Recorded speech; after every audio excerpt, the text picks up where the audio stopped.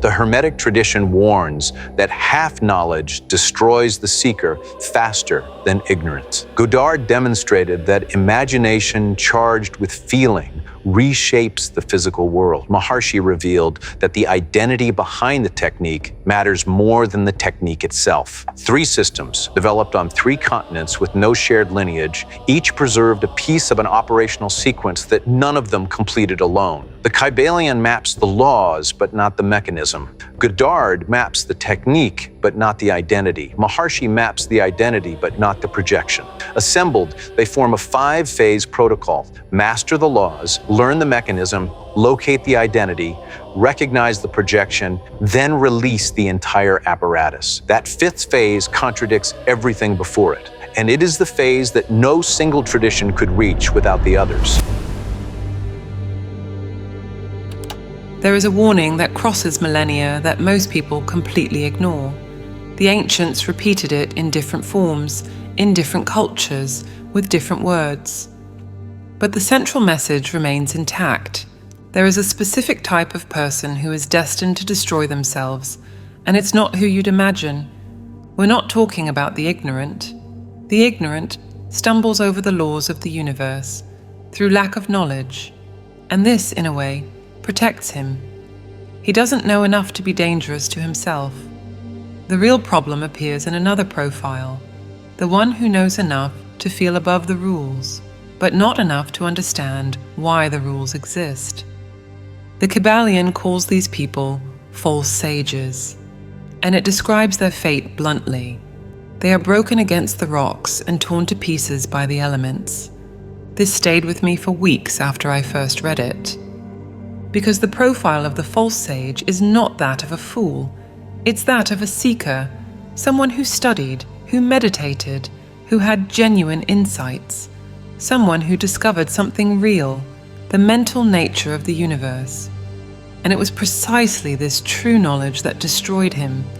Stop and think about that for a second. The student discovers that everything is mind, that the entire universe exists as a mental creation within an infinite consciousness. That matter, at the most fundamental level, has no independent substance. It is condensed thought, crystallized vibration, dream-made form. This discovery is real. The problem lies in what he does with it. The conclusion seems logical. If everything is an illusion in the mind of the Absolute, then the laws governing this illusion don't need to be respected. If the body is merely a mental image, its needs can be ignored. If cause and effect are patterns within a cosmic dream, consequences don't apply to those who have awakened. Do you recognize this reasoning? I do, because I've seen it in dozens of variations. The practitioner who fasts until collapse because he transcended the need for the body. The seeker who makes disastrous financial decisions, expecting the universe to sort it out. The mystic who destroys relationships because none of this is real anyway. The student of Eastern philosophy who abandons practical responsibilities in the name of a misunderstood non-action. The internal logic is perfect. The result is ruin. What these false sages fail to understand is something the true masters always knew. There are 2 points of view operating at the same time, and confusing them is fatal. For the infinite all, the absolute consciousness that dreams the universe, yes, all of this is transitory, changeable, without real permanence. But we are not that consciousness. We exist within the dream, and for those inside the dream, the laws of the dream are absolutely real. This distinction seems subtle, but it isn't. It's the difference between understanding that a game has arbitrary rules and trying to play while ignoring those rules. You can know that chess is a human invention, that the pieces are just wood, and that the moves are conventions. This knowledge doesn't allow you to move the pawn like a queen. Within the game, the rules of the game apply. Denying this doesn't elevate us to the viewpoint of the infinite. It only makes us incompetent in the only plane where we can act. A specific instruction was preserved about this paradox. Keep your mind in the stars, but let your eyes watch your steps, lest you fall in the mud. The image is precise. Whoever contemplates the sky while walking without looking at the ground, stumbles over the same stones as any ordinary person. The only difference is that they carry more arrogance and less excuse. Gravity doesn't consult your philosophy. Fire doesn't respect spiritual achievements. Hunger doesn't disappear because you understand that atoms are vibrating energy. And here's what disturbed me when I finally understood. A half-truth is more dangerous than total ignorance. Those who never studied these principles at least respect natural laws by instinct.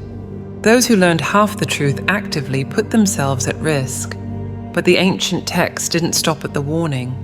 They also described the path of the true sage, the one who understands the same truth about the mental nature of the universe, but does something completely different with it. He doesn't try to break the laws. He uses them, and that difference changes everything. The true sage knows exactly the same truth that destroyed the false sage. He knows the universe is mental, knows that natural laws are, ultimately, creations within an infinite mind, knows that matter doesn't possess the solidity it appears to have. The difference lies in what he does with this knowledge.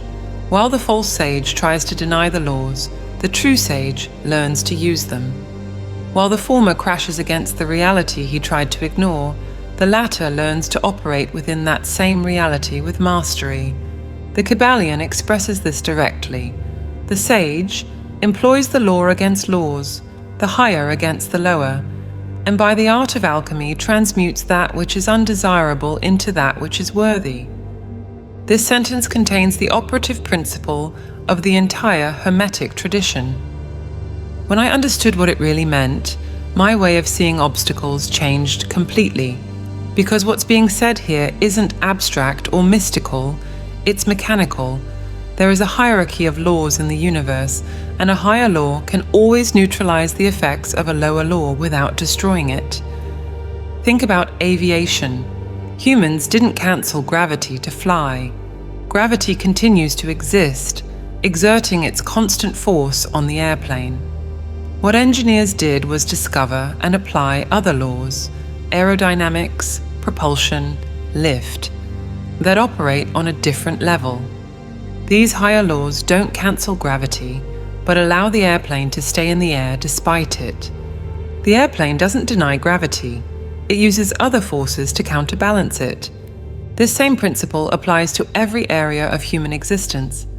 We don't need to break the laws that limit us. We need to find higher laws that allow us to operate above these limitations. Have you ever noticed how some people seem to pass through circumstances that destroy others? I'm not talking about luck or privilege. I'm talking about something I've observed repeatedly. Individuals who face the same adverse conditions, the same external obstacles, the same pressures, and respond in completely different ways. One is crushed by the weight of circumstances. The other finds a way to pass through them without being destroyed. The difference isn't in the external circumstances, it's in the level of law each one is applying internally. Most people live exclusively on the plane of lower laws. They react to the environment. They're pushed by circumstances. They respond to external stimuli automatically, like a billiard ball that only moves when struck by another. At this level, cause and effect seem absolute and inescapable. The sage recognizes that this level exists and that its laws are real, but he doesn't stop there.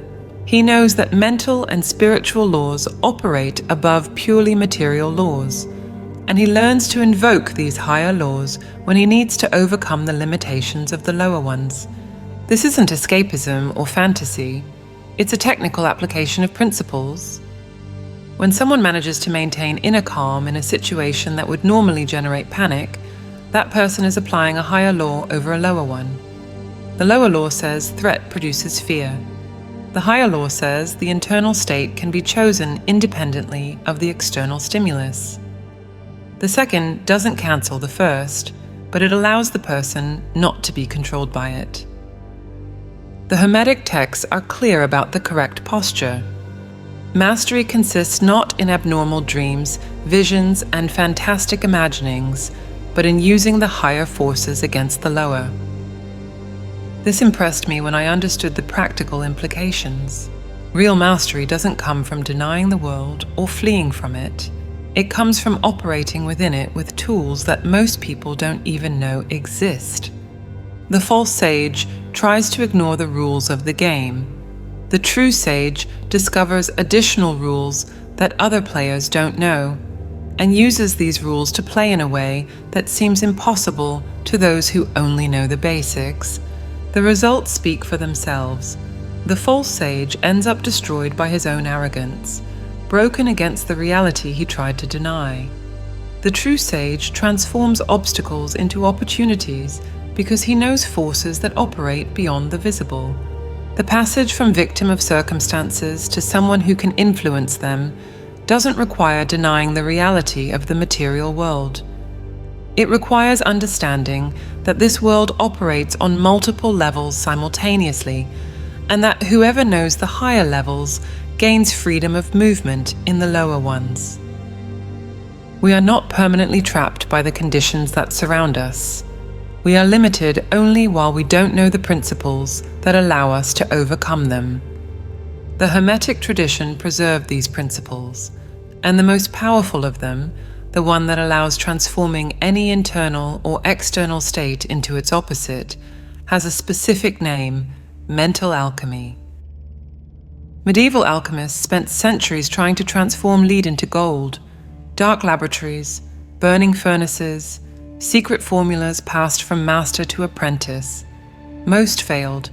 Some went mad. Others died poisoned by their own experiments.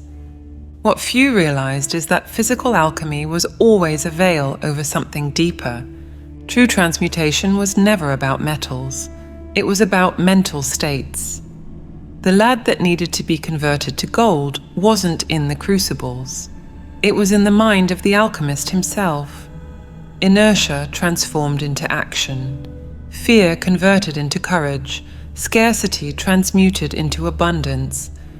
This is mental alchemy, and it operates on a specific principle that the Hermetic tradition preserved with precision. The universe is mental in its fundamental nature. Everything we experience, emotions, circumstances, internal states, is a manifestation of mental patterns. And these patterns aren't fixed. They exist as degrees of vibration within the same scale, capable of being moved from one point to another by whoever knows the technique. This changed my understanding of what is possible to change in life.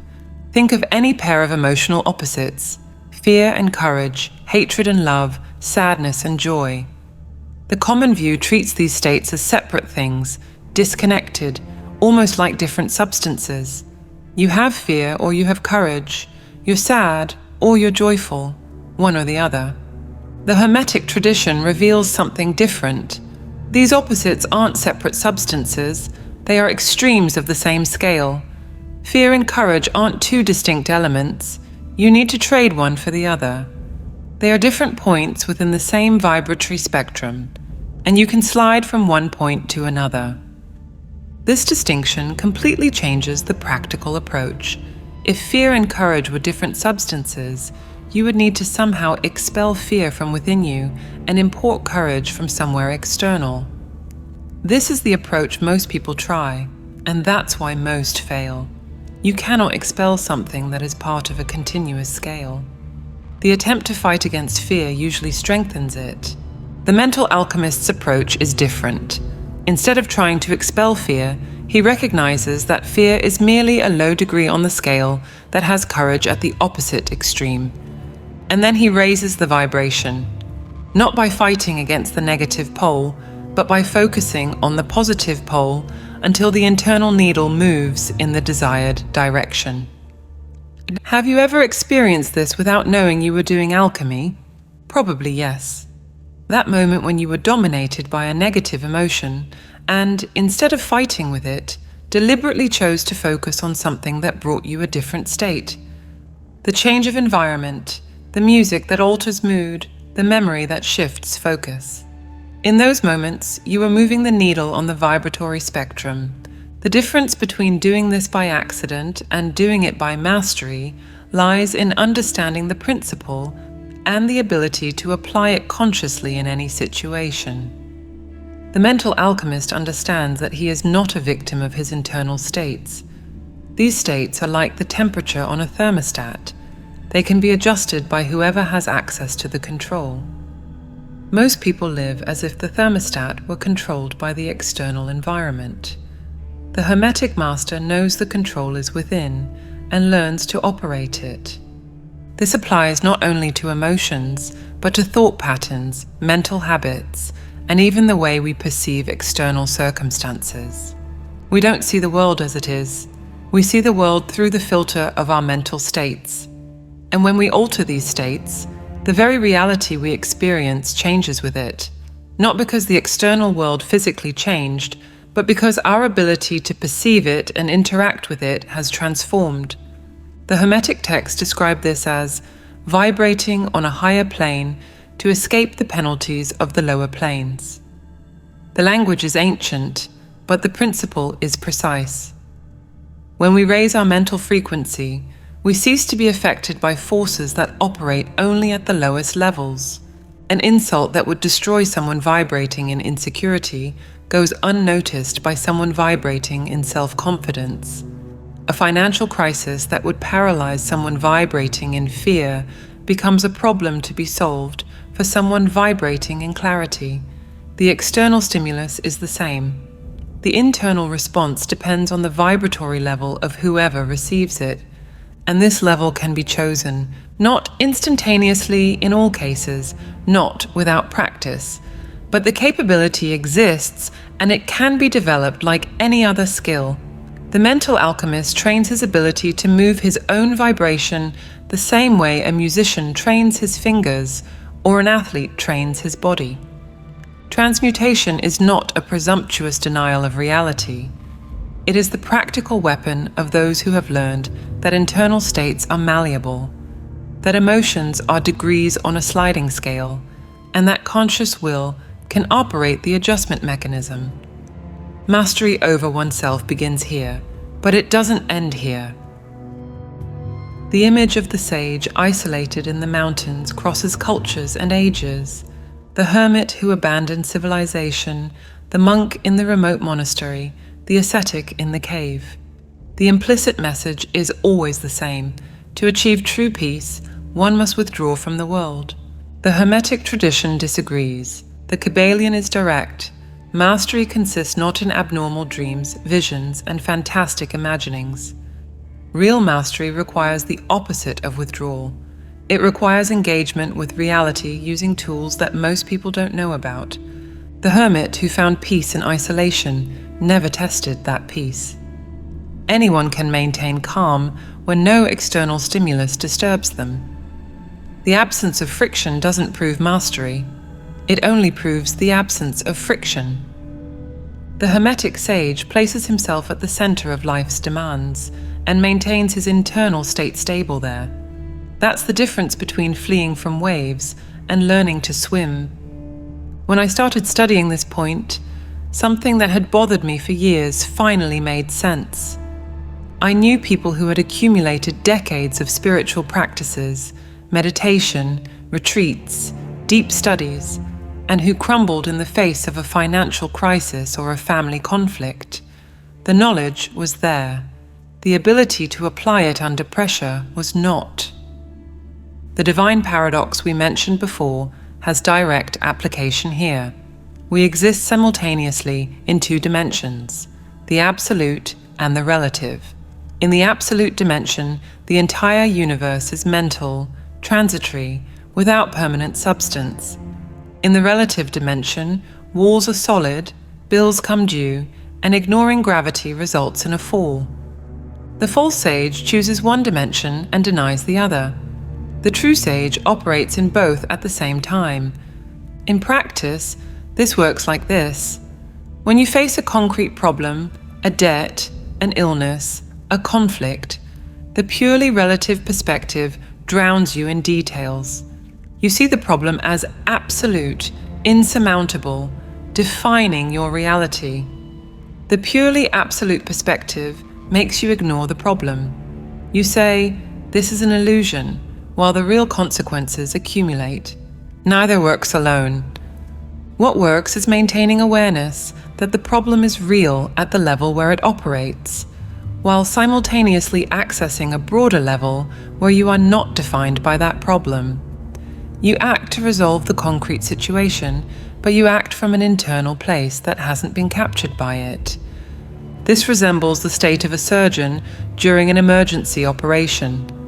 The situation is serious, the consequences are real, and every decision matters. But if the surgeon is seized by panic, he loses the ability to operate. He needs to be fully present in the gravity of the moment and, simultaneously, maintain a part of himself that wasn't swallowed by the stress. We do this naturally in some situations. The Hermetic sage learns to do this deliberately in any situation. The Hermetic tradition was never about withdrawing from life to contemplate abstract truths. It was about developing capabilities that allow living more effectively. The masters who transmitted these teachings weren't interested in creating contemplatives. They were interested in creating people who can produce results, internal and external, that most consider impossible. This practical orientation appears in how the tradition addresses 3 specific fields of human existence.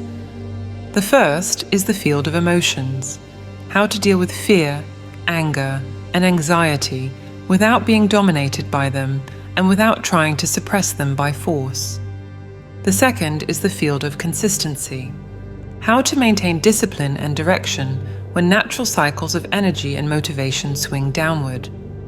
The third is the field of external circumstances, how to stop being dragged by events and start influencing them. Each of these fields operates under specific laws, and each of these laws can be used by whoever knows them. You have probably experienced moments when you manage to do this intuitively. Maintain calm when everything indicated panic, persist when willpower had run out, change the course of a situation that seemed out of your control. These weren't accidents. They were moments when you, without knowing, applied principles that can be learned and replicated. The difference between chance and mastery lies in the ability to do this consciously, on demand, in any circumstance. 3 laws govern the fields we just mentioned. Each of them can be used against you or in your favor, depending on whether you know them or not. The first is the law of polarity. It operates in the field of emotions. Most people try to combat negative emotions by fighting directly against them. They feel anger and try to suppress the anger. They feel fear and try to expel the fear. They feel anxiety and fight to get rid of the anxiety. This approach fails almost always, and it's not for lack of effort. The law of polarity reveals why. Anger and calm aren't 2 separate substances. You trade one for the other. They are 2 extremes of the same scale. Fear and courage occupy opposite poles of the same spectrum. Anxiety and tranquility are different degrees of the same vibration. When you fight against fear, you're giving energy to the negative pole. Your attention is fixed exactly on what you want to eliminate. And where attention goes, energy flows. The Hermetic method works in the opposite way. Instead of fighting against the unwanted pole, you focus on the desired pole and begin sliding in that direction. You don't try to expel fear, you cultivate courage. You don't fight with anger, you direct attention toward calm. The needle moves on the scale because you pulled toward one side, not because you pushed from the other. This seems simple, but it changes everything when you actually apply it. The second law is the law of rhythm. It operates in the field of consistency and discipline. Everything in the universe oscillates. Tides rise and fall. Seasons change. Personal energy fluctuates. Motivation comes in waves. There are days when you wake up ready to conquer anything, and days when getting out of bed seems like a monumental task. Most people are dragged by these oscillations without realizing it. When the wave is high, they produce, create, and advance. When the wave drops, they stop, give up, and abandon projects. The rhythm controls them completely. The Hermetic sage knows the law of neutralization.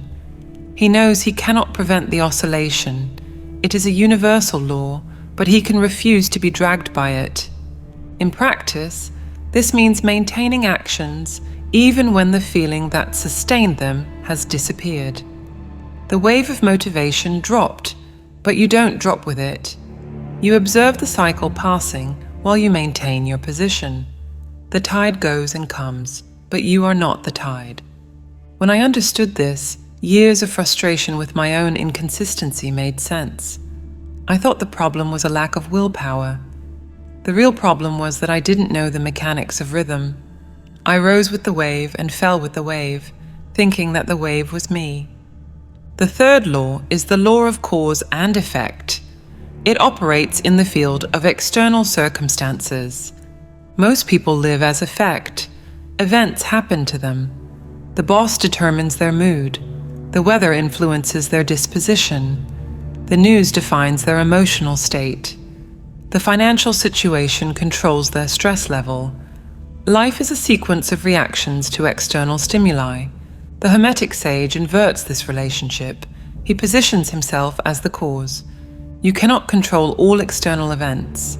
The boss may be difficult, the economy may be unstable, and unexpected things may happen.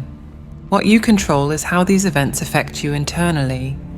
And when you take control of the internal response, you stop being dragged by events.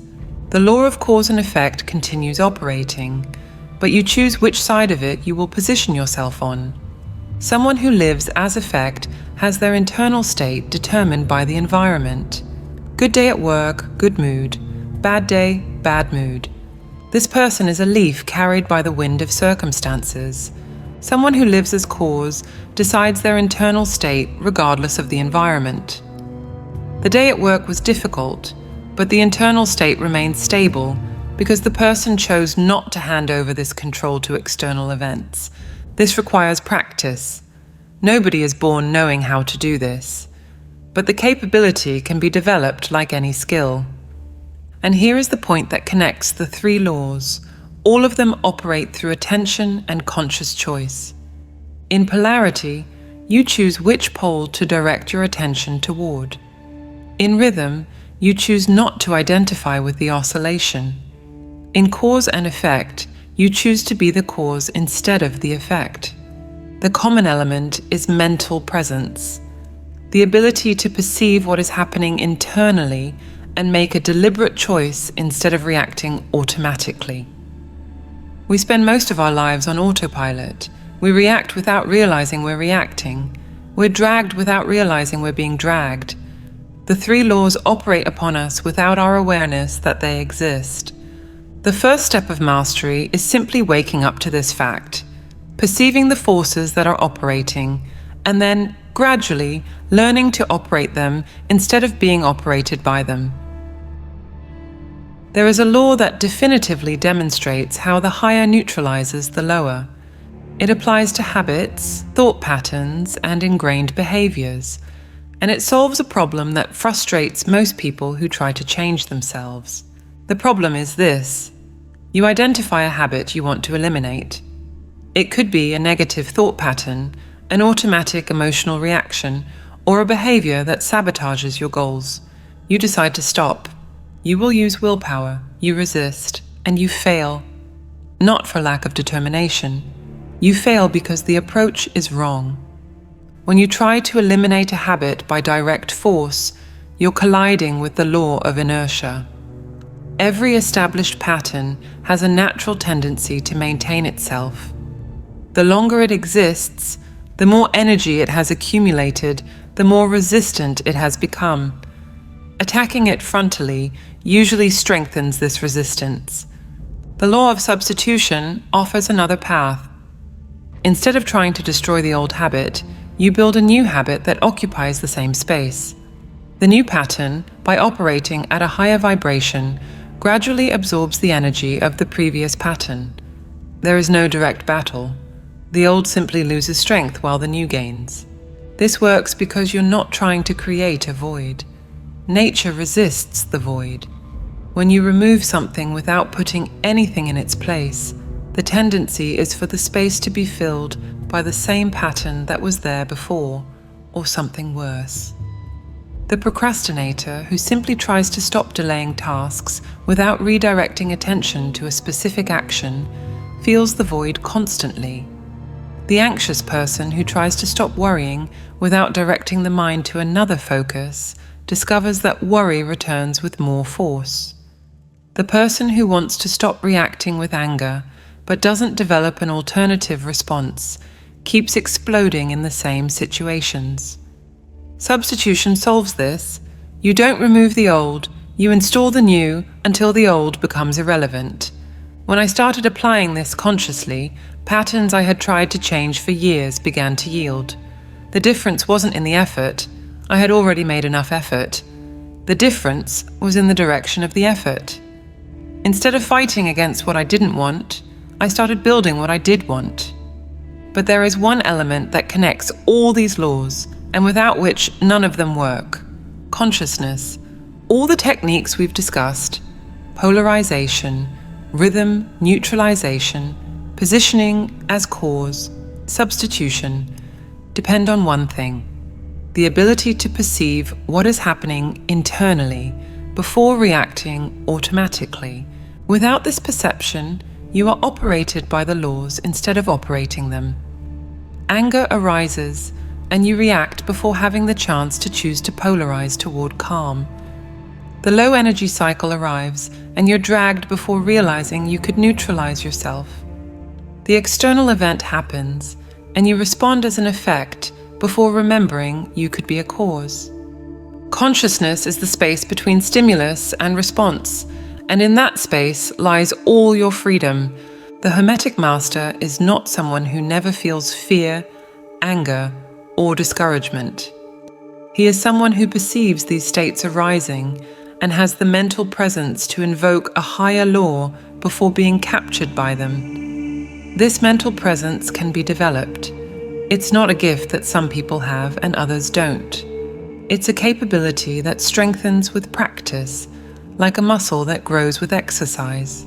The Kybalion mapped the hierarchy of laws with precision. It never identified the specific dimension where those higher laws operate. That coordinate came from a completely separate lineage. Goddard, a Barbadian mystic trained by an Ethiopian rabbi named Abdullah, traced the mechanics to the fourth dimension through direct experimentation. The Kybalion is Hermetic Egyptian. Goddard's training is Kabbalistic Christian. No common transmission line connects them. Yet the Kybalion calls its central principle the law against laws, and Goddard calls his thinking fourth dimensionally. Different vocabularies describing identical mechanics. Two independent systems converging at the same operational point is the kind of evidence that survives scrutiny.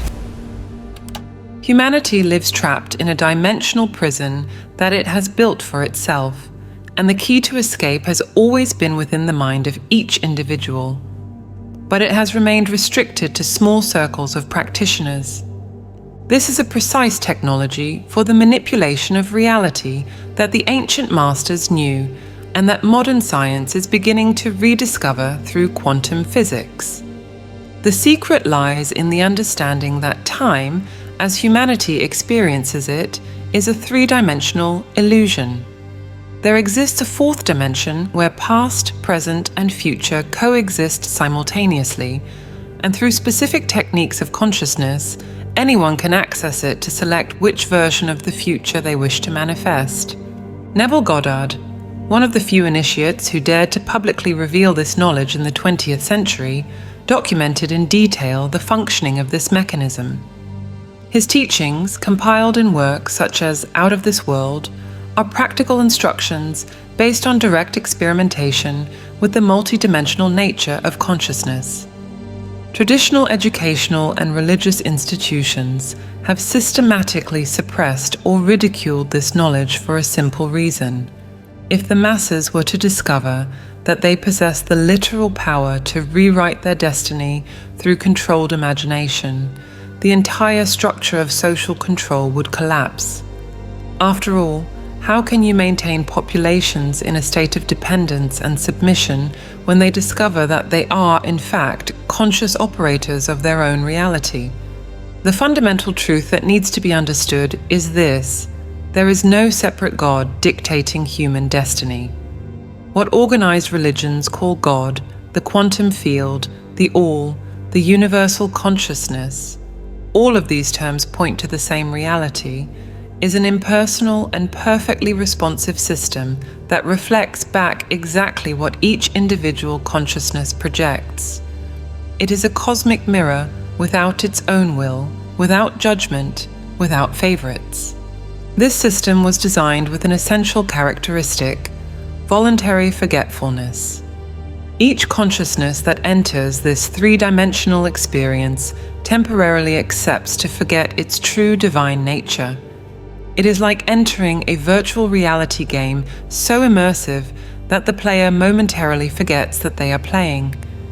This veil of amnesia is not a punishment or flaw. It is what makes the experience genuine and free will meaningful. But here is the paradox that few understand. Although we have consciously forgotten our creative nature, the mechanism of creation continues to operate incessantly. At every moment, through unconscious assumptions, habitual fears, and conditioned mental patterns, each person is literally creating their future reality. Human suffering does not come from a punitive God or from malevolent external forces. It comes from the unconscious and chaotic use of this creative power. This video is a detailed exposition of the real mechanics of how consciousness interacts with the dimensional fabric of reality to produce concrete experiences in the physical world.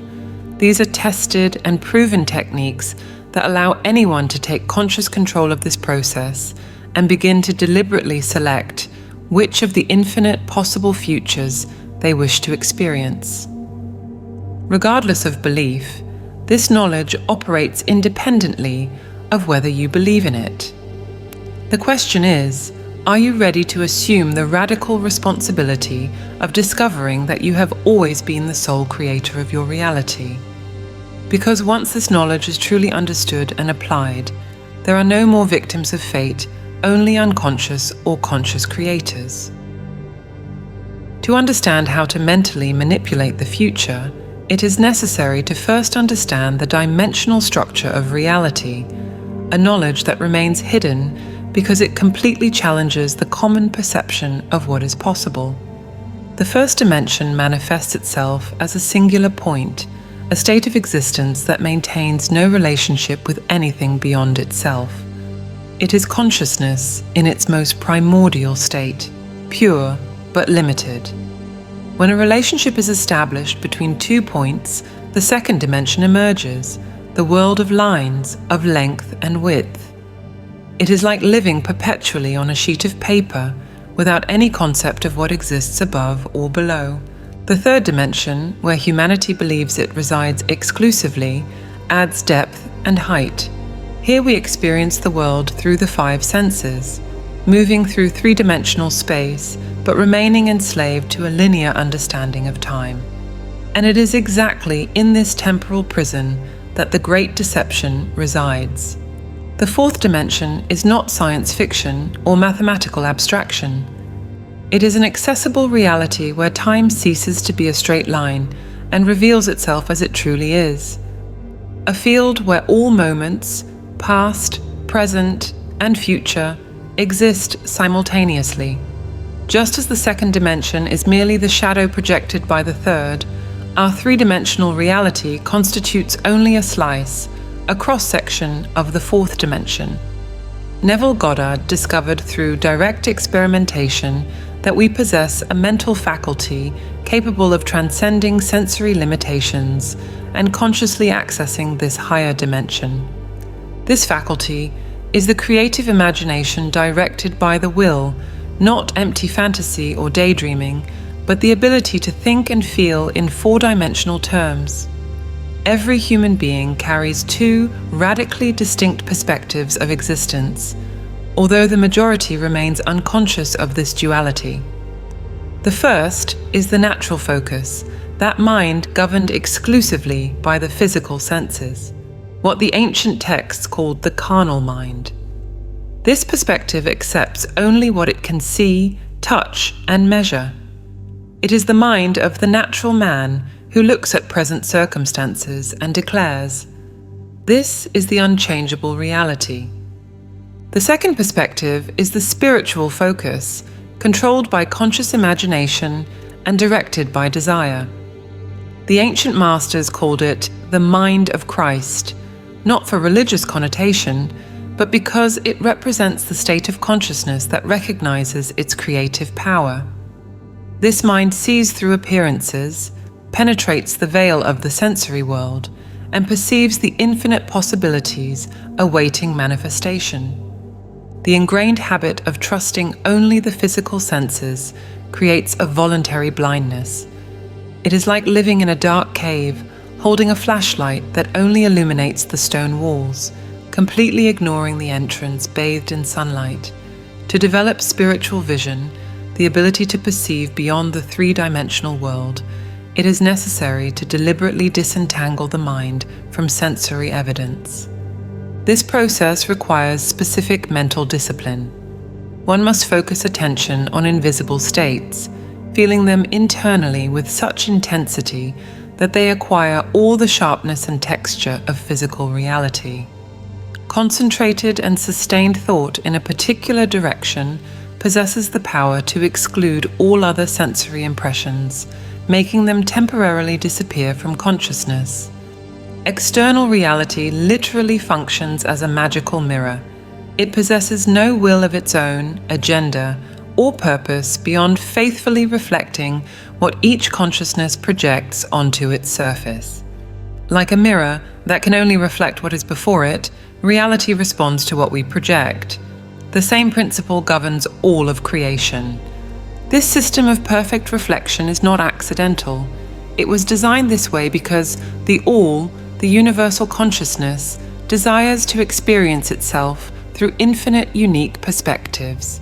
Your freedom of choice is sacred and inviolable, precisely because without it, there would be no authentic adventure, only a predetermined script without meaning or purpose. When someone persists in a new image of themselves, keeping it alive in the imagination with unshakable conviction, the universe mirror has no choice but to reorganize itself to reflect this new reality. In the three-dimensional world, this reorganization appears as a sequence of synchronistic events, meaningful coincidences, and inexplicable changes in circumstances. But in truth, it is simply the adjustment of the mirror to correspond to the newly projected image.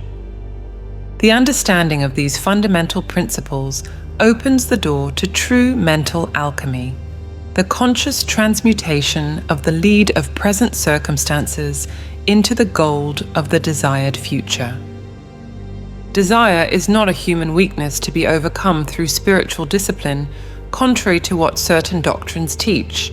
It is the fundamental mechanism through which consciousness moves and creates, the mainspring of all action in the universe. Without desire, we would not move even a finger. This is a law as absolute as gravity, but infinitely more powerful in its implications. Observe carefully. The only desires that truly impel us to action are those that capture and maintain our attention. Thousands of vague desires float through consciousness daily, but only those that magnetize our sustained attention gain the power to reshape reality. But there is something that moralists prefer to ignore. Every desire, without exception, carries some personal gain in view. There is no absolutely altruistic desire. Where there is nothing to gain, no desire arises and consequently no action. This apparently selfish nature of desire is not a flaw in the cosmic design. It is precisely what allows the system of individual creation to function.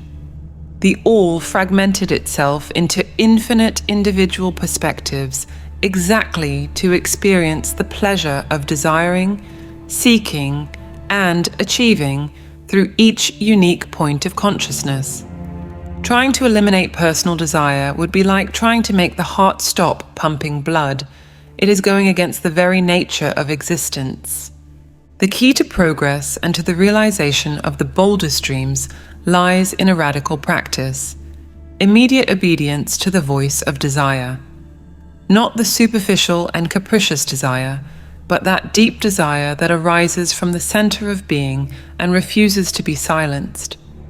When such a desire arises, the appropriate response is not to question its legitimacy or morality, but to understand that its emergence already indicates the existence of a path to its realization. To truly desire a specific state is equivalent to already possessing it in the fourth dimension. This is not a metaphorical statement, but a literal description of how the mechanics of creation work. Desire is the evidence that what is being sought already exists as a real possibility, awaiting conscious selection. The only question is, will you assume the feeling of already possessing what you desire? Here is where the most revolutionary and misunderstood principle of all mental science comes in. Assuming the feeling of the wish fulfilled and living based on that conviction literally alters the future in harmony with your assumption. This is not about pretending or deceiving yourself. It is recognizing that at the four-dimensional level, where all possible futures coexist, you are selecting which timeline to experience through the state of consciousness you maintain in the present. The mechanics are precise. When you firmly sustain the sensation of being what you desire to be, of already possessing what you desire to possess, you are tuning your consciousness to the specific frequency of that reality. The mirror universe, which has no agenda of its own beyond reflecting, must reorganize all the necessary elements to externally manifest what you are maintaining internally. But why does this knowledge remain hidden from the majority? Why do billions live and die without ever discovering that they possess this power?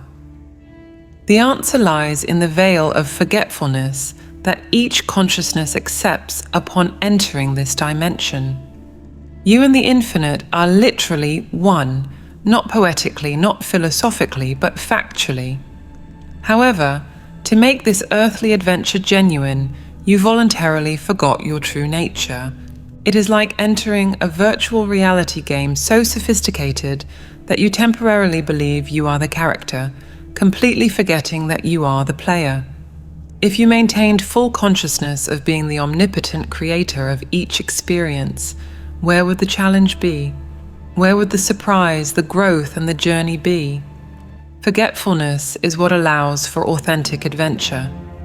This veil of amnesia explains the central paradox of human existence.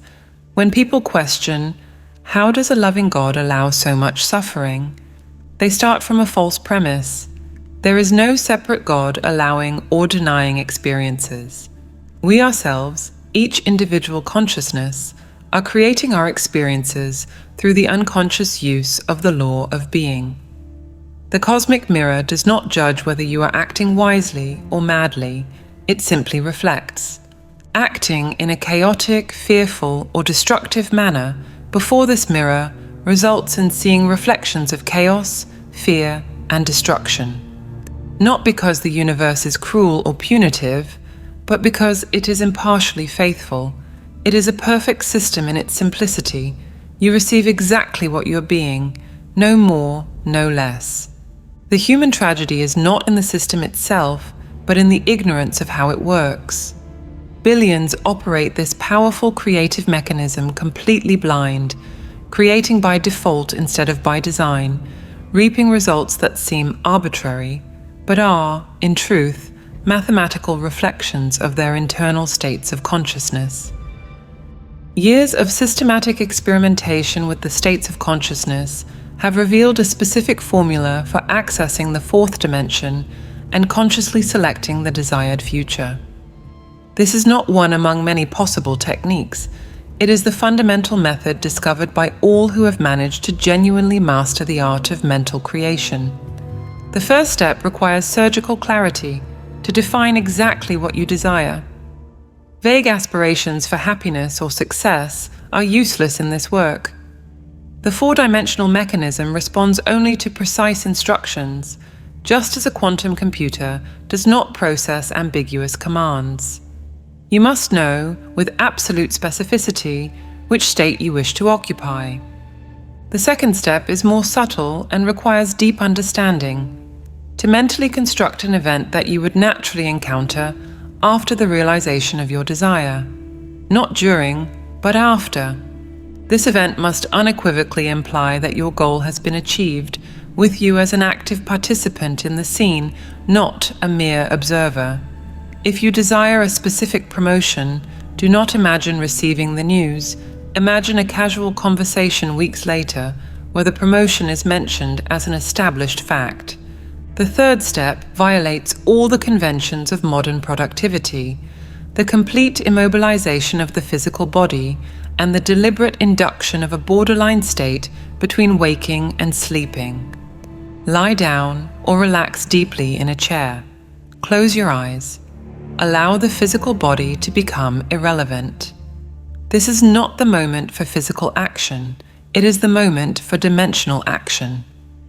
In this state of bodily immobility and maximum mental mobility, with attention completely focused on the intended action, you must feel yourself performing it here and now. Not tomorrow, not when conditions allow, now. The fourth dimension does not recognize linear time. For it, your vivid imagination and your physical experience possess the same ontological weight. The critical distinction that separates successful practitioners from eternal failures lies at this point. You must actively participate in the imaginary action, not observe it as a spectator. Many visualize their desires as if watching a movie of themselves. This is completely useless. You must be inside the scene, experiencing it through your own imaginary eyes, feeling the textures, hearing the sounds, experiencing the emotions as if you were physically present. Experience teaches a counterintuitive lesson. It is more effective to restrict the imaginary action to a single condensed act, repeating it obsessively until it acquires complete sensory density. Trying to imagine a complex narrative disperses the mental energy. A single gesture, shaking the hand of congratulations, touching a wedding ring on the finger, signing a specific document, when repeated with sufficient intensity, possesses more power of materialization than hours of elaborate daydreaming. There is a particularly powerful technique for those who struggle with detailed visualization. In a relaxed and drowsy state, mentally repeat a single short phrase that implies the realization of the desire. Thank you is especially effective, as it carries the presupposition that something has been received. It is done works for more assertive minds. The phrase becomes a dimensional mantra, a vibratory key that aligns your consciousness with the desired reality. The timing is crucial. If the goal is a deep conscious projection into the four-dimensional world, you must maintain the practice until natural sleep arrives. Do not force sleep, let it arise organically while you maintain the feeling of the fulfilled desire. It is at the moment of transition between waking and sleeping that the veil between dimensions becomes thinnest. But here is what no modern guru will reveal. This practice requires what contemporary society most despises: sustained mental discipline without immediate guarantees. In an era of instant gratification, you are asked to plant dimensional seeds and trust in laws that your senses cannot verify. You must experience in the imagination, with all the sharpness of reality, what would be experienced in the flesh upon reaching your goal, maintaining this experience even when the three-dimensional world screams that nothing has changed. The process demands a controlled schizophrenia, to live simultaneously in two realities until they merge. During the day, you navigate through the world of appearances, fulfilling your three-dimensional obligations. But in the moments of practice, you completely inhabit the reality where your desire is already an accomplished fact. This is not denial or escapism, it is applied dimensional engineering. Failure in this practice usually comes from one of three errors: lack of specificity in the objective, passive observation, instead of active participation, or premature abandonment when the physical senses do not detect immediate change. The universe tests the seriousness of your intention through the apparent time between mental planting and physical harvest. Assumptions function like mental viruses. Once they are implanted in consciousness, they infect all of the surrounding reality until the external world has no choice but to conform to them. This is not a poetic analogy. It is the literal description of how mental premises solidify into concrete facts.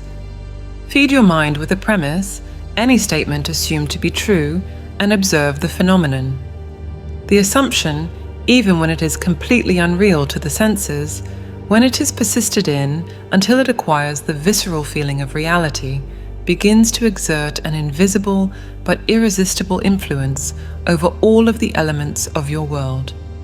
For an assumption that is firmly held, all of the means that promote its realization become not only possible, but inevitable. The mechanism is elegant in its brutality. The assumption first influences your own behavior in ways that you do not even consciously perceive. Your gestures change, your tone of voice alters, and your facial micro-expressions transmit the new, assumed reality. Then, like a dimensional domino effect, it begins to influence the behavior of everyone around you, inspiring them to movements, actions, and words that tend toward the fulfillment of your mental premise. People who have never helped you before emerge offering exactly what you need. Insurmountable obstacles dissolve without explanation. Impossible coincidences align with surgical precision. The skeptic calls this luck or confirmation bias. The initiate recognizes the unmistakable signature of an assumption materializing through the dimensional fabric. But here is the implication that few can face. If all changes occur first in consciousness, then there is absolutely no external force determining your destiny. None. The future, although it appears fixed and prepared in every detail, actually possesses multiple possible outcomes coexisting in the fourth dimension. At every moment, you have before you the choice of which of the various futures you will select through your current state of consciousness. This discovery should be liberating, but for most, it is terrifying. It means assuming radical responsibility for every aspect of your own experience. There is no more room to blame circumstances, other people, the government, the economy, the planets, karma, or any external force.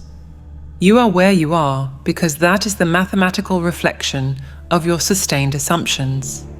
The quantum field, which some prefer to call God, others call the All, possesses no agenda of its own.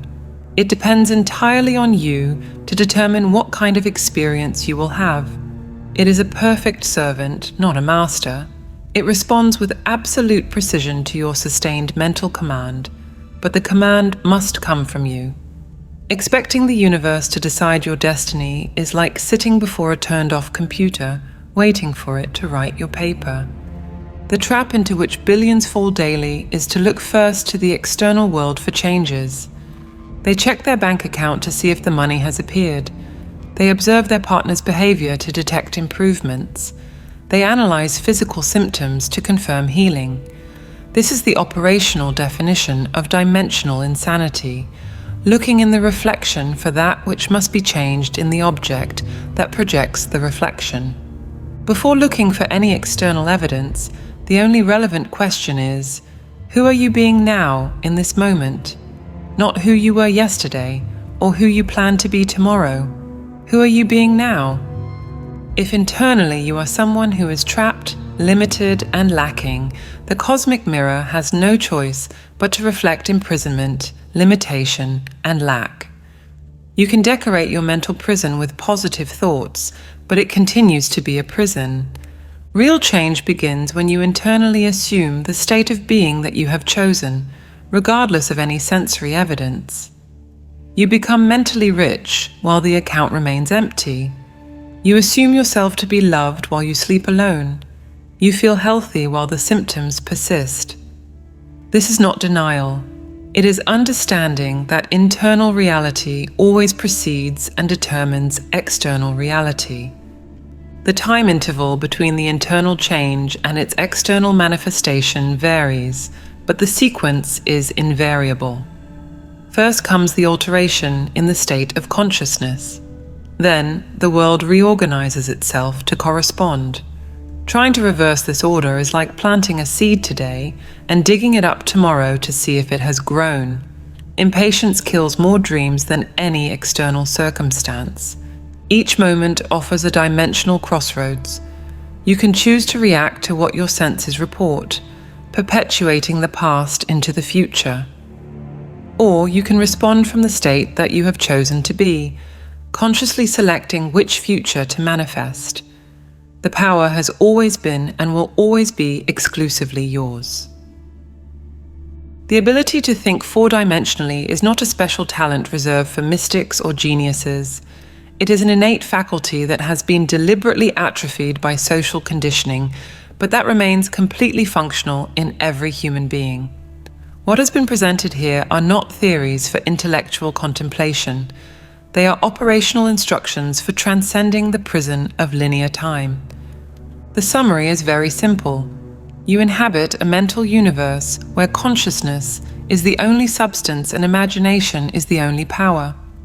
The world that your senses report is the effect, never the cause. Altering effects by manipulating other effects is the futile pastime of sleeping humanity. Awakening happens when you viscerally understand that only by changing the internal mental activity is it possible to produce lasting external changes. We live in a peculiar time where the most guarded esoteric knowledge is freely available, but humanity is more hypnotized than ever by appearances. Millions meditate, affirm, and visualize, but they continue operating from the fatal premise that they are separate beings trying to attract something from a reluctant external universe. They do not understand that they are the universe itself, experiencing itself through a temporary focal point. The urgency of conscious awakening has never been greater. Not because some cosmic event is approaching or because the window of opportunity is closing. The urgency comes from a more prosaic and terrible fact. Each day lived in ignorance of this power is a day creating by accident instead of by choice. How many undesired futures are being selected at this exact moment by billions who operate on automatic mode?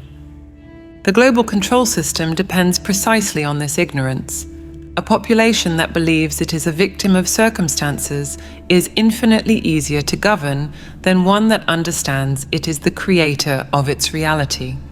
This is why true knowledge is ridiculed as magical thinking, while learned helplessness is sold as realism. It is an ancient trick that continues to work perfectly. You now know the specific method, a precise mental technology for consciously navigating the fourth dimension and selecting the future you choose to experience. The temptation will be to treat it as just another interesting piece of information to mentally file away. After all, applying it requires something that the modern mind has been trained to avoid: sustained discipline without external guarantees. It requires that you act based on a law that your senses cannot verify until the results manifest. It requires that you maintain the inner vision when the outer world bellows that nothing has changed. Begin tonight, not tomorrow, not when conditions are ideal. Tonight, before you sleep, choose a specific desire. Construct the scene that implies its fulfillment. Lie down, close your eyes, and actively participate in that scene until you fall asleep in it. Do this with the same seriousness with which you would take a prescribed medicine to save your life, because, in a certain sense, that is exactly what you are doing. Do not seek external confirmation that it's working in the first days or weeks. The gardener who plants a seed does not dig it up daily to check the progress. Trust in the law as you trust in gravity, not because someone told you to, but because you yourself will test and prove its infallible operation. The three-dimensional world will continue presenting its limiting evidence. People will continue confirming their old stories about you. Circumstances will seem immutable. This is the test, not of the technique. It works with mathematical precision. It is the test of your ability to maintain the inner vision regardless of the external clamor. Each moment offers the same choice. React to the past crystallized in the senses, or respond from the future selected in the imagination. The first option perpetuates the known. The second creates the new. You have always been free to choose. The only difference is that now you know it. The future that you will occupy already exists in the fourth dimension, waiting for your conscious selection. The only truly important question is, which future will you choose? A choice, however, requires more than intellectual understanding. It requires consistent practice to establish the connection between your individual consciousness and the infinite field of possibility. Goddard flagged one variable as decisive above all others in his method: feeling, not emotion in the colloquial sense, what he called the feeling of the wish fulfilled, a sustained sensory conviction that the imagined scene is present fact. The distinction between a visual image and a felt conviction is operational. Practitioners who construct detailed mental scenes and achieve nothing are performing only half the operation. The scene is correct. The activation signal is absent. That signal is the specific quality of internal certainty that the scene is present and accomplished. Without it, the technique has no delivery mechanism. Goddard tested this across hundreds of cases, and the pattern held without exception. Visual precision alone produced 0 results. Conviction alone, even with imprecise imagery, produced consistent ones. What that delivery mechanism is, how it operates, and why it functions with the precision of a law rather than the randomness of chance requires examining the specific structure of consciousness itself. Progress in life and the realization of dreams depend on immediate obedience to the inner voice. Obedience without hesitation to this voice means instantly assuming the feeling of the wish fulfilled. To desire a state is to possess it. This is the first law that needs to be understood about the nature of consciousness. Mental life requires nutritional education. What we absorb into our minds constitutes a phase of the human nutritional problem. If we absorb wrong thoughts, we will become as compromised mentally and physically as we would be if we ate foods improper for our needs. The individual can be allergic to attitudes, and everyone is, to a greater or lesser degree, allergic to negative thought. This doesn't mean that negative thought is immediately fatal. A person can have negative thoughts throughout their entire life and pass the century mark, but they will have simply extended the period of disappointments, disillusionments, and disasters for themselves. Physical longevity doesn't equate to a full life when it's filled with constant mental negativity. Everything in existence is a state. You can be any man or woman you desire to be when you understand the mystery of states. A state is a mental attitude, a state of experience with a body of beliefs by which you live. You always express a state. You identify with it by saying, I am poor, or I am rich, I am known, or I am unknown, I am loved, or I am unwanted. The possibilities continue indefinitely because there are infinite states into which an individual, a child of the Most High, can fall. The New Testament begins with these words, "The time is fulfilled, and the kingdom of heaven is at hand. Repent and believe in the gospel." The word repentance means a radical change of attitude. Your attitude doesn't need to be toward another, but an attitude about yourself. If you feel you have nothing to live for, you must repent by radically changing your attitude from that state. Knowledge of the law of consciousness and the method of operating this law will enable you to accomplish everything you desire in life. Consciousness is the only reality, not figuratively, but literally. This reality can, for clarity, be compared to a river divided into two parts. the conscious and the subconscious. To operate the law of consciousness intelligently, it's necessary to understand the relationship between the conscious and the subconscious. There are two distinct focuses on the world possessed by everyone: a natural focus and a spiritual focus. The ancient masters called one the carnal mind, the other the mind of Christ. We can differentiate them as ordinary waking consciousness, governed by the senses, and controlled imagination, governed by desire. The invisible things of him from the creation of the world are clearly seen, as Romans 1:20 states. Don't condemn yourself for the state into which you've fallen. If you don't like it, move to another. Don't feel sorry for yourself, for if you do, you'll make the state a habit and remain there for the rest of your days on earth. You don't need to remain in a state. If you've made a mistake, you can change states in the morning, the afternoon, and the evening. But the state to which you most constantly return constitutes your dwelling. It's from there that you will live and perpetuate your reality until you move in thought. The individual has a mental life that needs to be disciplined and subject to the laws of mental nutrition. He breaks these laws every day in front of the television. He breaks them every day in the various activities he considers essential. He absorbs a constant stream of bad food. He absorbs food not only indigestible, but in many cases desperately poisonous. He does the same mentally and physically. If he absorbs contaminated mental food, he will become sick. Most of the mental conditions in our society derive from a problem of contaminated thinking. Internal integration begins with a basic conviction: the universe is right. The things that happen occur because they must happen. They must happen because the law of cause and effect is immutable. However, this law has never been and will never be a tyrant. The law is not something that punishes unjustly or takes from you things you deserve. The law of cause and effect reminds you that anything you want in life that's worth having, you have to deserve.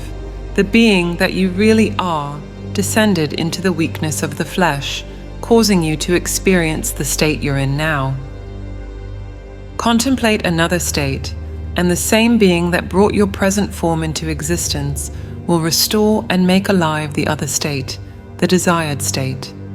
This it will continue doing until its purpose is fulfilled. That purpose is to follow a certain pattern back to the unity of being.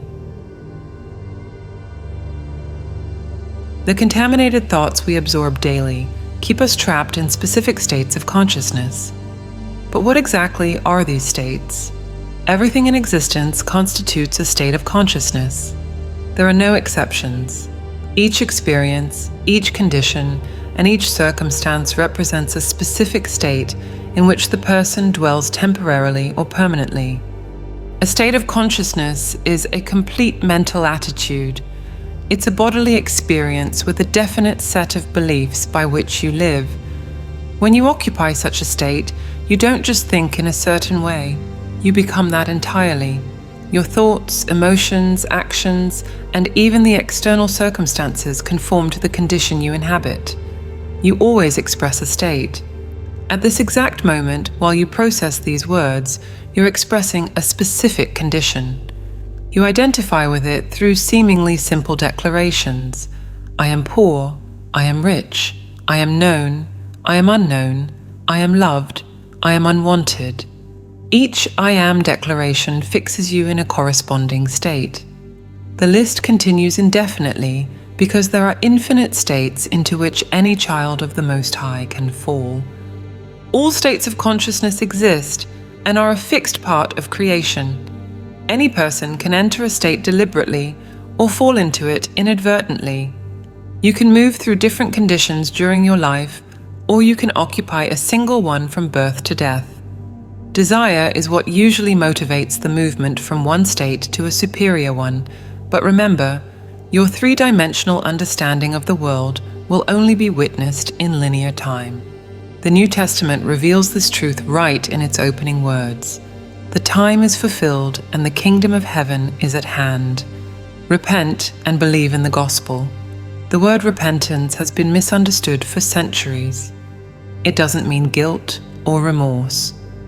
Repentance means a radical change of attitude, a radical change from the current state. Your attitude doesn't need to be toward others, but about yourself. If you feel you have nothing to live for, you must repent, radically change that mental condition. States of consciousness function as cosmic addresses. The state to which you most constantly return constitutes your permanent dwelling. It's from there that you live and perpetuate your experience until you move in thought. You can visit other conditions temporarily, but you always return to your main address, the one with which you most identify. Don't condemn yourself for the state into which you've fallen. Condemnation only solidifies your permanence there. If you don't like the current condition, move to another. Mobility between states is your divine inheritance. Don't feel sorry for yourself, for if you do, you'll make such an attitude a habit and remain there for the rest of your days on earth. You don't need to remain in a limiting state of consciousness. This is the liberation that few understand. If you've made a mistake, you can change states in the morning, the afternoon, and the evening. The change is instantaneous the moment you sincerely assume the feeling of a new condition. But attention, the state to which you return most frequently determines your dominant experience. When you're in a certain state, you see only its contents. You're compelled to act according to everything that condition implies. In the state of poverty, you find yourself constantly needing funds. You would have difficulty balancing the accounts and no way to enjoy luxuries. If you were given a large sum of money while you remain in that mental condition, filling your mind with thoughts of lack and limitation, you would soon find yourself without funds again, experiencing the same difficulties. The reverse is equally true. When you occupy the state of wealth, you find no difficulty in acquiring the necessary things.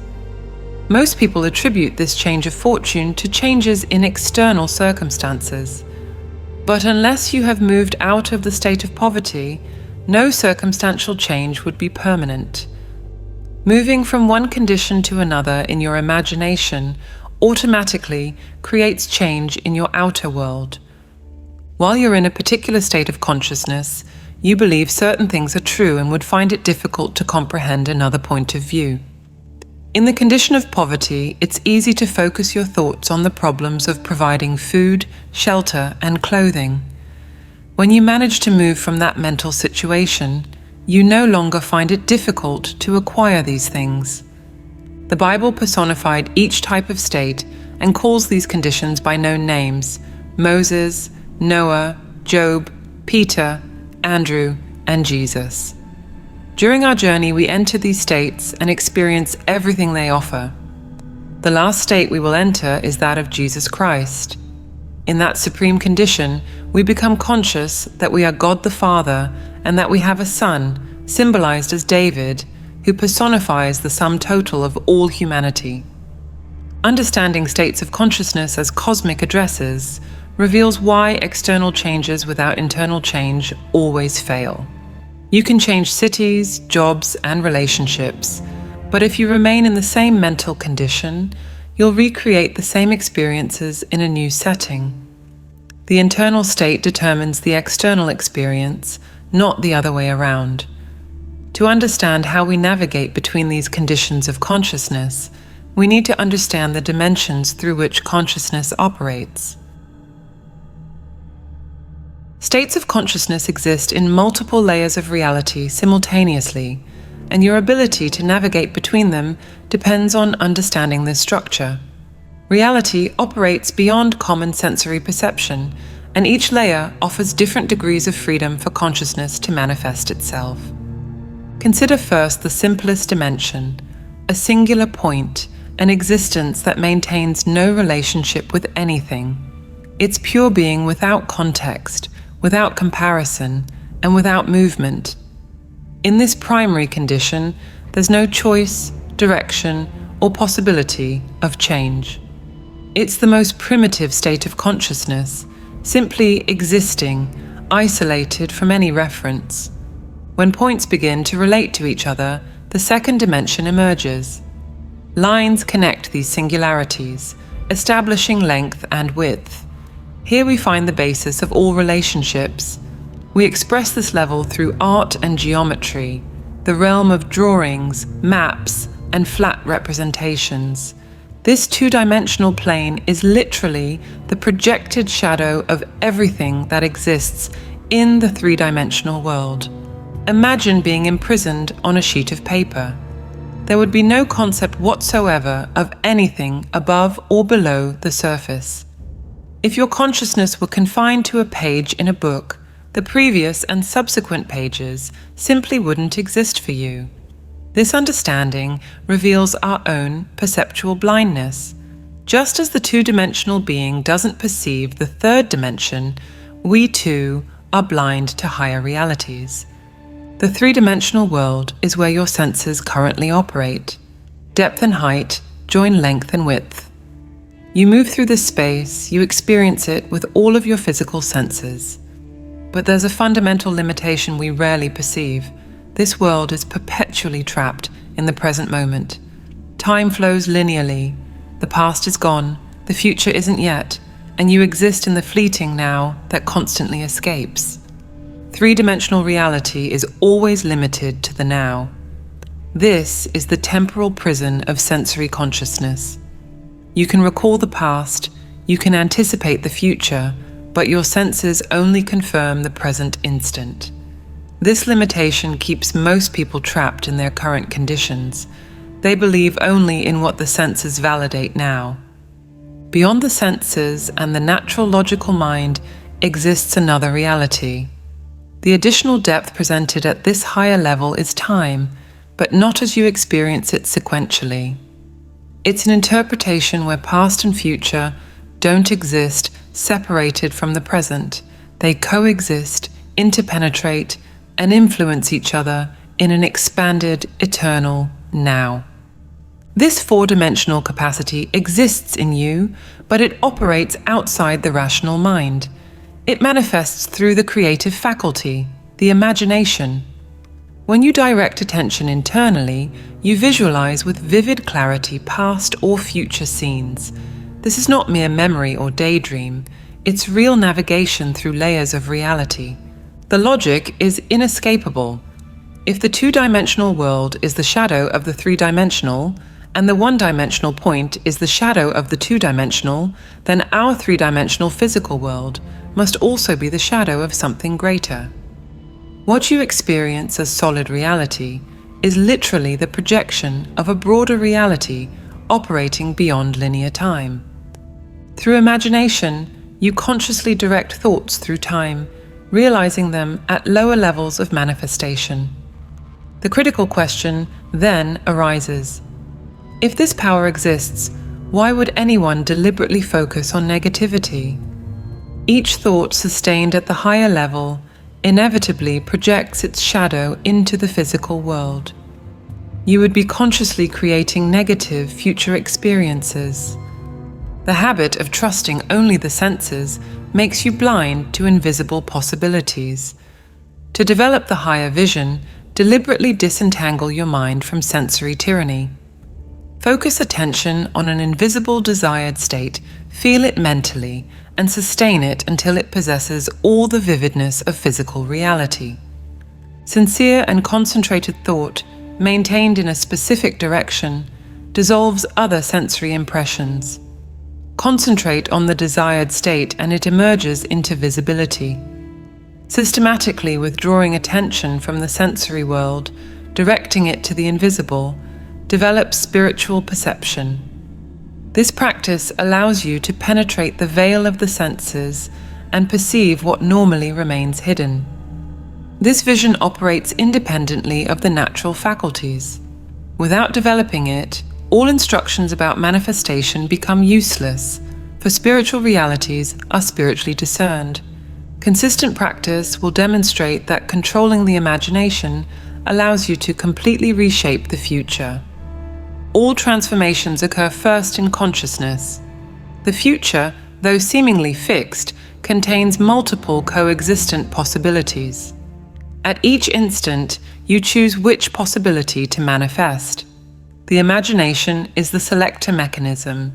Through it, you navigate four-dimensional potentials and determine which shadow will be projected into your physical experience. The visible world is effect, not cause. The circumstances are shadows of states of consciousness maintained in a higher dimension. Changing the shadow without changing what projects it is futility. But when you understand and utilize this dimensional mechanism, you become a conscious participant in the creation of your reality. This power operates through a specific principle of consciousness itself. This dimensional power that allows navigation through time and states operates through a precise mechanism within consciousness itself. To utilize it deliberately, it's necessary to understand the dual structure through which all creation occurs. Consciousness can be compared to a river, divided into two distinct streams, the conscious and the subconscious. These are not arbitrary divisions or modern psychological concepts. They are fundamental aspects of creative reality, recognized by the ancient masters who called them the carnal mind and the mind of Christ. Today we can differentiate them as ordinary waking consciousness, governed by the senses, and controlled imagination, governed by desire. The conscious aspect is personal and selective. It operates as the masculine element of creation, active, directing, and generating ideas. It's the realm of effect, where you experience the results of the creative process. Here resides your capacity for choice, your faculty of discrimination, and your power to accept or reject concepts. The conscious observes, analyzes, and decides. The subconscious, in contrast, is impersonal and non-selective. It functions as the feminine element, receptive, nurturing, and forming. It's the realm of cause, where all creation actually happens. The subconscious doesn't originate its own ideas, doesn't question, and doesn't judge. It accepts as true everything that the conscious feels to be true, and, through means known only to itself, objectifies these accepted impressions. This relationship between the conscious and the subconscious mirrors the universal creative act. The conscious generates ideas and impresses them upon the subconscious. The subconscious receives these ideas and gives them form and expression in the physical world. It's a perpetual mystical marriage where the two become one in the creation of experience. The mechanism of creation is hidden in the depths of the subconscious, the feminine womb of all manifestation. No human being has ever witnessed this process directly. We know only that it works infallibly. You plant a seed of an idea through feeling, and the subconscious, in its own time and method, produces the corresponding harvest. Here lies the crucial secret. Feeling is the only medium through which ideas are conveyed to the subconscious. No idea can be impressed until it is felt. Dry intellectual thoughts, without emotional charge, remain on the conscious surface without penetrating the creative depths. But once an idea is truly felt, whether good, bad, or indifferent, it must express itself. The subconscious has no choice but to manifest what has been deeply felt. The creative process always follows the same sequence. It begins with an idea in the conscious, develops through feeling, and culminates in the will to act. This will to act is not conscious effort. It's the natural compulsion that arises when an idea has been adequately planted in the subconscious. You act because you cannot help but act, moved by forces beyond direct conscious control. Therefore, through the power to imagine and feel, and through the freedom to choose which idea to entertain, you have control over creation. Control of the subconscious is accomplished through control of your ideas and feelings. But attention. Controlling feelings doesn't mean repressing or suppressing them. It means disciplining yourself to imagine and entertain only feelings that contribute to your happiness and fulfillment. The human being who doesn't control his feelings easily impresses the subconscious with undesirable states.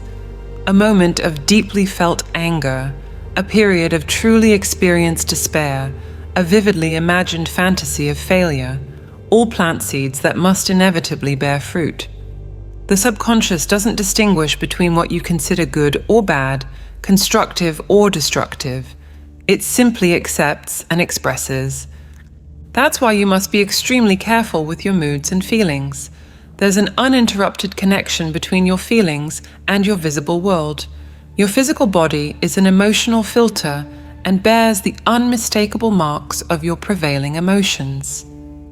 Emotional disturbances, especially suppressed emotions, are the causes of all diseases.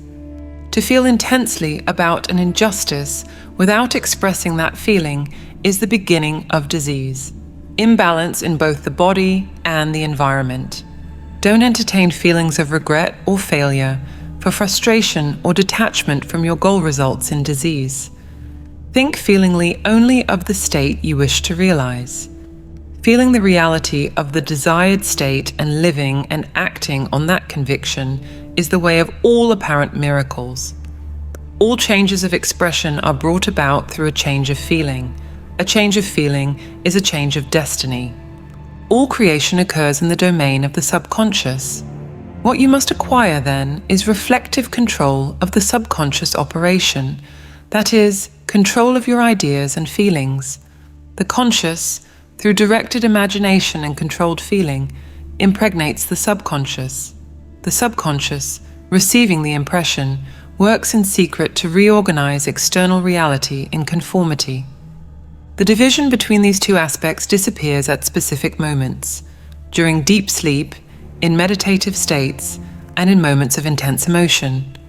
In these states, the conscious and the subconscious unite creatively.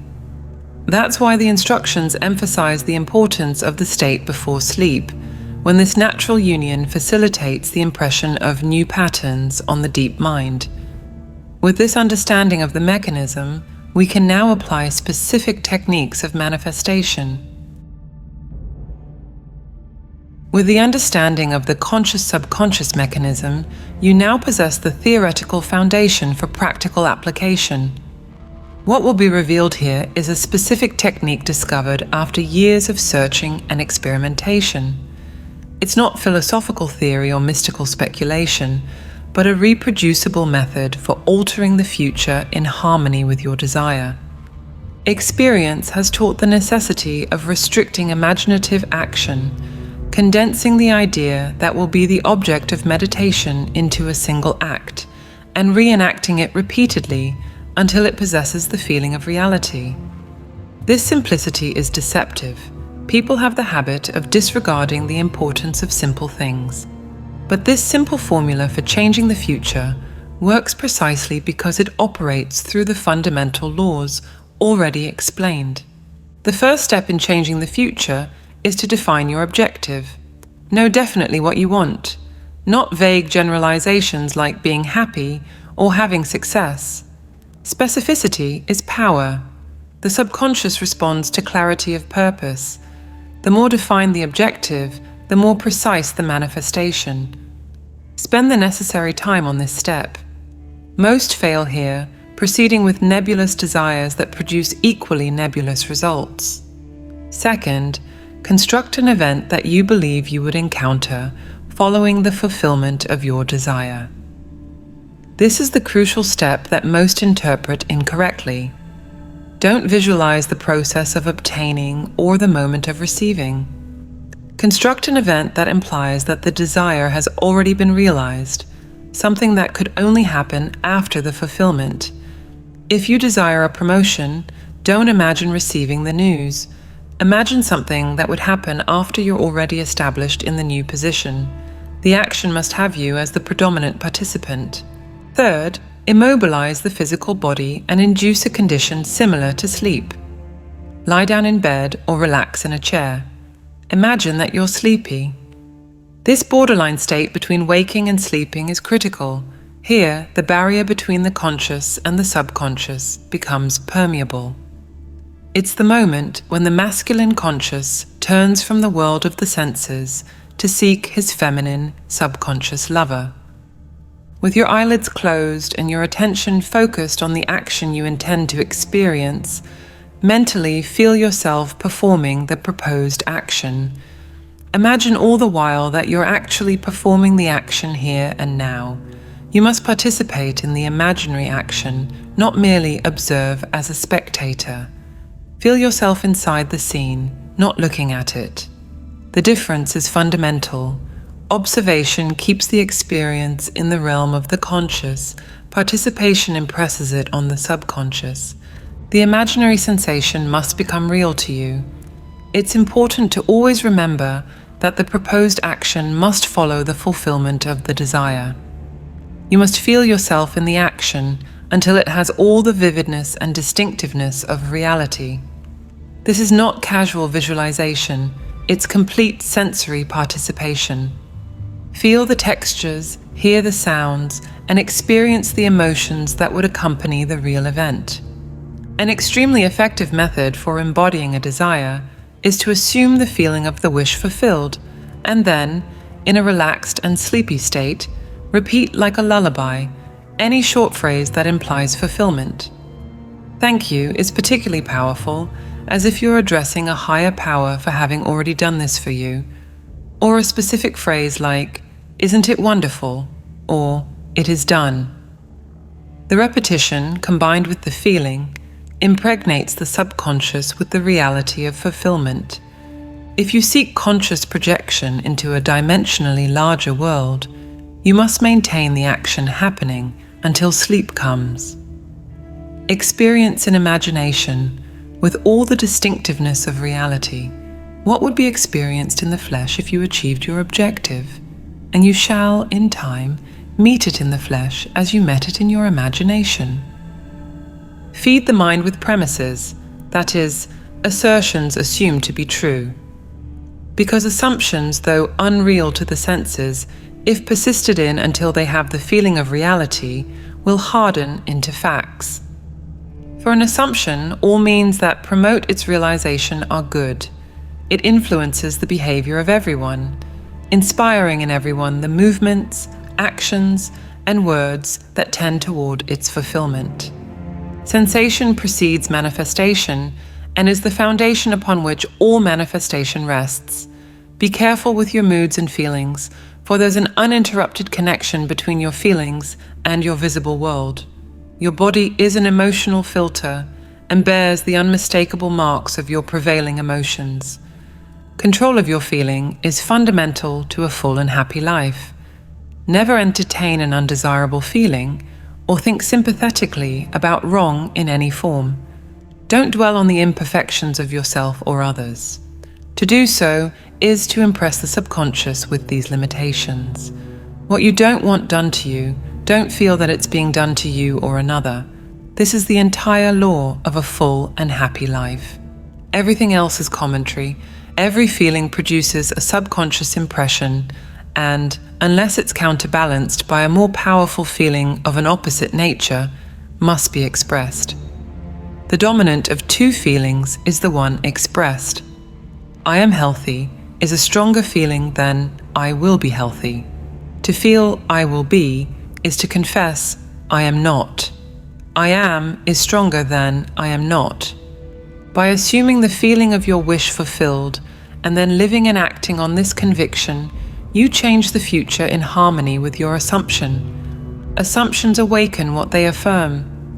As soon as someone assumes the feeling of their wish fulfilled, their four-dimensional self finds ways for the realization of this end, discovers methods for its realization.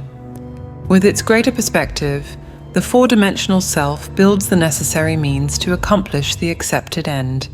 The undisciplined mind finds it difficult to assume a state denied by the senses.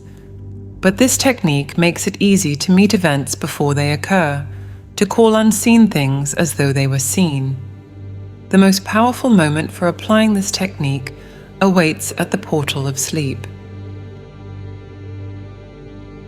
Sleep, occupying a complete third of our earthly existence, constitutes the natural door to the subconscious. This is not coincidence or biological accident. Sleep is the designated time when the human being enters the subconscious to make his impressions and receive his instructions. In these states, the conscious and the subconscious are creatively united. The masculine and feminine become one flesh.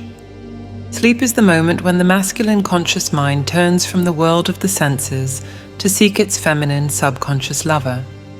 Whatever your consciousness is as you fall asleep determines the measure of your expression in the waking 2/3 of your life on earth. This law operates with mathematical precision. The last thought felt before sleep dominates the entire period of rest, working without interference through the nocturnal hours. The unconsciousness of sleep is the normal state of the subconscious. During waking, the subconscious is partially veiled by conscious activity. In sleep, it operates without obstacles. That's why you never extract from the depths of yourself what you desire. You always extract what you are, and you are what you feel yourself to be, as well as what you feel to be true about others. To be realized, desire must be resolved into the feeling of being, having, or witnessing the sought state. This is accomplished by assuming the feeling of the wish fulfilled.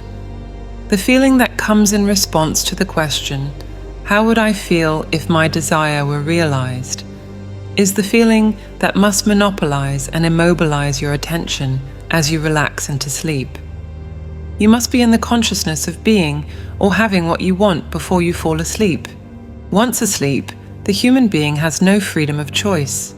All of his sleep is dominated by his last waking concept of himself. That's why the instruction is clear: always feel the wish fulfilled before falling asleep. Understanding and delight in what sleep has to offer will make you seek it night after night, as if you were keeping an appointment with a lover. This is not poetic exaggeration. It's a literal description of the proper relationship with this portal. In sleep, you enter the laboratory where all transformation occurs, where the impossible becomes inevitable through sustained impression. Nations, as well as people, are only what you believe them to be. It doesn't matter what the problem is, it doesn't matter where it is. As a state is total and complete in itself, when we enter a state, we are compelled to behave in the manner dictated by that state. The change of state changes everything, for each state carries its own set of compulsions, opportunities, and limitations. The Bible personified each type of state of consciousness, calling these states by names we know. Moses represents the state of consciousness that takes you out of bondage. Noah symbolizes the state that preserves the essential through great transformations. Job personifies the supreme test of faith when everything seems lost. Peter represents the foundation upon which new consciousness is built. Andrew symbolizes the first call to spiritual awakening. During your journey through existence, you enter these states and experience everything they offer. Each biblical state represents a specific stage of the development of consciousness. You're not reading about historical characters. You're learning about states of consciousness that you must traverse on your journey of awakening. The last state you will enter is the state of Jesus Christ. In this supreme state, you become conscious that you are God the Father. You recognize that you have a son, symbolized as David, who personifies the sum total of all humanity. David is none other than yourself, collective humanity seen from the awakened divine perspective. When this recognition occurs, you understand that all human experience was your own journey through states to achieve this awakening. The journey began with Adam, who fell asleep and dreamed the dream of life. This was not punishment or moral fall. It was the deliberate beginning of a journey through myriads of states to gain the necessary experiences before the final awakening. Each state experienced adds to the totality of being. Each limitation explored expands the capacity for appreciation of the unlimited. When you enter the state of Jesus, you know yourself as God, and your journey in this world of death is complete. Death here doesn't mean physical cessation, but the world where consciousness experiences itself as separate, limited, and mortal. The awakening reveals that you were never the body, never the limited personality, but always the one consciousness experiencing itself through infinite points of view. This final purpose, to follow a certain pattern back to the unity of being, is what the being you really are continues doing through each state. Each experience, each occupied state, and each accepted limitation serves this greater purpose. You descended into the weakness of the flesh to experience the journey of return to consciousness of your true nature. All knowledge presented here points to a fundamental truth. You are an active participant in the creation of your reality. You're not a victim of circumstances, but their architect. The states of consciousness you inhabit completely determine your experience. Imagination directed through feeling shapes the future. The portal of sleep offers direct access to the creative power of the subconscious. This understanding brings profound responsibility. Each sustained thought, each entertained feeling, and each accepted assumption is creating your future experience. You can no longer pretend helplessness or ignorance. Knowledge of the law makes you responsible for its application. The question that determines whether the technique succeeds or fails permanently: who is issuing the I Am declaration? If the identity behind I Am prosperous carries the felt signature of someone who lacks prosperity, the instruction arrives with a contradictory charge. The subconscious responds to the charge, not to the words. This explains a pattern visible across decades of documented practice. People who affirm abundance daily while their felt identity remains scarcity produce no change. The declaration is correct, the emitter is misaligned. Goddard identified this structural problem and called it the foundation. Maharshi, working independently in southern India through a completely different method, arrived at the same diagnosis. He called it self-inquiry. Two practitioners on opposite sides of the planet, using incompatible methodologies, converging on one conclusion: locate the pure I Am before qualifying it with anything. Every second, you are selecting which version of the future to experience, and you don't even realize that you're doing it. The physical world that your eyes capture, that your hands touch, that seems so solid and unchangeable, constitutes only the frozen effect of something that first existed in a completely different dimension, your own consciousness. This is not a poetic metaphor or a comforting theory. It is the literal functioning of reality, confirmed both by ancient mystical traditions and by the most advanced quantum physics. Consider the moments when you knew that something would happen before any physical evidence. That feeling about receiving a specific phone call seconds before the phone rings. The inexplicable certainty that you would meet someone moments before the person appears. These are not coincidences or tricks of the mind. They are glimpses of a fundamental human capacity, the perception of events that already exist completely formed in higher dimensions, merely awaiting their sequential manifestation in the three-dimensional world. Life on Earth follows a plan that already exists in another dimension, gradually moving through three-dimensional space like a film passing through a projector. When someone observes something before it happens here, they are perceiving a reality that exists outside of this world, a dimension where past, present, and future coexist simultaneously. Time functions as the fourth dimension, measuring objects not through their spatial properties, but through their duration and capacity for change. Imagine that each three-dimensional object represents only a frozen moment slice of its complete existence. When you meet another person, you see only a cross-section of them at that specific instant, not the totality of their existence that extends from birth to death. To truly perceive someone in their complete four-dimensional totality, it would be necessary to see all the moments of their life coexisting as an animated and living whole.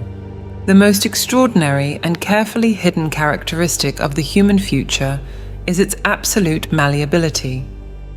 The internal attitudes of a person, not their external actions, determine which path they will follow. At every moment, multiple possible futures are available for choice, and consciousness selects which one to experience through the focus of attention and the fundamental beliefs held about oneself. But here is the revolutionary secret that completely transforms this understanding. The fundamental I am within each person, that pure sensation of existence before any qualification or identification, is the only true reality and the creative power of all experience. The physical world is not the cause of anything. It is exclusively the effect of what is held as true in inner consciousness. This knowledge does not come from abstract philosophical speculation. It emerges from the convergence between the practical teachings of masters like Neville Goddard, who empirically demonstrated how conscious imagination shapes physical reality, and the non-dual wisdom of Ramana Maharshi, who revealed through self-inquiry that the I am is the very source of manifestation. When quantum physics discovered that the observer collapses the wave function, determining which possibility becomes reality, it was only rediscovering in scientific language what these traditions have always known. You literally create your future through a specific and replicable process. First, you clearly define what you want. Second, you mentally construct a scene that would imply that your desire has already been realized, something where you are an active participant, not a distant observer. Third, in a relaxed state similar to sleep, you feel yourself living that scene with all sensory intensity until it seems absolutely real. The difference between success and failure in this process lies in feeling yourself living the experience here and now, not observing yourself from afar as on a screen. The fundamental secret that invalidates all external struggle is this: when you genuinely assume internally I am, followed by the desired state, prosperous, loved, healthy, and maintain that feeling as your inner reality, ignoring what the physical senses show, the outer world inevitably reorganizes itself to reflect that conviction. It is exactly like planting a seed. You trust the invisible process, knowing that it contains the intrinsic power to become the plant. You are always creating from your current state of consciousness, consciously or not. The question, who am I, leads back to this pure I am, dissolving limiting identifications. From this space of pure potentiality, one can consciously assume any desired state, knowing that one is not creating from a separate ego, but from the very universal consciousness that one essentially is. Reality operates through laws that have been deliberately obscured by conventional education, but which certain traditions have preserved through symbolic language and direct practice. Neville Goddard, a 20th century mystic who studied with Abdullah, an Ethiopian rabbi versed in Kabbalah, discovered that human imagination is not a secondary faculty or mere daydreaming. It is the very center of the human being, the mechanism through which all reality crystallizes. Goddard repeatedly demonstrated that the world as imagination perceives it constitutes the real world for each individual. Through dedicated practice and intense meditation, when the mind reaches a state of inner luminosity, imagination acquires an extraordinary magnetic power, irresistibly attracting what one contemplates. Desire functions as the energy that imagination uses to sculpt life around it, exactly as one first sculpts it within oneself. In parallel, in 20th century India, Ramana Maharshi was arriving at the same conclusions through an apparently different path. His investigation through the question, who am I, was not an abstract philosophical exercise, but a precise technology of consciousness. Each answer that arises, I am this body, I am this profession, I am these thoughts, can be questioned more deeply. Who is the one who perceives the body? Who observes the profession? Who witnesses the thoughts? This persistent investigation eventually dissolves all false identifications, revealing the pure I am, the consciousness without attributes that exist before any qualification or limitation. Maharshi discovered that realizing the true self is discovering that you are the very source of manifestation. There is no fundamental difference between the observer and the power that creates the universes. Modern quantum physics, without fully realizing the implications, has validated these discoveries. When double-slit experiments demonstrated that particles exist in superposition until they are observed, when quantum entanglement proved that particles separated by astronomical distances respond instantly to each other, science was rediscovering that consciousness is not contained in the universe. The universe is contained in consciousness. Time, properly understood as the fourth dimension, is not a line where events succeed one another, but a territory where all moments coexist. Each decision, each possibility, each variation of your life exists simultaneously at this moment, at different coordinates of that temporal dimension. You are not walking through time, you are selecting which timeline to experience through the state of consciousness that you maintain. The assumptions that a person maintains, even those that seem trivial or insignificant, produce profound and lasting effects on their reality. One acts in a certain way and has specific experiences because the fundamental concept about who one is continuously shapes the world. When someone genuinely changes their self-concept, they automatically reconfigure the entire trajectory of the future. The process works with mathematical precision. One assumes the feeling of already being what one desires, and then lives and acts from that inner conviction. This assumption, even when all physical senses deny it, when maintained with persistence, gradually crystallizes into concrete fact in the outer world. It is like planting an invisible seed that, nourished by conviction, inevitably sprouts in physical reality. There is a simple test to verify if someone has successfully fixed a new state of consciousness. Mentally observe the people you know. If in imagination they naturally treat the person according to their new concept of themselves, if they see them as successful, healthy, or fulfilled as they are assuming to be, then the internal change has occurred and external manifestation is only a matter of time. Imagination operates with absolute impartiality. It responds with equal readiness to both constructive and destructive thoughts. Like an obedient servant who doesn't question the master's orders, it works tirelessly to manifest what one concentrates on most intensely. Therefore, the responsibility to consciously direct imagination toward what is noble, beautiful, and constructive becomes fundamental. Desire and imagination together function like the legendary magic wand of fairy tales, possessing the real power to attract and materialize their own vibrational affinities. But unlike fairy tales, this power is not fantasy. It is the literal functioning of reality, available to anyone who understands and applies these laws. I am constitutes the self-definition of the absolute, the primordial root from which all experience springs. This fundamental truth unites Goddard's discoveries about creative imagination with Maharshi's realization about the nature of the self. Both arrived at the same revolutionary conclusion.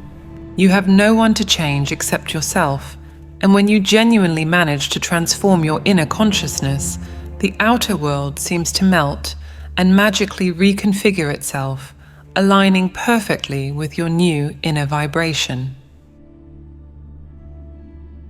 The I am is not a religious affirmation or an abstract philosophical concept. It is the very fundamental structure upon which all possible experience is built. Before any person can say, I am a doctor, I am poor, I am successful, there exists this primordial I am, the pure consciousness that precedes all qualification. This is not an idea to be understood intellectually, but a living reality to be recognized directly. When someone pronounces "I am," they are invoking the same power that ancient scriptures attributed to divinity. "I am that I am" was not just a divine name, it was the revelation of the fundamental nature of consciousness.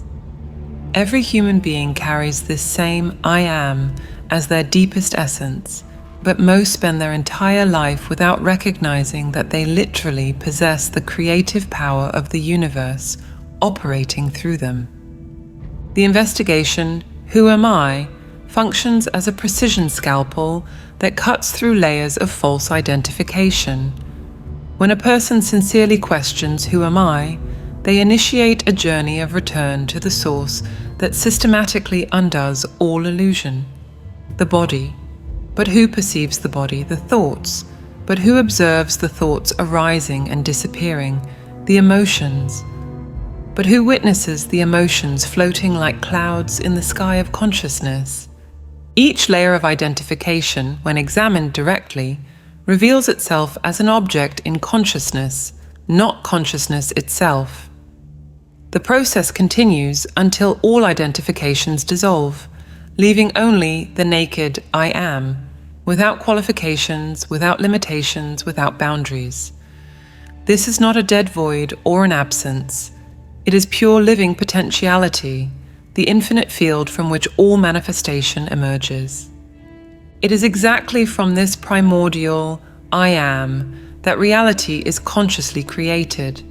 Once established in this absolute foundation, any desired state can be consciously assumed. I am abundant, I am healthy, I am fulfilled. The crucial difference is that now one is not trying to change a limited ego or manipulate external circumstances. One is allowing the universal consciousness itself to assume a new form. The process becomes a sacred dance between the absolute and the relative. Through self-inquiry, one returns to the pure "I am", dissolving limiting identifications. Then, from this space of pure potentiality, one consciously assumes the feeling of the desire fulfilled. It is no longer a matter of trying to force changes or fight against reality. It is simply allowing the consciousness that one is to naturally assume the desired configuration. The one who deeply understands this truth, that the "I am" within them is the same creative power that shapes the universes, and who develops the ability to consciously direct this power through focused imagination, becomes truly free. They are no longer a prisoner of circumstances, but a conscious co-creator with the divine. Human consciousness reveals itself not as something one possesses, but as what one essentially is, the only real foundation upon which all experience unfolds. Each person is literally a focal point through which the universal "I am" experiences itself in particular form. Separation is the illusion. Unity with the creative power is the reality. When this understanding penetrates deeply, life can never be seen the same way again. Each circumstance, each relationship, each event reveals itself as a projection of the state of consciousness held internally. Nothing in the outer world has its own power. Everything derives its apparent power from the consciousness that perceives it and gives it meaning. The method for applying this knowledge is direct but profound. First, through the investigation, "Who am I?", one establishes oneself in the pure "I am", temporarily transcending all personal stories and limitations. Second, from this space of infinite possibility, one consciously chooses which state to assume, which reality to experience. Third, one remains faithful to this inner choice, regardless of what the physical senses may temporarily show. The most liberating and simultaneously most challenging realization is that you are always creating from your current state of consciousness, consciously or not. There is no moment when you are not manifesting.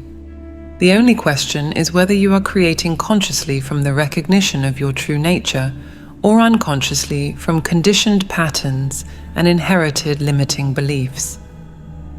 This I am is both the creator and the creation, the observer and the observed, the dreamer and the dream. Recognizing this is not adopting a beautiful philosophy, it is awakening to the literal functioning of reality.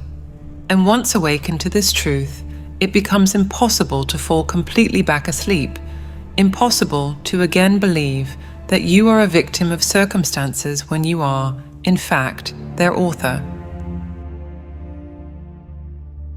Many people have already experienced the ability to observe events before they happen in the physical world. We are not talking about vague intuitions or statistical coincidences. There are documented cases of people who described with specific precision future events, from mundane details like casual encounters to significant happenings like accidents or unexpected opportunities. This phenomenon reveals that life on Earth follows a plan that already exists in another dimension, gradually moving through our three-dimensional space. When you observe something before it happens here, you are perceiving a reality that exists outside of this world, a dimension where past, present, and future coexist simultaneously. Time functions as the fourth dimension, measuring objects not through their spatial properties, but through their duration and capacity for change. Imagine that each three-dimensional object you encounter represents only a frozen moment slice of its complete existence. When you meet another person, you see only a cross-section of them at that specific instant, not the totality of their existence that extends from birth to death. To truly perceive someone in their complete four-dimensional totality, you would need to see all the moments of their life coexisting as an animated and living whole. This is not speculative fantasy. Remote viewing experiments conducted by government institutions have repeatedly demonstrated that trained observers can access information from distant locations and even from different temporal moments. There exists a specific and powerful method for shaping the future through the conscious use of imagination. The process begins with the clear definition of your goal. You need to know exactly what you want to achieve. Next, you mentally construct an event that would naturally occur after the realization of your desire. This event should be something where you are the active participant, not just a distant observer. The third step involves physical and mental preparation. You immobilize the body, lying down comfortably or relaxing in a chair, and induce a state of consciousness similar to sleep. That twilight state where you still maintain control over your thoughts, but the body is deeply relaxed. In this special state of consciousness, you mentally project yourself inside the imagined scene, actively participating in it until it possesses all the sensation of reality. For example, imagine that you desire a promotion at work. Instead of simply visualizing yourself receiving the news, you construct a scene where a friend warmly shakes your hand, congratulating you on the achievement. You feel the texture and warmth of their hand, hear the genuine tone of joy in their voice, feel the emotion of accomplishment coursing through your body. The crucial difference lies between feeling yourself living the experience here and now versus observing yourself from afar as on a movie screen. You must make the distant near, the future present, because this event already exists as concrete reality in a greater dimension. You are merely synchronizing your consciousness with it. The process works because you are not creating something from nothing. You are selecting which of the infinite, already existing possibilities you choose to experience. The assumptions that you maintain, even those that seem trivial or insignificant, produce profound and lasting effects on your reality. You act in a certain way and have the experiences you have because your fundamental concept about who you are continuously shapes your world. When you genuinely change your self-concept, you automatically reconfigure the entire trajectory of your future. The process works like this. You assume the feeling of already being what you desire, and then live and act from that inner conviction. This assumption, even when all your physical senses deny it, when maintained with persistence, gradually crystallizes into concrete fact in the outer world. It is like planting an invisible seed that, nourished by your conviction, inevitably sprouts in physical reality. You can verify if you have successfully fixed a new state of consciousness through a simple test. Mentally observe the people you know. If in your imagination they naturally treat you according to your new concept of yourself, if they see you as the successful, healthy, or fulfilled person you are assuming to be, then the internal change has occurred, and external manifestation is only a matter of time. During meditation, allow others to see you exactly as they would see you if your desire were already an accomplished fact. One of the most liberating and at the same time challenging revelations is this: you have no one to change except yourself. When you genuinely manage to transform your inner consciousness, the outer world seems to melt and magically reconfigure itself, aligning perfectly with your new inner vibration. It is as if the entire universe conspires to reflect your internal transformation. Nothing in your experience is more crucial than your fundamental conception of yourself. The people who appear to help or hinder you on your journey are, consciously or not, instruments of a universal law that continuously shapes external circumstances to harmonize with your inner nature. They appear in your life not by chance, but as precise reflections of your state of consciousness.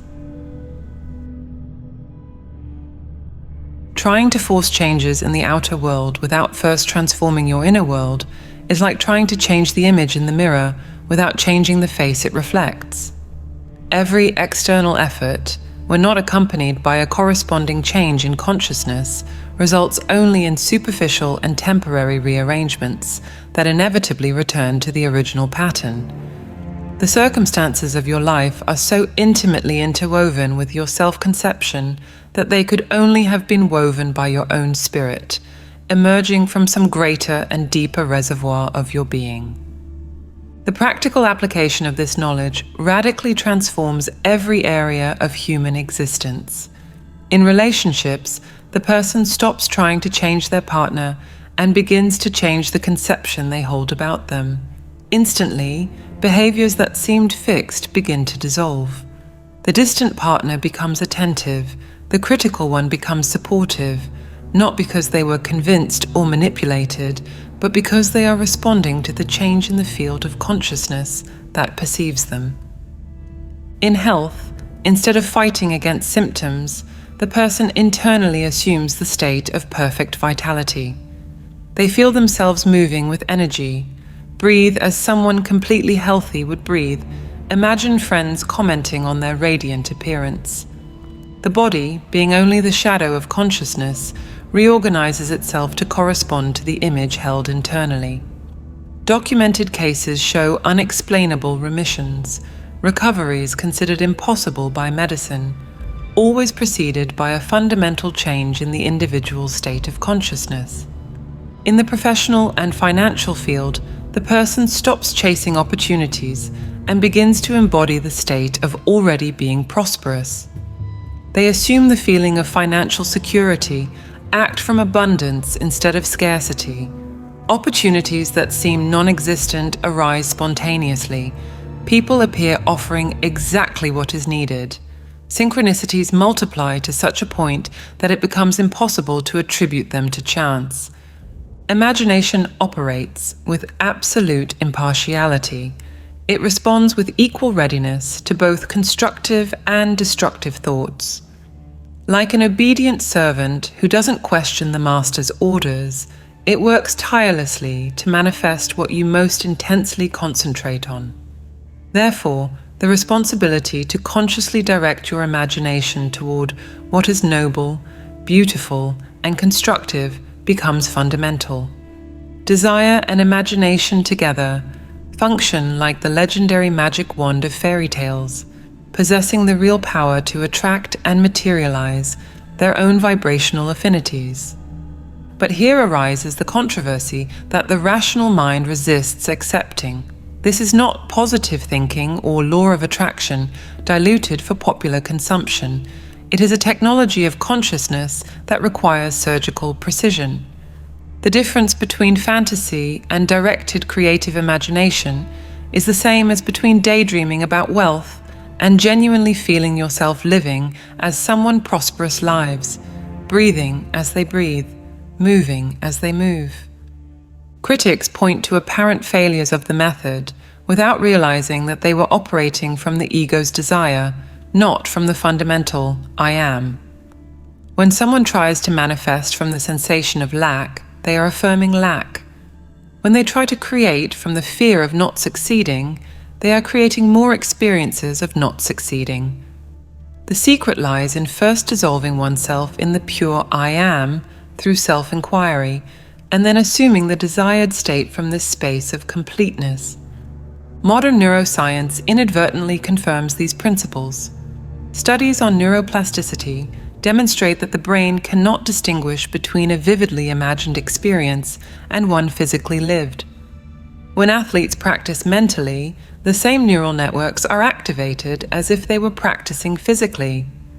When someone repeatedly imagines a scene with sufficient sensory intensity, the brain rewires itself as if the experience had already occurred multiple times. Experiments in quantum physics go even further. The observer effect is not a metaphor.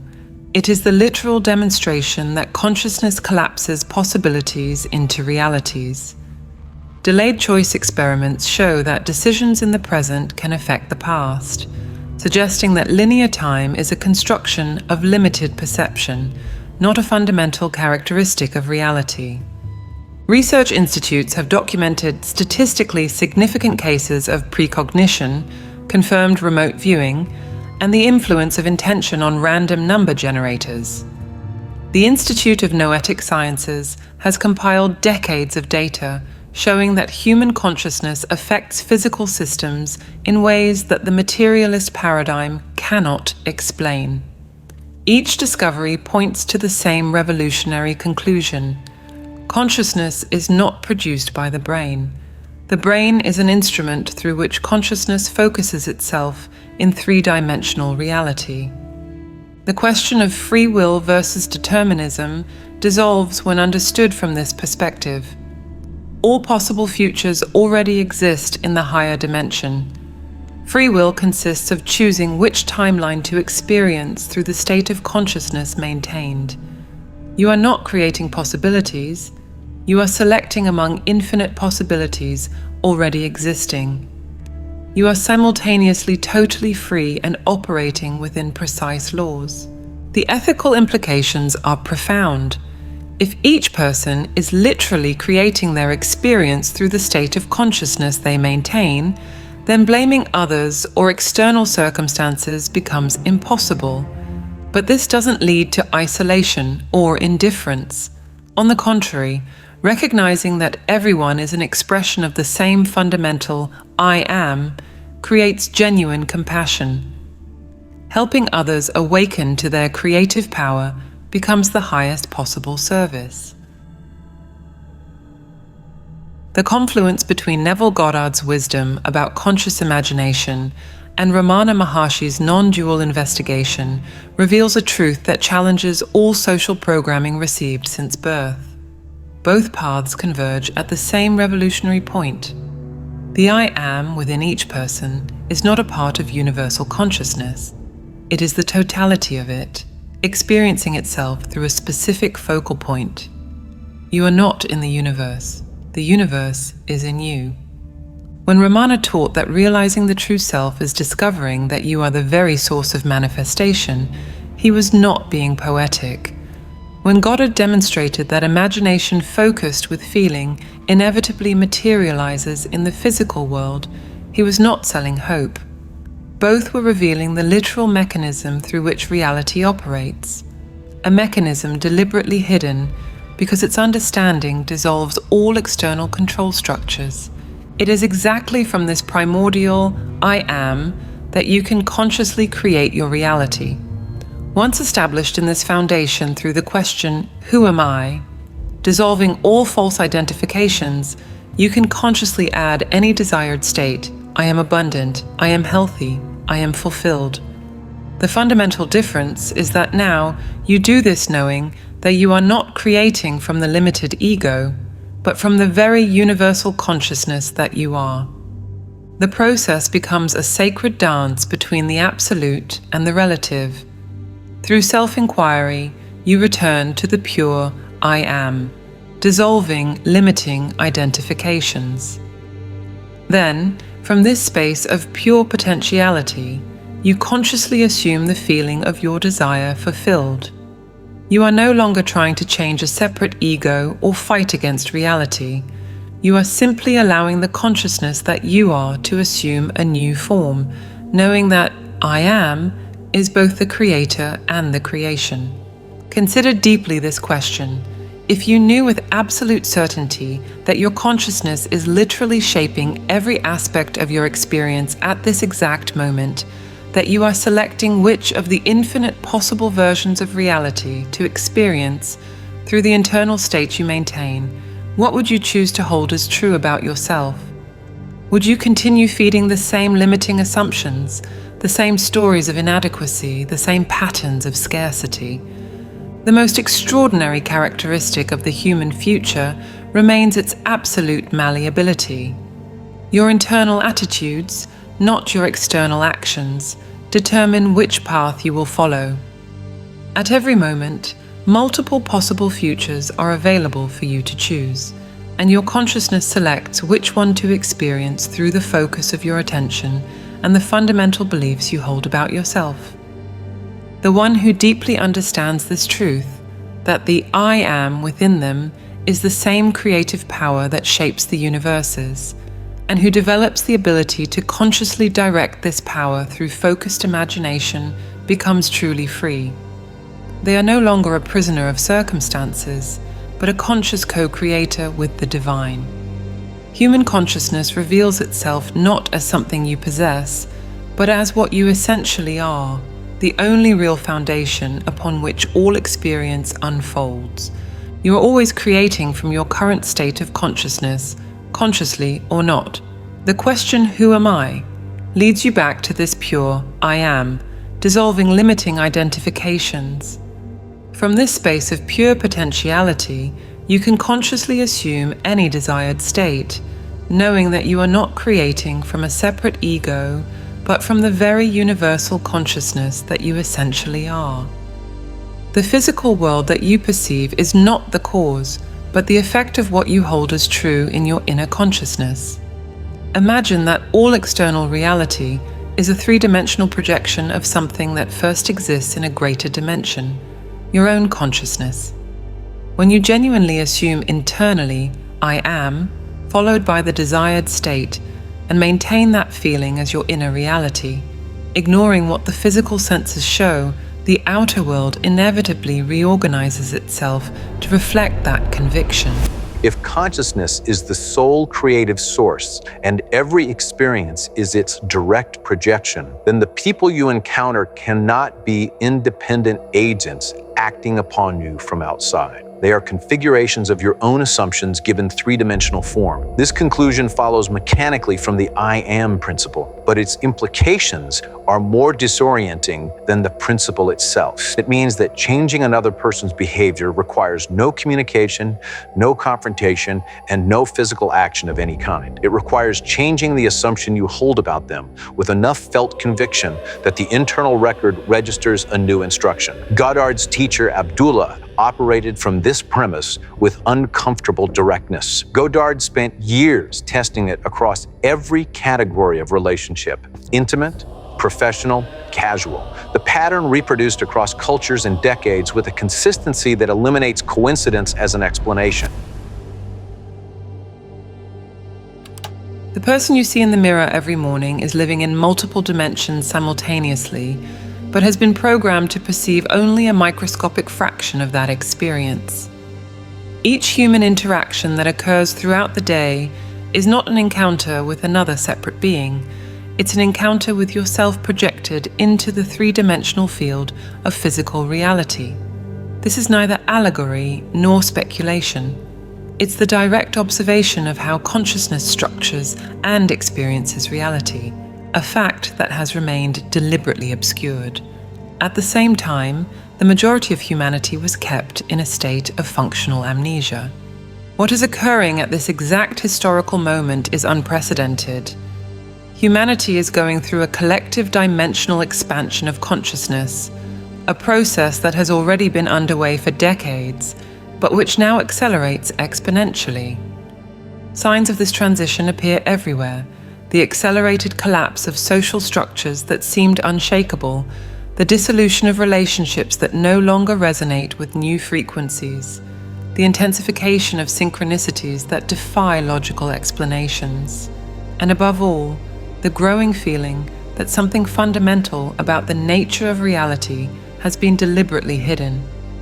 There exists specific knowledge about how consciousness creates reality that has circulated for centuries in extremely restricted circles. Initiatory orders, secret societies, and esoteric groups all kept fragments of this understanding, using it to shape events, while the masses remained trapped in the illusion of being victims of circumstances. Neville Goddard, one of the few who dared to publicly expose these principles in the 1950s and 1960s, paid the price of academic and religious ostracism. His teachings about the law, the conscious use of imagination to create reality, and about the promise, the awakening to our true divine nature, were systematically marginalized and classified as delusional mysticism. The global educational system, since its conception, has been structured to keep people operating exclusively in three-dimensional consciousness: Newtonian physics, linear cause and effect, and separation between observer and observed. All these concepts were hammered into minds for generations, creating a perceptual prison so efficient that its occupants actively defend their cages. Meanwhile, those who understand the deeper principles of reality consciously use focused imagination and sustained feeling to collapse quantum probabilities into concrete events, manifesting results that seem miraculous to those who operate only in three-dimensional logic. The Heart Math Institute has documented that the heart's electromagnetic field is 60 times larger than that of the brain and can be detected meters away from the body. When a person maintains coherent emotional states, this field literally organizes matter around it, influencing events in ways that classical physics cannot explain. But you don't learn this in school. You learn that results depend on hard work, physical effort, and competition. The programming is so deep that even when you experience spontaneous manifestations, that job that appeared out of nowhere, the impossible encounter that changed your life, the solution that appeared in a dream, you attribute it to coincidence or luck. The fifth dimension is not a place where we will go after some future cosmic event. It's a state of consciousness already accessible, a frequency of perception where you experientially understand that everyone in your reality is an aspect of yourself projected onto the three-dimensional mirror of the physical world. Each person who appears in your experience, from the intimate partner to the stranger on the street, is a materialization of your own assumptions, beliefs, and emotional states. This doesn't deny their own consciousness, but reveals that the version of them that you experience corresponds precisely to what you assume about them, consciously or unconsciously. This knowledge is emerging now because it can no longer be contained. The acceleration of global events, the collapse of official narratives, and the exposure of systemic manipulations, all of this catalyzes a mass awakening that will make control structures based on ignorance obsolete. Understanding these principles is no longer an esoteric luxury. It's a necessity for psychological survival in a world where old certainties dissolve daily. The Jewish Kabbalah, codified in the Zohar 800 years ago, but transmitted orally for millennia before that, maps 10 Sephirot, emanations of divine consciousness that structure all of reality in multiple simultaneous dimensions. Each Sephira represents not just an aspect of creation, but a complete state of consciousness accessible through specific techniques of meditation and visualization. The Kabbalists navigated between Malkuth, the physical realm, and Kether, the crown of pure consciousness, not through spatial displacement, but by altering the frequency of their perception, a technology of consciousness that anticipated by centuries the modern understanding of superposed quantum states. Simultaneously, the Egyptian-Greek corpus Hermeticum established the principle, as above, so below, not as a poetic analogy, but as a literal description of how fractal patterns repeat through different dimensional scales of reality. Original mystical Christianity, before the distortions of the Council of Nicaea in 325 CE, taught something radically different from what became religious dogma. The kingdom of heaven is within you was not a metaphor about morality. It was technical instruction about accessing expanded states of consciousness.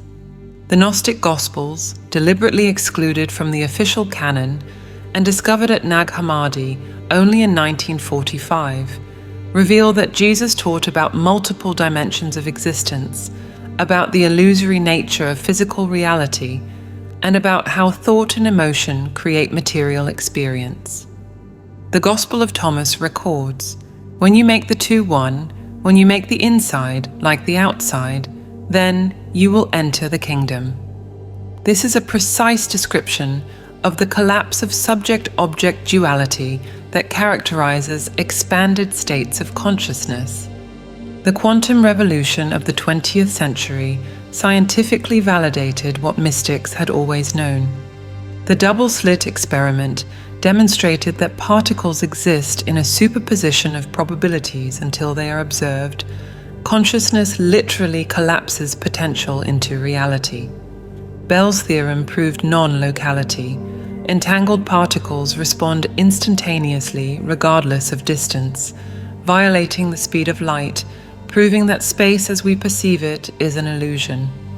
Physicist David Bohm developed the theory of hollow movement, where all of reality emerges from an implicate order, a field of infinite potential that unfolds into the explicate order that we experience as the physical world. Neville Goddard emerged in this context as a unique bridge between ancient esoteric knowledge and modern understanding. A student of Abdullah, an Ethiopian rabbi who mastered the Kabbalah and Jewish mysticism, Goddard distilled millennia of occult wisdom into practical, applicable principles. He distinguished two levels of understanding, the law and the promise. The law teaches that imagining with feeling creates reality. You assume the feeling of the wish fulfilled, and the physical world reorganizes itself to confirm it. Thousands have documented results using this technique. Marriages saved after mentally assuming restored love, fortunes manifested after imaginatively living in abundance, and inexplicable healings after assuming perfect health. But Goddard emphasized that the law was only preparation for something greater, the promise. The promise is the spontaneous awakening to your true identity as the creative consciousness itself.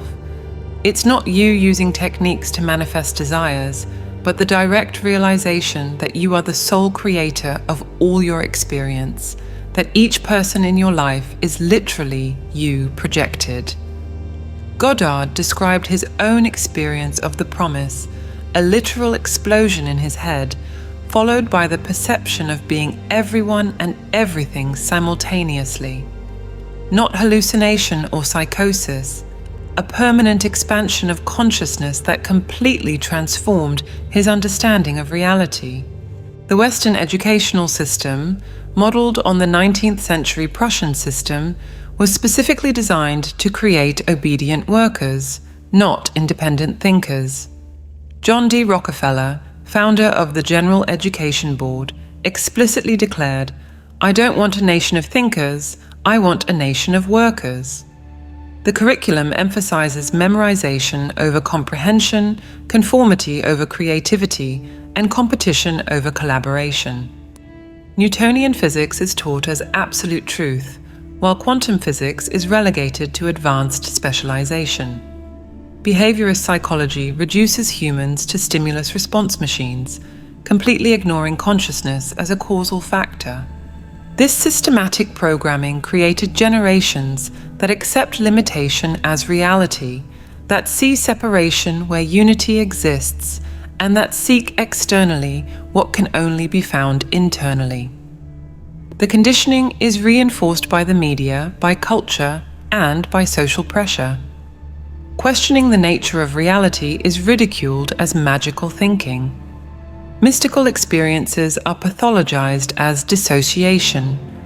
Spontaneous manifestations are dismissed as a coincidence. The result is a population that operates at a minimal fraction of its consciousness potential, actively defending its own limitations as rationality. The statement that each person in your reality is yourself projected completely disarms conventional psychology and the common understanding of human relationships. This is not about philosophical solipsism or the denial of the existence of other consciousnesses. It's the recognition of a specific mechanism through which consciousness structures experience. You never interact with others directly, but only with your own assumptions about them materialized in the three-dimensional field. The colleague who constantly sabotages your projects exists in that specific form in your reality because some part of you maintains the assumption of sabotage. The distant and cold partner manifests exactly the emotional frequency that you assume, consciously or unconsciously, about intimacy and love.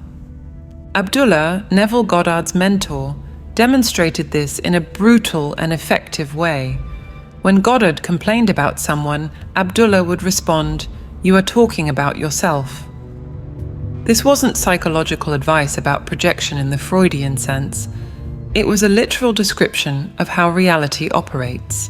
Each characteristic you perceive in another, each behavior you experience from them, each word you hear them say, all of this emerges from your own crystallized assumptions. Change the assumption internally, maintain it with emotional conviction, and the external person will change their behavior without any physical action from you. Thousands have tested and confirmed. The tyrannical boss becomes supportive when you assume their benevolent nature. The rebellious child becomes cooperative when you see them internally that way. The difficult client closes the deal when you assume their readiness. The multidimensional structure of reality allows this through a principle that physics is beginning to glimpse. All possibilities exist simultaneously in quantum superposition. Each person you meet exists in infinite potential versions, cruel and kind, generous and stingy, loving and indifferent.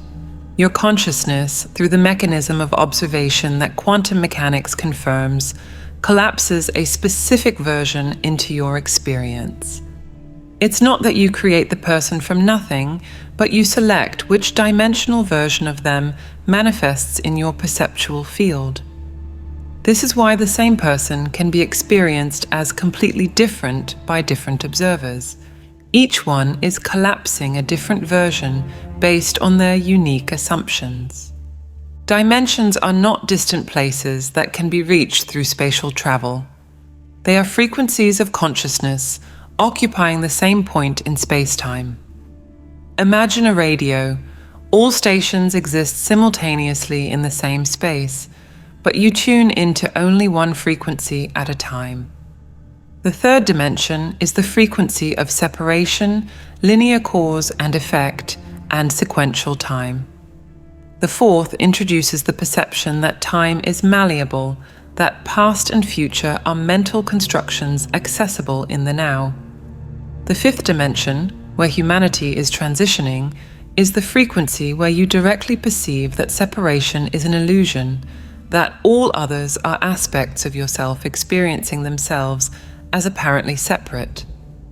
Carl Jung approached this understanding with his concept of the collective unconscious, but stopped before the radical conclusion. We don't share a collective unconscious. We are the same being experiencing itself through multiple perspectives simultaneously. This is why synchronicities occur. When you change internally, your entire reality must reorganize itself to reflect that change, creating coincidences that are actually dimensional realignments. The person you needed to meet appears. The book with the answer falls from the shelf. The phone call comes at the exact moment. It's not the universe conspiring in your favor. It's yourself in higher dimensions, orchestrating experiences in lower dimensions. The process works through what Goddard called assumption. You assume that something is true and persist in that assumption until the external world confirms it. However, there's a crucial subtlety that most overlook. The assumption must be felt as a present fact, not a future hope. The difference is dimensional. Hope operates in the third dimension, where temporal separation exists between now and later. Assumption operates in the fifth dimension, where everything exists now, and you simply select which now to experience. When you truly understand that the difficult person is yourself, having forgotten your divine nature, projected to create contrast and catalyze growth, the conflict dissolves instantly. This understanding explains why conventional behavioral change techniques consistently fail. Cognitive therapy attempts to change thoughts in the third dimension. In contrast, the real cause operates in the fifth. Medication attempts to alter brain chemistry when the issue is related to the frequency of consciousness. Confrontation attempts to change the other when, in reality, it is just a reflection of yourself. It's like trying to clean a mirror by scrubbing the reflection instead of cleaning your own face. The only real change occurs when you alter your fundamental assumptions about the nature of reality and your role as the sole creator of your experience. The mechanism through which emotions create physical reality operates at a level that completely transcends conventional psychological understanding. When Neville Goddard declared, "Feeling is the secret," he wasn't offering a motivational platitude. He was revealing the specific technical process through which consciousness imprints patterns onto the malleable quantum field. The discrepancy between what you consciously think you desire and what you viscerally feel as truth always results in the manifestation of the feeling, never the thought. You can affirm prosperity 1,000 times daily, but if the deep feeling is scarcity, scarcity will continue materializing with mathematical precision. Sustained feeling is the invisible mold in which energy condenses into form. This understanding reveals why people who apparently do everything right, visualize, affirm, and act remain stuck in the same patterns. They're operating at the mental level while creation occurs at the level of feeling assumed as fact. The difference is dimensional. Thought operates at the frequency of possibility. Feeling operates at the frequency of certainty. When you feel something as absolutely real and present, not future hope, but accomplished fact now, the quantum field has no choice but to reorganize itself to confirm that feeling. This is why moments of absolute certainty produce instant manifestations that defy logical explanation. Time in expanded states of consciousness doesn't flow linearly from past to future through the present. All possibilities exist simultaneously in the eternal now, and feeling selects which timeline you experience. Manifestations that should take years, according to three-dimensional logic, occur in days or hours when you operate from the fifth dimension. The perfect job that didn't exist yesterday appears today because you changed timelines by changing your dominant emotional state. The ideal house that wasn't for sale becomes available at the exact moment you feel it as already yours. The impossible relationship manifests through circumstances that no physical action could have orchestrated. Thomas Troward, Goddard's philosophical predecessor in the New Thought movement, explained that the universal mental substance responds to the impression of thought feeling as wax responds to a seal. But the seal must be held firmly until the impression is complete. Most remove the seal prematurely. They feel the wish fulfilled for moments, then return to doubt, creating distorted and incomplete impressions in physical reality. Mastery comes from maintaining the feeling regardless of contrary appearances, knowing that the physical world is always a delayed effect of mental emotional causes already established. Relationships reveal this principle with brutal clarity. The partner you experience is not an independent being acting autonomously. It's the exact materialization of your emotional assumptions about them. When women report that distant husbands suddenly became affectionate after they changed their internal assumptions, it's not psychological manipulation or coincidence. It's a literal demonstration of how everyone in your reality is aspects of yourself responding to your emotional commands. The unreliable friend who always disappoints will continue that pattern as long as you maintain the feeling of their unreliability. Genuinely change your assumption, feel them as absolutely reliable, and observe the inevitable transformation. Joseph Murphy, Goddard's contemporary, documented thousands of cases where changes in internal assumptions produced external changes that violated all probability. Failed businesses became prosperous when owners assumed the feeling of inevitable success. Terminal diagnoses reversed when patients refused to accept the medical verdict and maintained the feeling of perfect health. But Murphy emphasized, it's not desire or hope that creates, it's the deep emotional acceptance that it's already done. Effective prayer doesn't ask, it gives thanks for what has already been received in the realm of feeling. The process of dimensional expansion follows recognizable patterns that everyone who awakens experiences similarly. First comes the rupture of consensus reality. Some impossible event occurs, some synchronicity too extreme to ignore, some manifestation that cannot be explained by conventional logic. The ego panics, trying to reconstruct the previous worldview, creating elaborate rationalizations. Physical symptoms manifest: pressure in the head, ringing in the ears, and electrical sensations coursing through the body. It's not pathology, it's the nervous system recalibrating to process subtler frequencies of information. The resistance phase can last years. The ego creates drama, chaos, and distraction, anything to avoid the final surrender to the truth that you are the sole creator of your experience. Relationships implode when people operate at incompatible frequencies. Careers built on false foundations crumble. Carefully cultivated identities dissolve. It's the death of the false self that believed it was a victim of circumstances. Only when resistance ceases, when you completely accept your creative responsibility, does stabilization in expanded consciousness become possible. In the new frequency, what previously provoked automatic emotional reaction is now perceived as neutral feedback about internal states. The irritated boss is no longer a source of stress, it's a mirror showing unresolved internal irritation. The distant partner is no longer a cause of suffering, it's a reflection of self-imposed emotional distance. Each experience becomes an opportunity for refinement, each challenge an invitation for additional expansion. The control center moves permanently from the external to the internal, and life transforms from reaction into conscious creation. The human body was not designed to support expanded dimensional frequencies without undergoing profound adaptations. When consciousness begins to operate consistently in the fifth dimension, the nervous system initiates reconfigurations that conventional medicine cannot categorize.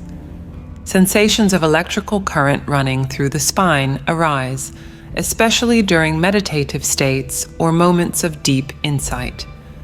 The pineal gland, calcified in much of the adult population by fluoride and limiting mental programming, begins a process of decalcification, producing intense pressure in the center of the head, geometric visions with closed eyes, and perception of light in completely dark environments. These are not hallucinations. They are organs of subtle perception reactivating after generations of dormancy. Sensitivity to energy fields becomes inescapable. You enter an environment and immediately feel the dominant emotional quality, regardless of superficial appearances. The meeting where everyone smiles, but hostility permeates every interaction. The relationship where words of love are spoken, but the energy field screams disconnection. Conversations become multi-dimensional experiences. You hear the words, but also perceive the unexpressed intentions, the hidden fears, and the denied truths. This expanded perception cannot be turned off once activated. It's the price and the gift of higher dimensional consciousness. Existing relationships begin radical realignment when you viscerally understand that each person in your life is a manifestation of your own internal states. The rebellious child who defied every attempt at communication suddenly becomes receptive when you stop projecting onto them your own repressed rebellion. The critical father who never approved of anything transforms into a supporter when you cease seeking externally the validation that can only come from within. But there's a dark side. Relationships based on frequencies incompatible with your new consciousness simply dissolve, often abruptly, without logical explanation. The person disappears from your life as if they never existed, because in the dimensional frequency where you now operate, they really no longer exist. The digestive process becomes a precise barometer of dimensional alignment. Foods you consumed for decades without problem now cause immediate reaction if their vibrational frequency is incompatible with your new state. Meat produces lethargy and mental density. Refined sugar creates disproportionate emotional turbulence. Alcohol, even in small quantities, temporarily collapses your frequency, making you experience lower dimensional realities with all their limitations and sufferings. The body isn't punishing. It's communicating precisely what supports or sabotages your expanded consciousness. Sleep patterns transform completely. Some nights you wake precisely at 3:33 or 4:44, not by chance, but because at these moments the veil between dimensions is thinnest and downloads of higher dimensional information occur. Other nights, sleep is so deep that you wake with no memory of having slept, as if you had simply blinked between lying down and rising. Dreams become vivid beyond description, often prophetic, showing events that manifest days or weeks later exactly as dreamed. It's not the development of psychic powers, it's normal operation when consciousness is no longer trapped in the illusion of linear time. Decision-making completely abandons the logical pro-con analysis that characterizes the three-dimensional mind. You instantly feel whether something resonates with your energy field or creates dissonance. Job offers that seem perfect on paper produce physical nausea when incompatible with your frequency. People who everyone considers wonderful generate inexplicable energetic repulsion if they operate in incompatible consciousness. Conversely, opportunities that seem illogical, people who seem inadequate, and paths that seem impossible generate unmistakable energetic expansion when aligned with your dimensional trajectory. Following these energetic impulses, ignoring all conventional logic, leads to synchronicities and manifestations that repeatedly confirm the wisdom of dimensional discernment. The development of observer consciousness marks the point of no return in dimensional expansion. Space arises between you and your thoughts, between you and your emotions, between you and your experiences. You observe anger arise without becoming angry. You observe fear appear without becoming afraid. You observe drama unfold without being sucked into it. This observational space is the fifth dimension, the point of pure consciousness from where you can deliberately choose which reality to experience, which emotion to cultivate, which timeline to follow. It's not pathological dissociation, it's conscious mastery over the mechanisms of creation. But there is a price. The initial isolation is brutal. You can no longer participate in conversations about victimization, limitation, and impossibility. Social gatherings become exercises in containment, while others discuss problems that you know to be self-imposed. Family questions your sanity when you affirm that reality is malleable. Friends drift away when you refuse to validate their stories of suffering. You inhabit two worlds simultaneously, the three-dimensional world where you must function physically, and the five-dimensional world where you operate consciously. Navigation between them requires mastery that takes years to develop. Stabilization in expanded consciousness is not a single event, but a continuous process of refinement. Each layer of dissolved programming reveals another deeper one. Each transcended limitation exposes another more subtle one. The ego continually tries to reassert control through increasingly sophisticated dramas. Constant vigilance becomes necessary to maintain elevated frequency in a world designed to collapse consciousness back into three-dimensional density. But with each day of practice, each conscious choice, each refusal to accept limitation as reality, the new frequency becomes more stable, more natural, more inevitably your true nature. The complete architecture of reality revealed here is not philosophical theory or metaphorical construction. It's the operational map of how consciousness creates experience, deliberately hidden while humanity was kept in lower dimensional frequencies. From the Hermetic knowledge protected in secret societies to Goddard's distinction between law and promise, from the projective nature of all beings in your reality to the physiological changes of dimensional expansion. Each element forms part of a unique and coherent system that explains not just anomalous experiences, but the very structure of existence. You've always operated on these principles unconsciously. The difference now is the opportunity to operate them consciously. Humanity's present moment has no precedent in known history. The exponential acceleration of global events, economic collapses, exposure of systemic manipulations, dissolution of official narratives, and mass questioning of previously unquestionable authorities is not random chaos. It's a symptom of collective dimensional expansion, where three-dimensional structures based on separation and control can no longer maintain cohesion in increasingly five-dimensional frequencies.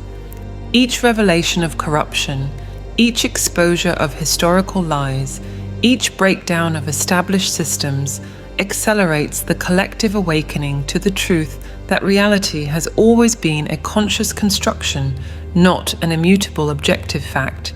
Those who understand these principles navigate the apparent chaos with serenity, impossible for those operating in three-dimensional consciousness. While others panic about external collapses, you recognize the opportunity for internal reconstruction. While others lament losses of old structures, you celebrate the space created for new manifestations. While others desperately seek to return to the previous normality, you know that the only direction is forward to increasingly expanded frequencies where limitation is recognized as choice, not imposition. But here's the crucial warning. Intellectual understanding of these principles is only the first infinitesimal step. You can memorize every concept, quote Goddard verbatim, and explain dimensions and frequencies with academic eloquence and still remain completely trapped in three-dimensional consciousness. Real transformation occurs only through consistent application, through the daily practice of assuming feelings of desired realities, through the persistent refusal to accept apparent limitations as final. each time you choose to feel abundance in the face of apparent scarcity, each time you maintain love when confronted with hostility, and each time you assume perfect health while ignoring symptoms, you strengthen dimensional muscles that have atrophied through generations of disuse. Reflect honestly. How many times have you experienced impossible manifestations that you dismissed as a coincidence?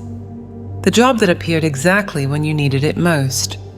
The encounter that changed your life occurred against all probability. The solution that emerged in a dream for the problem that seemed unsolvable. The person who called at the exact moment you thought of them intensely.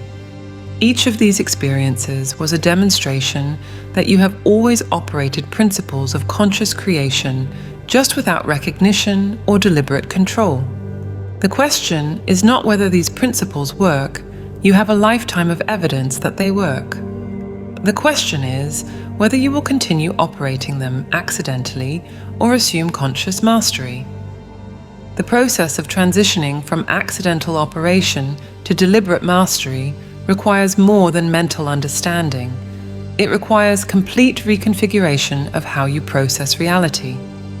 The three-dimensional mind, trained in analysis and linear logic, must be transcended not through suppression, but through integration into broader consciousness. This is where contemplative practices become not an optional luxury, but a necessary operational practice. The agitated mind, jumping between past and future, worry and regret, cannot maintain the stable frequency necessary for conscious manifestation.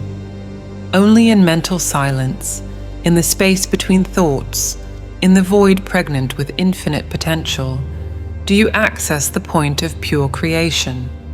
Deep meditative states are not an escape from reality. They are access to more fundamental layers of reality where true change originates.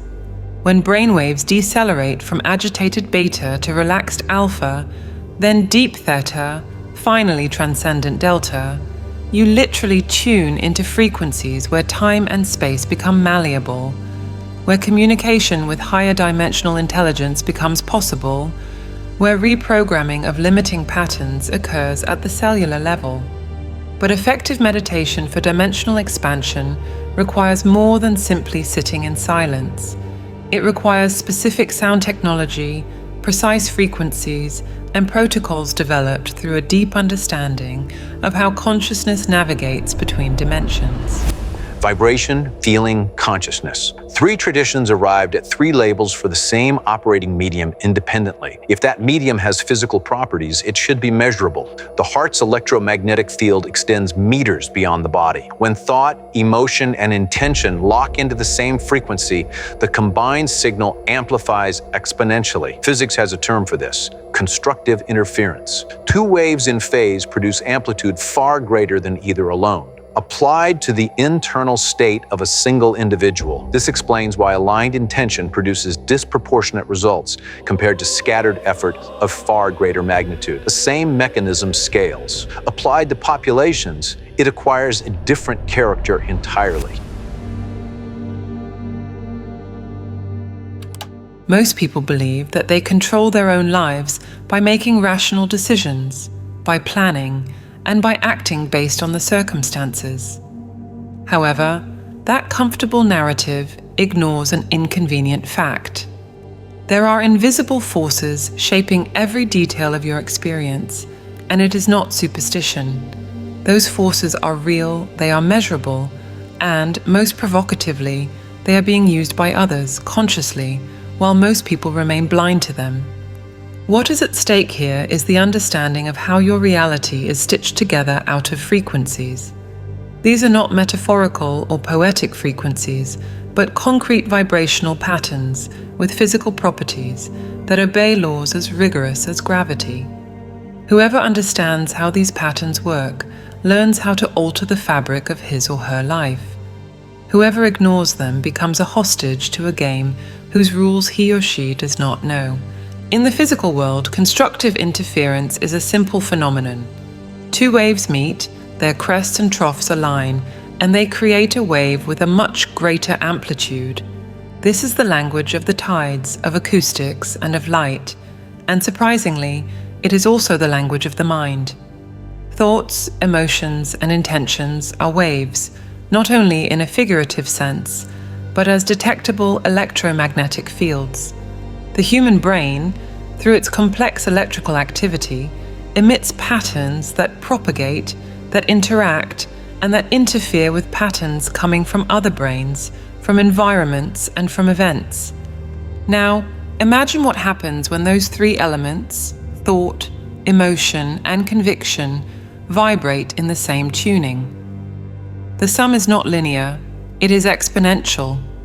It is the mental equivalent of two identical tuning forks.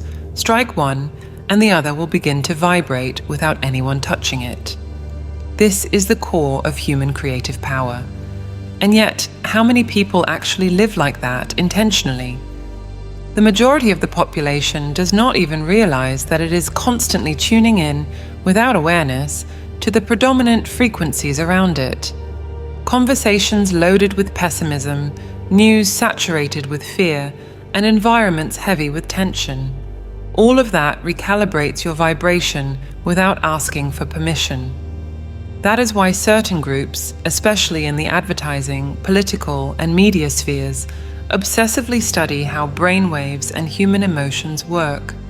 They know that the control of frequency is the control of perceived reality. Why does this matter?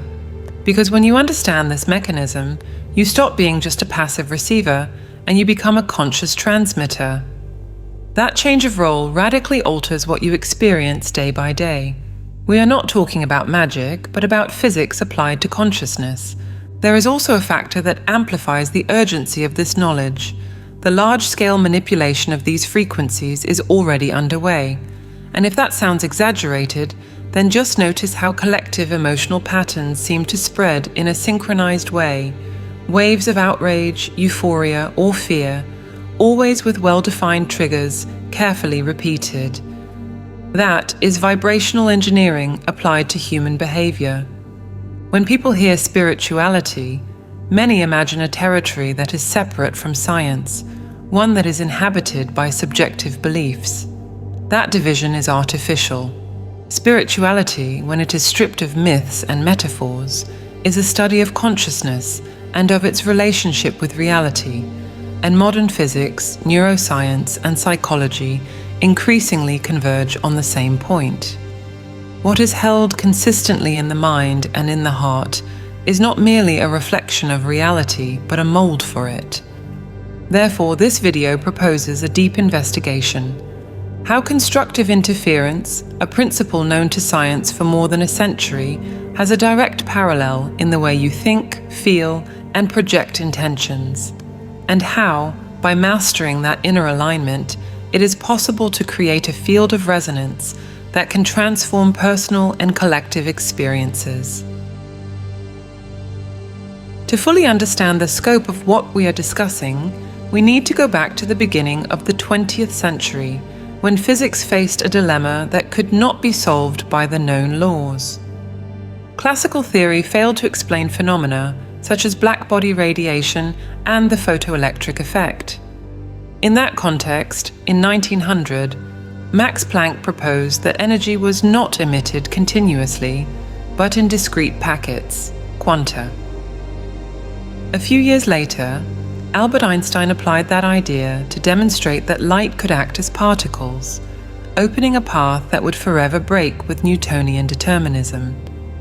What seemed like a technical adjustment in the theory revealed something much more radical. The entire physical reality is sustained by patterns of energy that vibrate at specific frequencies. Solid matter, which had been believed to be the fundamental substance of the universe, began to be seen as a temporary condensation of energy.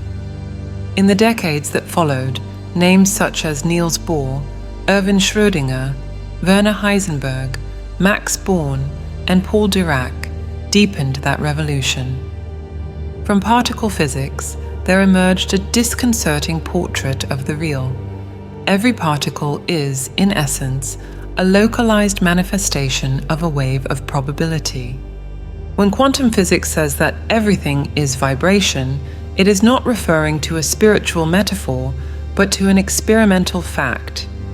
Every state and every possible configuration corresponds to a defined frequency. In that scenario, not only atoms and molecules, but also mental and emotional processes are included. The human brain is both an emitter and a receiver of electrical and magnetic signals. Its neuronal discharges have measurable frequencies that vary according to the state of consciousness. Intense emotions such as fear or joy are not merely feelings, they are vibrational states that shape the functioning of the body and the way the mind interacts with the environment. Although this understanding is recent for science, it was already encoded in much older traditions. The Vedas, compiled millennia ago in India, describe the universe as a dance of sounds and vibrations. The concept of Nada Brahma, sound is the creator, surprisingly anticipates the principle that everything is, ultimately, frequency. The Upanishads speak about the unity between the individual being and the cosmic totality, not as a belief, but as a direct experience of attunement. In ancient China, the I Ching described the transformations of reality as dynamic combinations of yin and yang forces, which we can read as patterns of energy in flow. The Tao Te Ching, attributed to Laozi, insisted that harmony arises from aligning with the Tao, the fundamental way or flow that sustains all things. Although the language of those traditions is poetic and symbolic, the essence is clear. There is a field of invisible forces, and the way we position ourselves in relation to it determines the quality of our experience. In the West, echoes of that view appear in biblical texts. For where 2 or 3 are gathered in my name, there am I among them, Matthew 18:20, is not only a spiritual statement, it is also the description of a phenomenon of amplified intention. The physical gathering is merely the support for something subtler, the vibrational unification of minds focused on the same purpose. That convergence creates a more intense field, one that is capable of influencing events in a measurable way, even if the language of that time could not express it in terms of waves and frequencies. Despite their very different cultural origins and historical contexts, those traditions converge at a single point. The external reality is not independent of the internal state. That is an uncomfortable assertion for any worldview that prefers to separate the observer from the observed. However, contemporary physics confirms that the act of observing alters the observed system. What if that interference is more than a microscopic effect restricted to laboratory experiments? What if, rather than being limited to the quantum level of particles, it also operates at the scale of human relationships, choices, and everyday circumstances? This is the point where the lines between science and spirituality stop being parallel and start to intersect. In the vibrational world, there are 2 fundamental polarities: patterns that support, expand, and strengthen, and patterns that drain, contract, and weaken. This is the simplest expression of something that manifests in a complex way in every human being. A thought steeped in resentment carries a low-frequency signature. A thought of gratitude carries a high-frequency signature. The difference is not a matter of moral judgment, but a matter of measurable effect on the body and on the environment. Quantum mechanics also teaches something essential about change. The frequency of a system can be altered by superposition. When a wave of a specific form meets another wave of an opposite form, the original characteristics can be attenuated or even cancelled. This technique, which is known in the physical field, has a direct parallel in the mental field. Deliberately replacing one pattern of thought with another of an opposite frequency, for example, countering inner images of failure with vivid images of achievement, is an act of personal vibrational engineering. This view shifts the focus from the external world to the internal world. It is not because the external world is irrelevant, but because it is, to a large extent, a conditioned reflection of what happens in the internal field. That is the point where traditional spiritual discourse, the discoveries of physics, and contemporary neuroscience meet. The background, therefore, is established. We live immersed in a sea of frequencies. Every thought, every emotion, and every intention is a wave launched into that field, interacting with all the others. The question that arises is not whether we participate in this game, but whether we do it consciously or by inertia. That choice, to decide which frequency to sustain, is the boundary between being driven by circumstances and beginning to shape them. Inner alignment, when it is understood as constructive interference, becomes the most powerful tool that a human being can master. In the physical domain, that phenomenon is unequivocal. When two waves of the same frequency and the same phase meet, their amplitudes add, creating a more intense impulse. That is the basis of acoustics, optics, and signal engineering. However, when we transpose that logic to the mental and emotional field, the impact stops being merely technical and becomes transformative. Thought, emotion, and intention are not independent entities, but dimensions of the same vibrational process. Each of them has its own frequency, which is measured in the body as electrical and magnetic patterns, but those frequencies rarely operate in perfect alignment. Most of the time, the rational mind projects a goal, while the emotion carries a state that is incompatible with that goal, and the intention, the quiet, sustained focus, scatters. It is like trying to play a harmonious chord on an instrument with untuned strings. The sound exists, but it does not have power, and it does not resonate in space. The core concept here is to understand that when those three dimensions come into tune, same frequency, same phase, an exponential reinforcement occurs. It is not superficial, positive thinking, but the creation of internal coherence to the point that the mind, the heart, and the will vibrate as a single field. That coherence amplifies your capacity to influence outcomes, not only because of clearer action, but also because of the way it interacts with the environment. Science gives us powerful analogies to visualize this. A trivial example: tuning forks. Place two identical tuning forks side by side, strike only one, and the other will begin to vibrate by resonance. No physical contact is necessary, only the coincidence of frequency. The same thing happens with electromagnetic waves. A radio receiver does not create the station. It tunes to it, capturing what is already present in the field, but which only manifests when there is a frequency match. That logic is equally valid for the human field. Whatever is held consistently in the mind and in the heart acts like a transmitting and receiving station. The universe does not judge the quality of the signal. It simply responds to the frequency that is being emitted.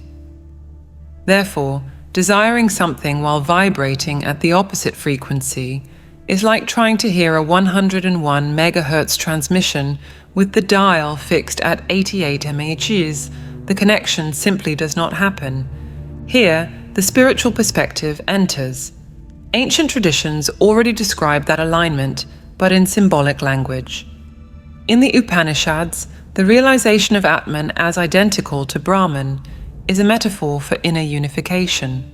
When personal identity aligns with the cosmic principle, there is no more dissonance. In the Tao Te Ching, acting in harmony with the Tao is to follow the natural flow without resistance, a poetic description of frequency coherence. In Christianity, passages such as, "If two of you agree on earth about anything they ask, it will be done for them," point to the amplification that occurs when intentions align.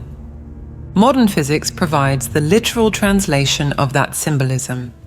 A coherent field is more stable, and has a greater reach. In medicine, for example, cardiac coherence, when the heart rhythm stabilizes into harmonic patterns, improves communication between the heart and the brain, affects the immune system, and influences emotional perception. Extending the principle to life as a whole, an internally coherent state increases your capacity to perceive opportunities, to make decisions, and to sustain consistent actions. The provocative aspect is that this coherence does not require ideal external conditions. On the contrary, it is coherence that generates more favorable conditions. The greatest illusion is to believe that you must fix the external setting in order to then find inner alignment.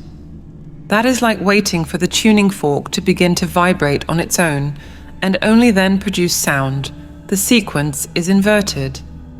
To make the concept tangible, it is worth turning to everyday examples that go unnoticed. Every time you use a cell phone, your voice is converted into digital signals, modulated into electromagnetic waves, transmitted through space, and then reconverted into sound on the other side. You do not see the waves, but you trust the process because you understand that the technology operates on the basis of precise physical principles. What people rarely consider is that thoughts and emotions work in an analogous way. They do not need cables or visibility to propagate. Here is the critical point. If that is the mechanism, then there is no way to avoid emitting frequencies. Even when you are doing nothing, you are emitting a pattern, whether it is one of clarity or one of confusion, one of confidence or one of insecurity. The difference lies in whether that emission is intentional or random. Inner coherence is precisely the passage from chance to conscious command. On a practical level, that means first identifying misalignment. It is possible to want success and at the same time to sustain inner images of failure. It is possible to seek healthy relationships while maintaining emotions of distrust or resentment. Those frequency conflicts cancel a significant portion of the creative impulse. The correction begins with perception, recognizing that it is not enough to formulate a goal mentally. The associated emotion and the sustained intention must be in tune. On a broader level, that concept also explains why cohesive groups have a disproportionate impact relative to their size. It is not the number of people that matters, but the degree of coherence among them. A small group with aligned intention can create a vibrational field that is more intense than a crowd scattered across conflicting states. That is the physics of collective consciousness. Therefore, the core idea is not merely to understand constructive interference as a physical phenomenon, but to apply it as a tool for inner alignment. When thought, emotion, and intention operate in phase, the resulting field not only changes how you act, but also interacts with reality in a way that reorganizes circumstances around that pattern. That is vibrational engineering in its most essential sense. The concept of inner coherence stops being an abstraction when we examine how perception actually shapes the reality that is experienced. The sequence is always the same. An event happens, the mind interprets it, and out of that interpretation comes the emotional and behavioral response. It is in that moment, almost always unconscious, that the frequency is defined. Two individuals can live through the same situation and come out with opposite internal states, not because the event itself is different, but because the lens through which it was filtered is not the same. Perception works like a radio tuner. Adjusting it is choosing which vibrational band you want to operate in. A negative reading triggers states of contraction, fear, anger, and resentment that not only restrict your capacity for action, but also attract compatible patterns. A constructive reading, even in the face of a challenge, activates states of expansion, focus, courage, and creativity that feed more effective actions and create new possibilities. That choice is not an exercise in forced optimism, but a deliberate adjustment of frequency, comparable to changing stations to capture a clearer signal. The problem is that most people allow that adjustment to be done by automatic patterns that have been sedimented by past experiences or by environmental influence. Repeated news with emotional bias, conversations filled with complaints, and carefully calibrated visual and sonic stimuli. All of that acts as frequency programming. We cannot ignore the role of the attention industry here. Advertisers and media strategists deliberately exploit the emotional architecture of human beings to induce specific states. It is not only about selling products, but also about shaping collective moods by synchronizing millions of minds into predictable vibrational bands. Neville Goddard, one of the few who spoke openly about this, insisted that disciplined imagination is the key to escaping that conditioning. For him, assuming a desired state of consciousness and sustaining it until it becomes natural is more than a creative act. It is an act of sovereignty. In practice, that means consciously choosing inner images, mental dialogues, and emotions that correspond to what you want to manifest, even if the external circumstances do not yet reflect that state. It is the opposite of reacting mechanically to what is right in front of your eyes. The physics of frequencies supports this view. Coherent brainwaves and coherent heart patterns send signals that are clear and consistent. States of inner conflict produce noise, which makes any ordered influence on the environment more difficult. What Goddard described as feeling it real is, from another angle, the creation of a vibrational field that attracts compatible events by resonance. There is no contradiction between mystical language and technique. They are different descriptions of the same mechanism. In daily life, this translates into very concrete situations. Consider the difference between entering a negotiation while carrying anxiety and insecurity and entering with an internal state of confidence and clarity. Your posture, your voice, and your micro-expressions all change, and other people's responses change too. That adjustment does not occur only on a psychological plane. There are measurable physiological changes, such as variations in heart rate variability and hormonal chemistry, that affect performance and the way others perceive you. The luck that many people attribute to certain individuals is often the accumulated consequence of that internal coherence. The counterpart is equally true. Maintaining lofty mental goals while feeding on low frequencies creates an unstable field. It is the classic case of someone who desires prosperity but spends the day immersed in financial worry, or someone who seeks healthy relationships while cultivating old resentments. Those dissonances not only delay results, but also reinforce unwanted patterns. It is like trying to transmit on one frequency while simultaneously emitting another opposite one. The final signal is distorted. Physics offers a precise analogy for that: destructive interference. When two waves of the same frequency but opposite phases meet, they cancel each other. In the mental field, that cancellation occurs when conscious intention is sabotaged by contrary emotions and beliefs. The result is the frustrating sensation of going in circles, as if a lot of effort were producing very little progress. One of the most revealing aspects is that this dynamic is not restricted to the individual. Small groups with aligned intention can generate fields of influence that are much larger than the sum of their members. It is the same logic as a tuned choir.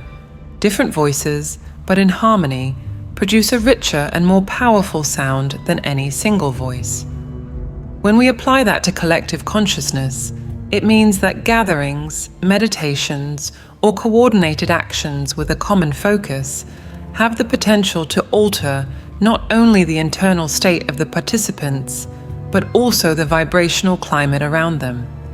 It is no coincidence that, throughout history, movements capable of provoking significant change leaned on rituals, chants, symbols, and practices that induce group coherence. Those elements, often treated as folklore or as mere aesthetics, function as synchronization mechanisms. They align the minds, the emotions, and the intentions of multiple individuals, creating a field of resonance that amplifies the strength of the message and the capacity to attract concrete results. The inverse is also true. Crowds that gather under fragmented or contradictory emotional states have their strength dispersed. It is not the number of participants that determines the impact, but the degree of inner and collective alignment. A small but coherent group can influence more than a vibrationally disorganized mass. All of this reinforces that perception and response are not mere psychological details.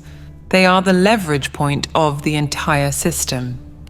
Changing perception is recalibrating the inner tuner, and that changes the frequency that you emit and receive. Sustaining that new tuning, even when the external environment has not yet changed, is the challenge, and at the same time, the proof that the process is under conscious control.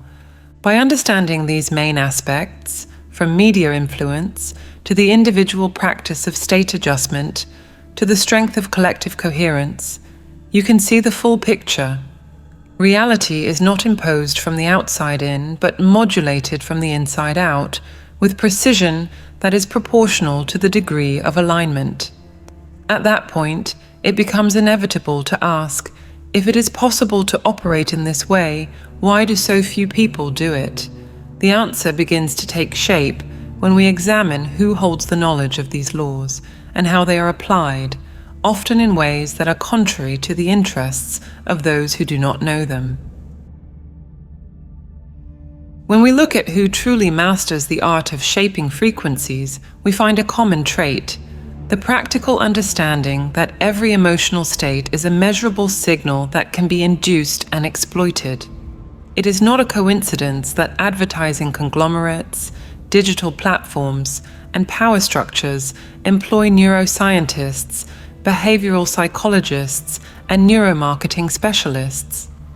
The mission is not merely to communicate, but to design stimuli that lead millions of people to specific vibrational states: desire, anxiety, euphoria, or fear, each of them with a distinct electromagnetic signature.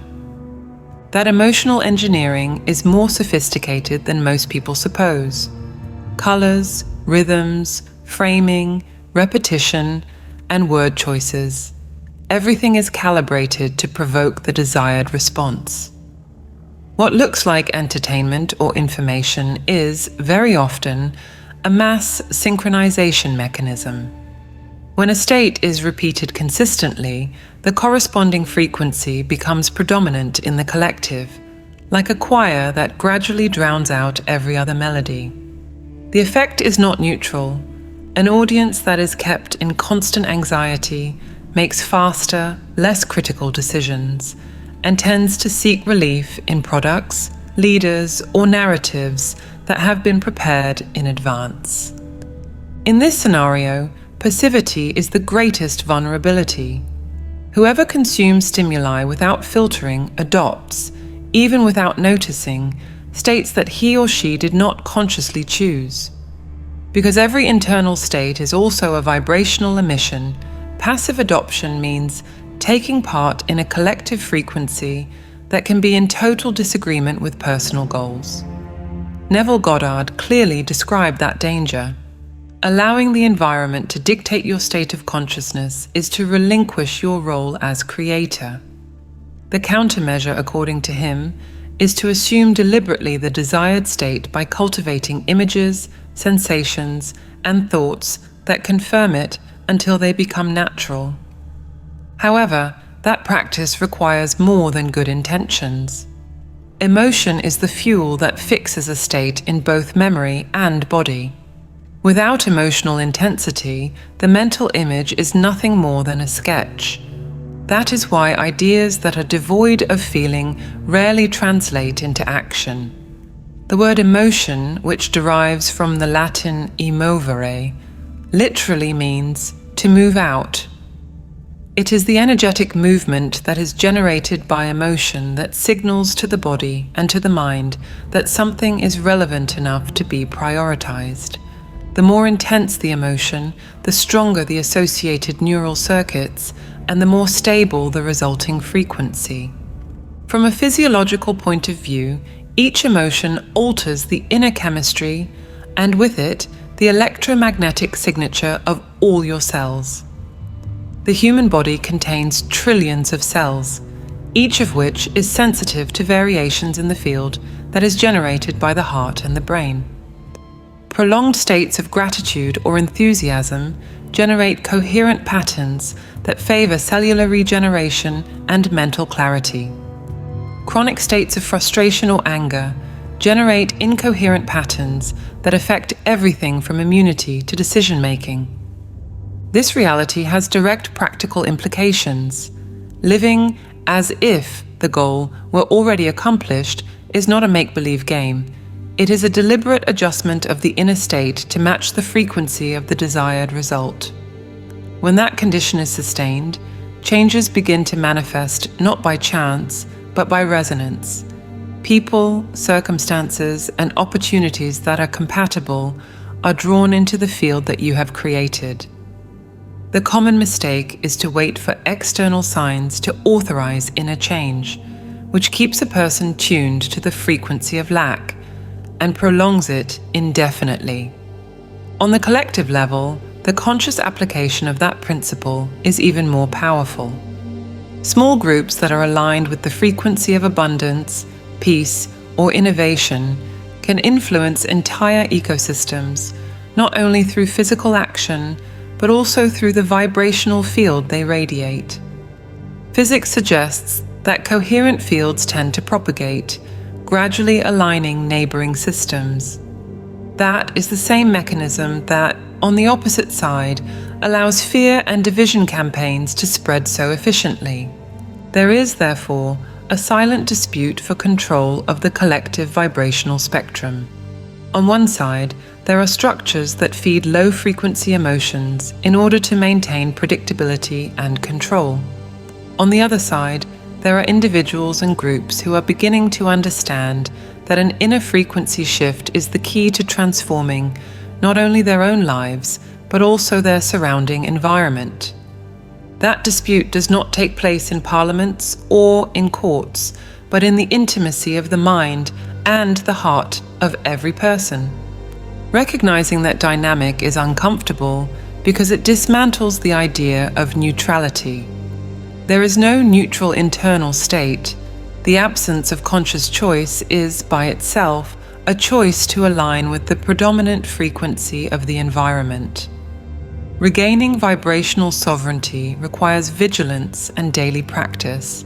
That implies carefully selecting what you consume in terms of information, which conversations you sustain, and which environments you frequent, not as isolation, but as an intentional curation of the frequencies to which you expose yourself. The good news is that this process does not require a massive scale to produce a real impact. A single individual in a state of consistent coherence exerts influence over his or her immediate surroundings, and the repetition of that pattern, multiplied by a few people, is already enough to alter the atmosphere of a space or of a network of relationships. It is the vibrational equivalent of turning on a light in a dark room. The presence of light immediately changes the perception and the behavior of anyone who enters. What emerges from this analysis is a clear choice. To continue operating in automatic mode is to remain vulnerable to the manipulation of other people's frequencies.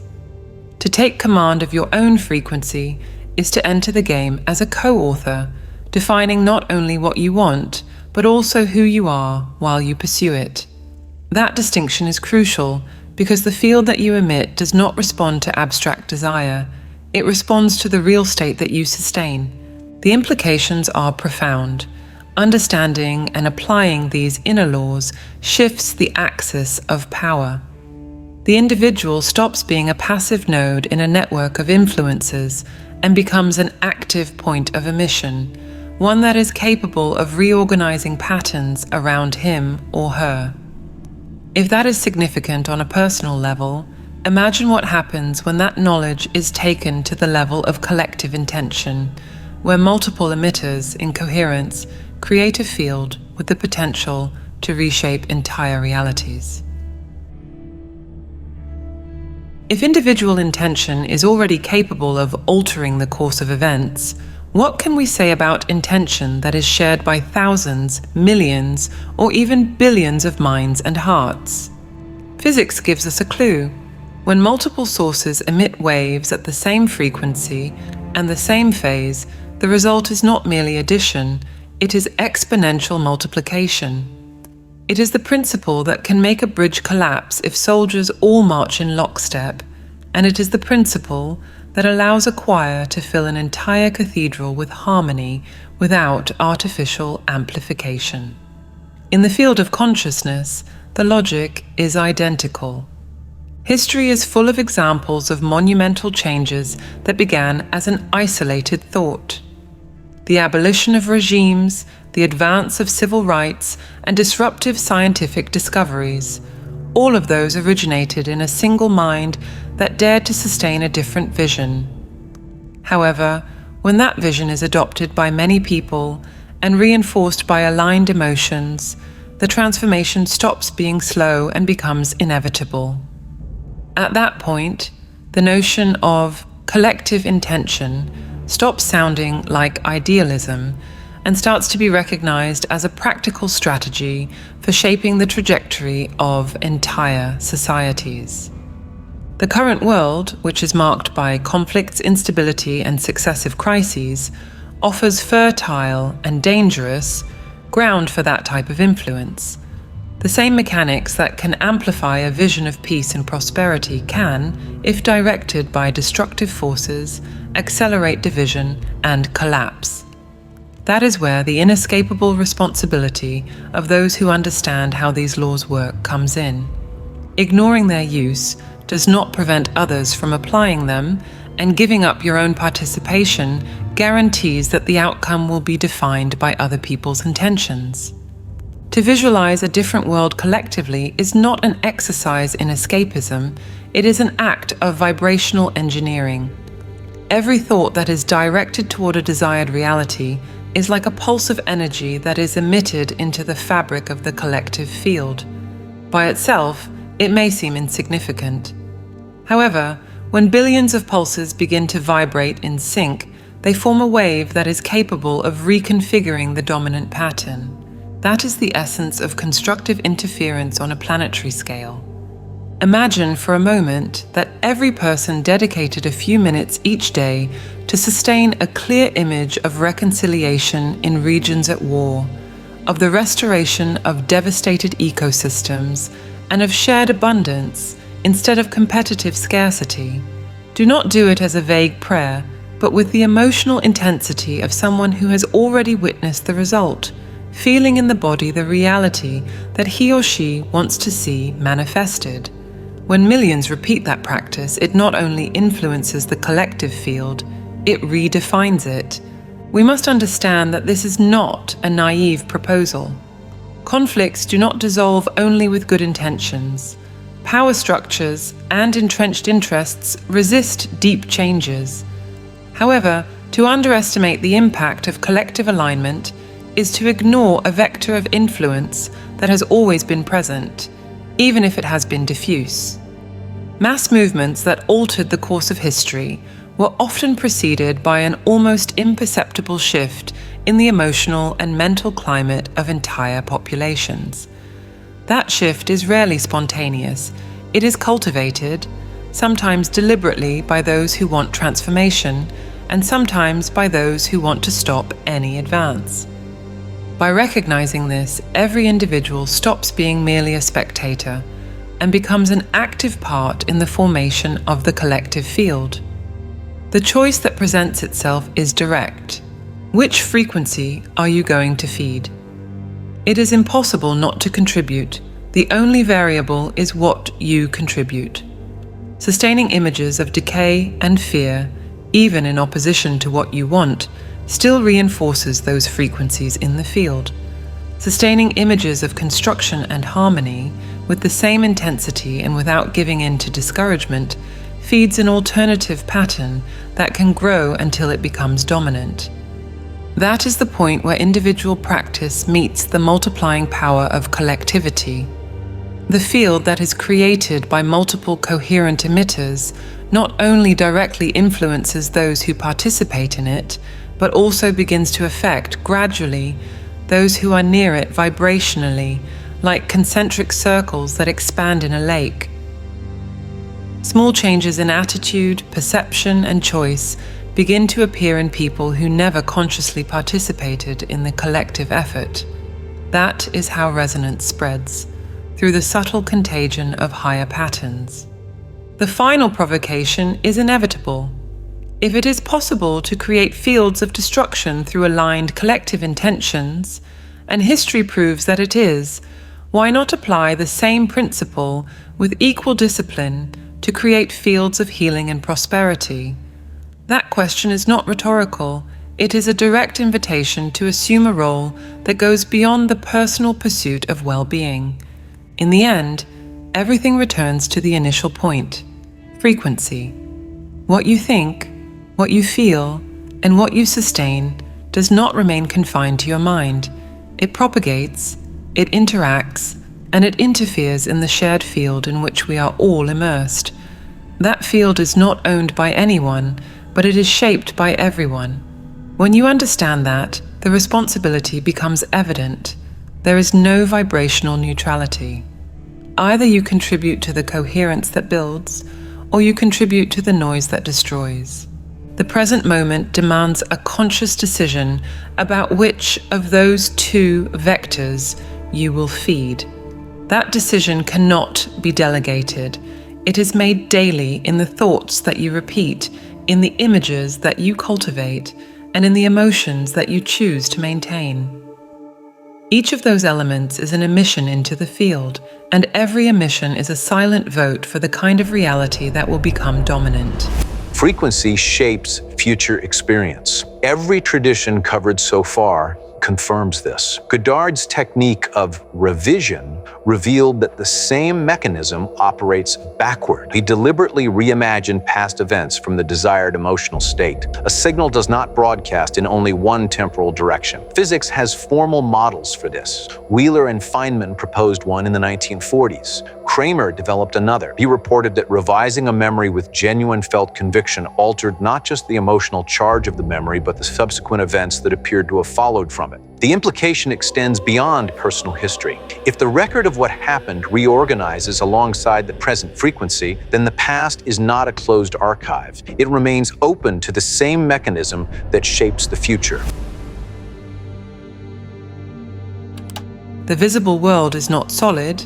It is malleable, unstable, and responds with precision to what is sustained in consciousness. This statement is not a poetic metaphor, but an observation that deconstructs the materialist foundation upon which much of civilization rests. Everything that is perceived as physical reality is, in truth, a reflection of the vibrational frequency that is maintained within. This is not about motivational belief, but about an invisible architecture in which every event, every coincidence, and every detail is shaped by internal states of consciousness.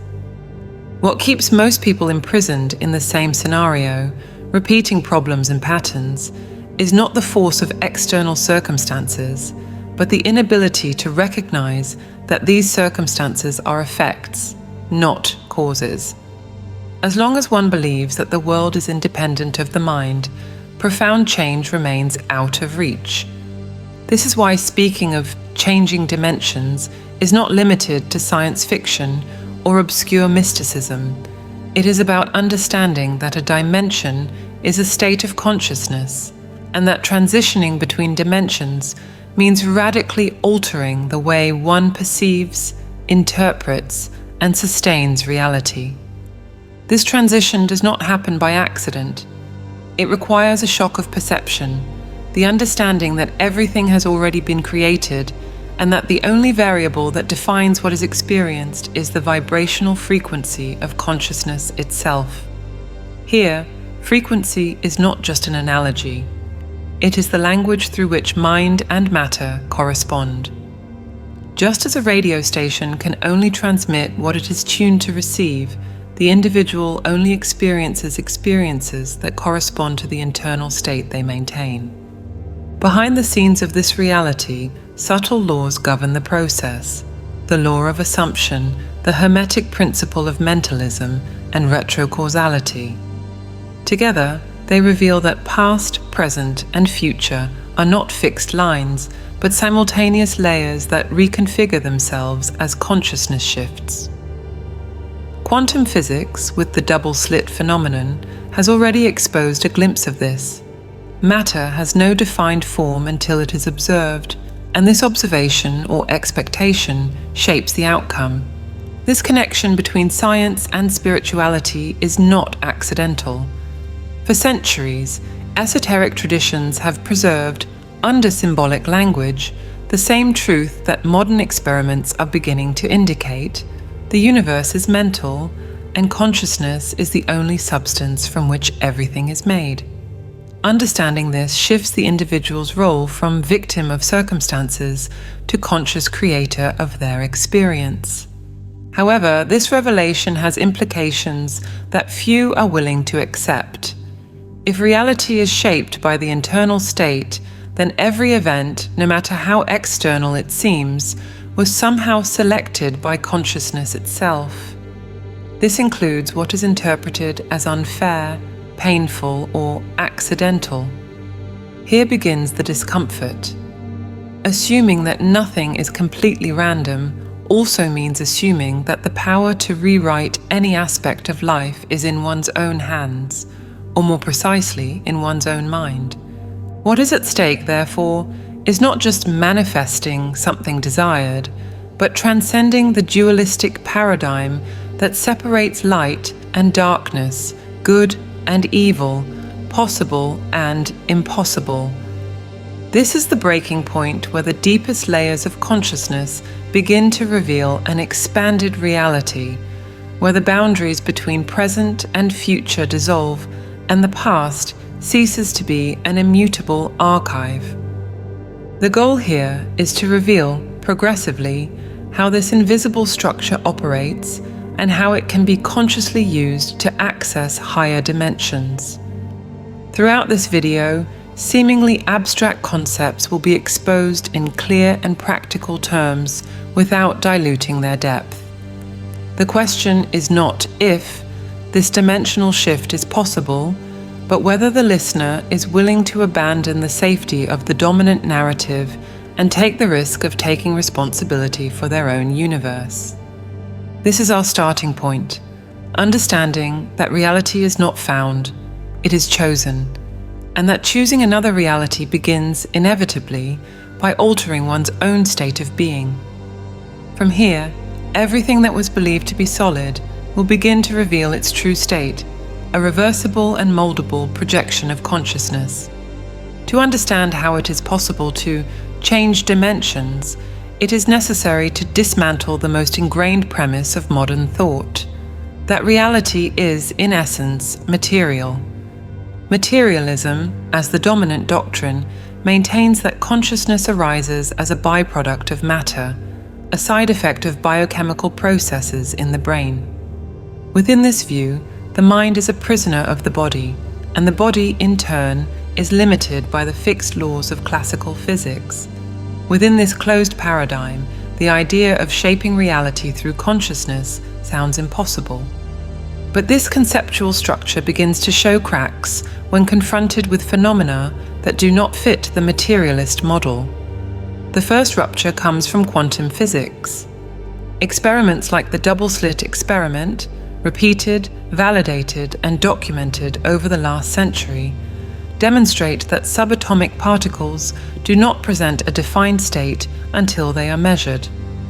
The act of measurement, which here means interaction with an observer or instrument, not only reveals the result, but actively participates in its determination.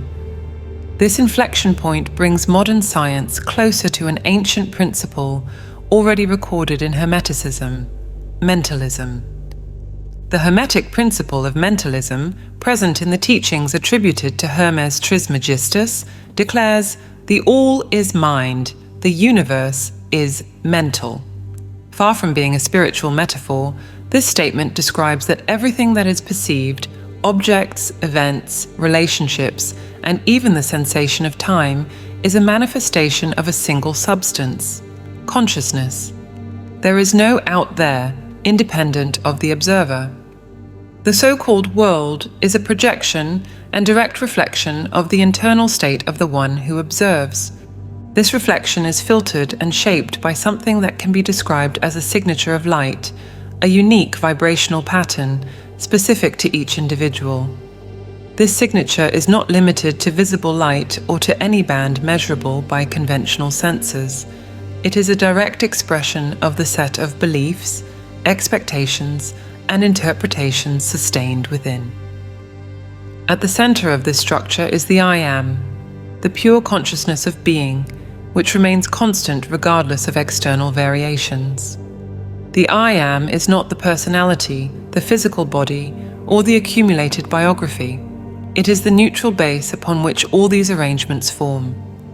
Around this core, temporary configurations arise. I am healthy, I am weak, I am respected, I am ignored. These definitions shape the vibrational frequency emitted, and it is this frequency that the universe returns in the form of experience. The world, in this sense, acts as an absolutely impartial mirror. It does not reflect superficial desires, but rather deep and dominant convictions. Altering this reflection necessarily implies changing the signature of light, and this only happens when there is a genuine change in the concept sustained about oneself. Here, it is necessary to correct a common misconception. Dimension does not mean a physical place, distant or hidden by spatial barriers. Dimension is a state of consciousness. Changing dimensions is changing the vibrational frequency and, with it, accessing a different configuration of reality, not through physical displacement, but through tuning, like changing stations on a radio. This tuning adjustment does not affect only future events. The phenomenon known as retrocausality, debated by physicists since the mid-20th century in proposals such as the Wheeler-Feynman absorber theory or John Kramer's transactional interpretation, suggests that changes in the present can influence what is perceived as the past. Retrocausality, therefore, is not a new concept. What is renewed is the scientific interest in exploring it experimentally. When the frequency of consciousness is altered, not only does what is to come reorganize itself, but also the memory and the record of what already happened can present variations. This understanding also dismantles the illusion of linear time.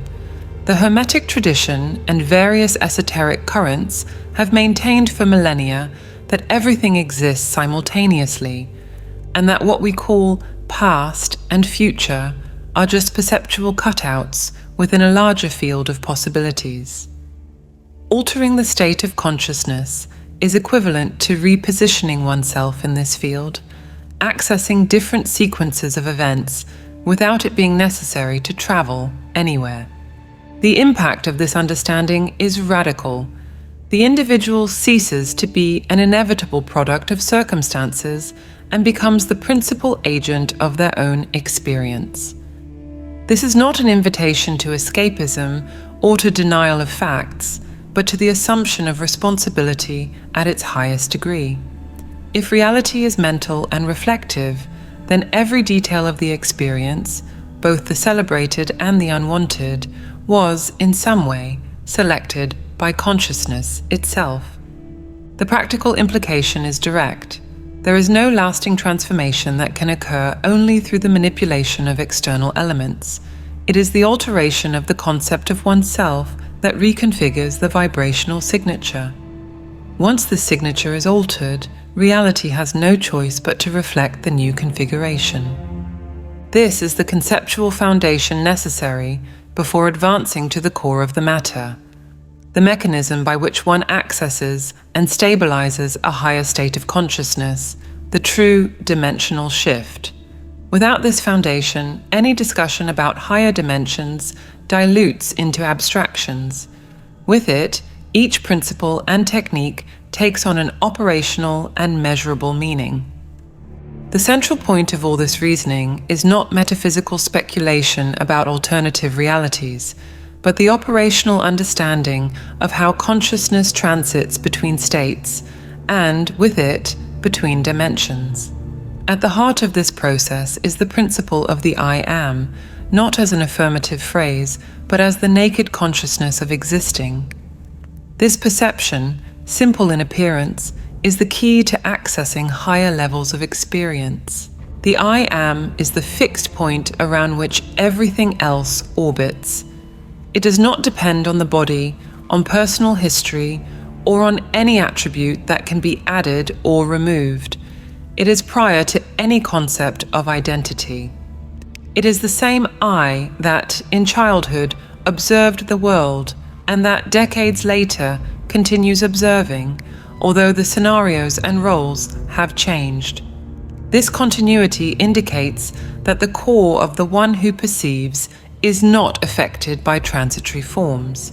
The higher dimension is not a distant place to be reached, but a state of consciousness that already exists, waiting to be assumed. It is at this point that the practice of controlled imagination and sustained attention on the feeling of the wish fulfilled becomes the central tool. Imagination, in this context, is not fantasy or escape. It is the mechanism for selecting realities. What is imagined with clarity and sustained with persistence does not remain as an isolated internal image. It alters the vibrational field and, consequently, the configuration of perceived reality. The so-called law of assumption formulates this in a direct way. Any state assumed with conviction and maintained as dominant inevitably becomes fact. This law does not distinguish between true or false, just or unjust. It reflects with exactness the state of consciousness that is maintained as inner reality. This means that by assuming the feeling of already being or already having what is desired, one is not creating something new in the absolute sense, but shifting consciousness to a point where that already exists. This shift is subtle. It does not involve physical effort or the direct manipulation of external circumstances. The work is internal. It consists of stabilizing the sensation that the desired state is already the current state. This stabilization requires more than a mechanically repeated affirmation. It requires a sensory and emotional immersion in the chosen scenario until it becomes natural. When the new state ceases to seem like a hypothesis and becomes the internal reference, the dimensional transition has already occurred at the level of consciousness, and the external world, as a reflection, begins to reorganize itself. The most common mistake when trying to apply this principle is to simultaneously maintain two conflicting states, desiring something while remaining emotionally rooted in the opposite. This is like trying to listen to a radio station without leaving the previous one. The result is noise. Effective change only happens when one completely abandons the previous state and mentally occupies the new one without reservations.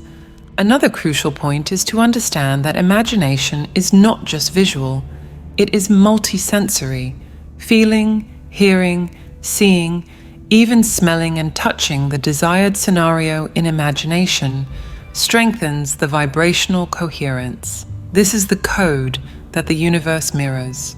The more consistent and free of contradictions this internal code is, the faster and more precise the corresponding manifestation will be. What differentiates this process from simple positive visualization is permanence. It is not about creating a mental image for a few minutes and then returning to the habitual state, but about mentally living in the new state continuously.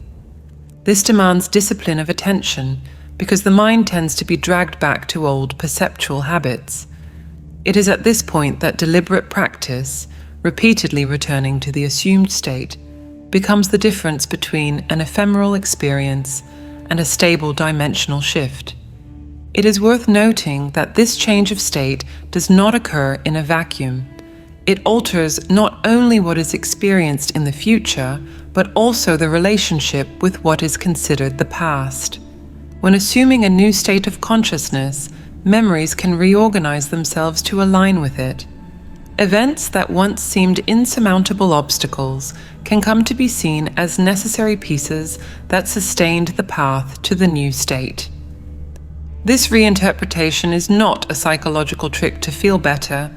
It is the natural consequence of the dimensional perspective shift.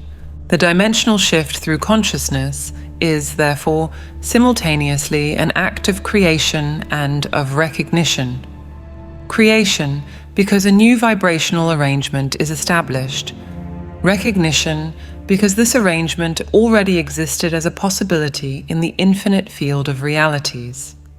Consciousness does not invent anything from scratch. It selects and occupies. The practical implication is direct and inescapable.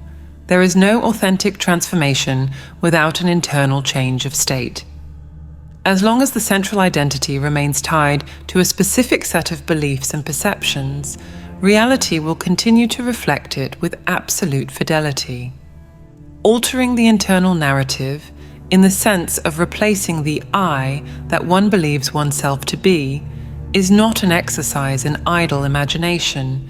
It is the very mechanics of dimensional transition. This is the essence of the conceptual core. Access to higher dimensions does not require physical displacement, nor does it depend on external circumstances. It requires only, and exactly, an internal decision to inhabit a new state of consciousness until it becomes the only recognized reality. Once this stability is achieved, there is no external force capable of preventing the reflection in the world from adjusting to the new pattern.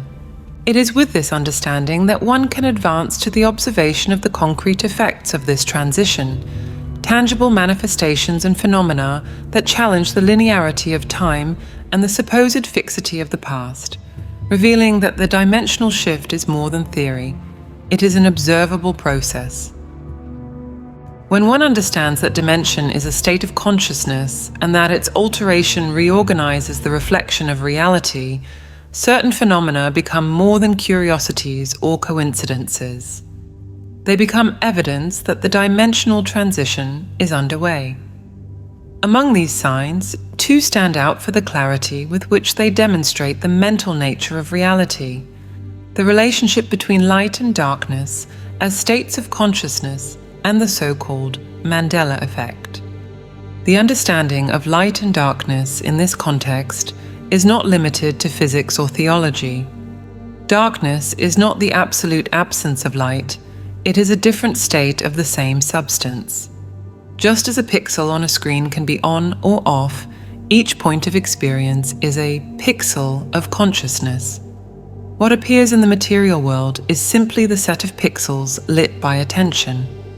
What does not receive attention continues to exist as a possibility, but remains off, invisible to the observer. The change of state of consciousness is, therefore, the act of turning on new pixels and turning off others. This explains why certain circumstances, people, or information seem to appear out of nowhere when someone changes their internal focus. It is not that these things did not exist before. They were in the unlit area of perception. What is called discovery is just the light of attention revealing what was already there, waiting to be noticed. This logic also explains why certain experiences disappear when one changes dimensions. If a state of consciousness no longer sustains a specific set of pixels, they turn off from the external reflection. This is why, when altering the vibrational frequency, the world around not only transforms but also loses elements that were once constant. The disappearance of certain patterns, people, or events is not accidental loss. It is the mirror adjusting to the new internal configuration. The Mandela effect is a specific and collective case of this phenomenon. It occurs when a significant group of people remembers, with conviction, a detail, event, or piece of information differently from what is currently recorded. The name comes from the most famous example: millions of people remembering Nelson Mandela's death in the 1980s, when, according to records, he died decades later. The superficial analysis labels this phenomenon as collective memory failure, but this explanation ignores the fact that these memories are often precise in specific details that would have no reason to be identically invented by so many people. Retrocausality offers an alternative. When collective or individual consciousness shifts to another dimension, the historical record corresponding to this new frequency may differ from what was previously experienced. These alterations are not limited to major political events. They can occur on a personal and subtle scale. A passage from a sacred book that previously contained certain words now appears with another formulation. An ancient symbol displays an additional stroke that was not in memory. A place visited in the past has a different physical arrangement. When the frequency changes, the file of reality adjusts, and the perceived past reconfigures to align with the new state. This phenomenon is more easily identified when there is contrast with intense memories. It is common for remarkable spiritual experiences, a deep meditation, a revealing insight, a moment of overcoming, to be revisited later, and present details that were not there before, or that were there and disappeared. What seems like memory instability is actually instability of the dimensional field in which consciousness is operating. It is important to understand that this turning off and turning on of pixels does not occur only at the perceptual level, but also at the causal level. When changing dimensions, one is not just altering how events are remembered, but also reconfiguring the chains of cause and effect that sustain them. This is what makes retrocausality so disturbing for those trapped in the concept of linear time. A past event can have a completely different unfolding as a function of a current change in state of consciousness. This mechanism explains why profound changes in perspective not only transform the future, but, retrospectively, change the meaning and even the facts associated with the past.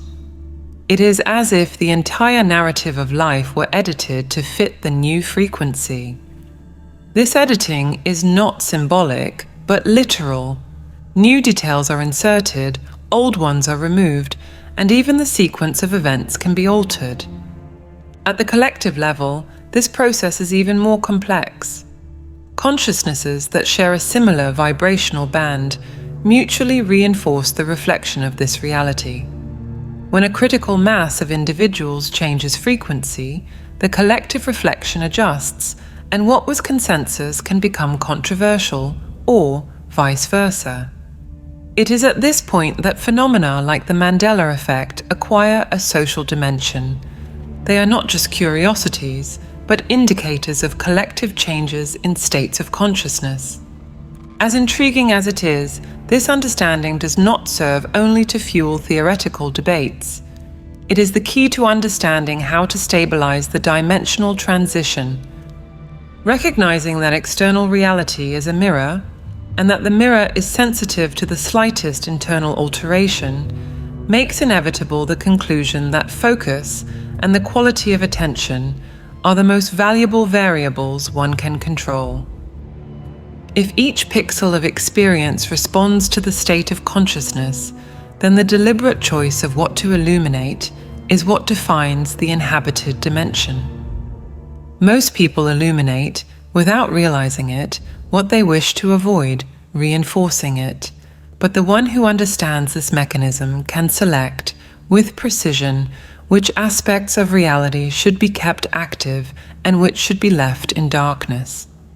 This selection is not made through denial, but through substitution. Attention, like a beam of light, must be redirected to the desired state until the previous one turns off for lack of energy. It is in this process that the dimensional shift ceases to be a sporadic phenomenon and becomes a conscious ability capable of producing consistent results. Understanding the logic of consciousness pixels, the role of attention as light, and retrocausal manifestations not only validates the theory, but also provides the tools to apply it. If external reality is no longer seen as a fixed scenario, but as a mutable reflection of the state of consciousness, the consequences spread through all levels of life.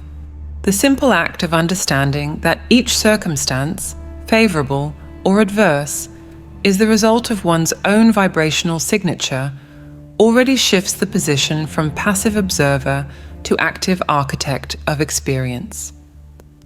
This requires a rare type of honesty, admitting that what one rejects is also attracted and sustained by one's own focus.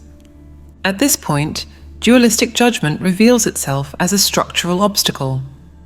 Judging something as bad does not dissipate it. On the contrary, it fixes it in perception by involving emotional attention. The energy expended in resistance is, in practice, fuel to keep the unwanted configuration alive. This is why older spiritual traditions insisted on the principle of not resisting evil, not as resignation, but as deliberate withdrawal of attention. The transcendence of judgment does not mean ignoring or justifying destructive behaviors. It means refusing to internally perpetuate the frequency that sustains such manifestations. When attention is shifted to what one wants to experience, the unwanted structure ceases to receive enough energy to remain active. This reorientation is less a moral act and more a technical adjustment in the mechanism of creation. Unconditional love, in this context, is not romantic emotion or passive benevolence. It is the highest possible vibration of coherence between the I am and the external reflection. It arises when there is no conflict between the internal state and the circumstances experienced. Instead of reacting to each event as if it were an independent force, one recognizes that it is part of a larger field of choices already made, conscious or not. This view also redefines the relationship with what is called error or failure. When looking retrospectively from a higher frequency, episodes that were previously interpreted as obstacles come to be understood as indispensable steps for the current configuration. The dimensional shift recontextualizes the past, dissolving the victim narrative and replacing it with that of the author. One no longer asks, "Why did this happen to me?" but "Why did I select this experience?" And the answer, when it comes, is always integrative. The practical application of this understanding can seem challenging precisely because it contradicts the usual logic of confrontation and control. In the traditional approach, one seeks to manipulate the physical world directly, correcting people, altering circumstances, eliminating unwanted conditions. Here, the manipulation is internal, altering the state of consciousness until the external reflection, inevitably, adjusts. This is the territory where persistence becomes the decisive factor. Maintaining the feeling of the wish fulfilled, not as future expectation, but as an already established condition, requires consistency even in the face of contrary evidence in the physical world. It is this fidelity to the new state that hardens it into reality, to use Neville Goddard's term. The oscillation between states interrupts the formation of a stable reflection, resulting in fragmented experiences. When this internal discipline stabilizes, external changes begin to occur almost organically. People, opportunities, and circumstances that were once invisible emerge without apparent effort. At the same time, situations that no longer align with the new state disappear or dissolve on their own. It is the same logic observed in pixel erasure phenomena, but now applied intentionally. The philosophical implications are equally profound. If every experience is the result of an internal state, concepts like luck and destiny lose explanatory weight. The narrative that events occur by chance or by an arbitrary external force gives way to the understanding that everything is the result of vibrational coherence or incoherence. What is called a miracle is not a breaking of natural laws, but a sudden alignment between the internal state and a highly desired outcome. This paradigm shift is not without discomfort. By assuming total responsibility for one's own experience, the possibility of blaming chance, others, or the system disappears. For some, this perception is liberating, for others, unbearable. But it is precisely this point that separates superficial understanding from real application. As long as there is a willingness to outsource the authorship of one's own reality, the dimensional shift will remain partial and unstable. On the collective plane, the application of this knowledge could reconfigure the way entire societies operate. Structures based on fear and scarcity only maintain themselves because large groups vibrate in tune with these frequencies. From the moment a sufficient number of individuals sustain higher states of consciousness, institutions and systems that do not resonate with these frequencies begin to naturally dismantle. This transition, although it may seem chaotic on the surface, is just the reflection of a collective field reorganizing itself. At the individual level, the inevitable question is, how to maintain this elevated frequency consistently? The answer, although simple, is relentless, choosing, moment by moment, where to place attention and with what quality. It is not about thinking positive, a superficial concept that ignores the vibrational depth of beliefs, but about cultivating an internal coherence so stable that nothing external can dislodge it. This is the point where technique meets life philosophy. What begins as deliberate practice, assuming the desired state and sustaining it, transforms into a natural way of operating in the world. The initial effort gives way to a continuous flow in which consciousness moves fluidly between layers of reality, selecting experiences so spontaneously that the very idea of technique dissolves. With the understanding and application of this principle, the dimensional transition ceases to be a rare event and becomes the default mode of existing. The external reflection, once seen as something to be conquered or fought, becomes just the inevitable accompaniment of a carefully maintained internal state. And it is at this point that the need arises to synthesize all this knowledge into a final reflection, not just to conclude the analysis, but to provoke a conscious choice about which reality one wishes to inhabit from now on. Accepting that consciousness shapes reality is crossing a point of no return. After this understanding settles in, there is no way to see the world as before. Everything that presents itself, people, encounters, losses, gains, obstacles, and openings, is recognized as a direct expression of an internal state. This perception undoes the idea that one lives in a neutral, impersonal, and indifferent universe. On the contrary, it reveals that the universe responds with mathematical precision to the vibrational signature emitted at each moment. If every fragment of experience is a consequence of an internal state, what exactly is being sustained now? This question is not rhetorical. It functions as a diagnostic key. It allows one to detect the dominant frequency before it crystallizes into events and circumstances. It is the mental equivalent of observing the direction of the wind before adjusting the sails.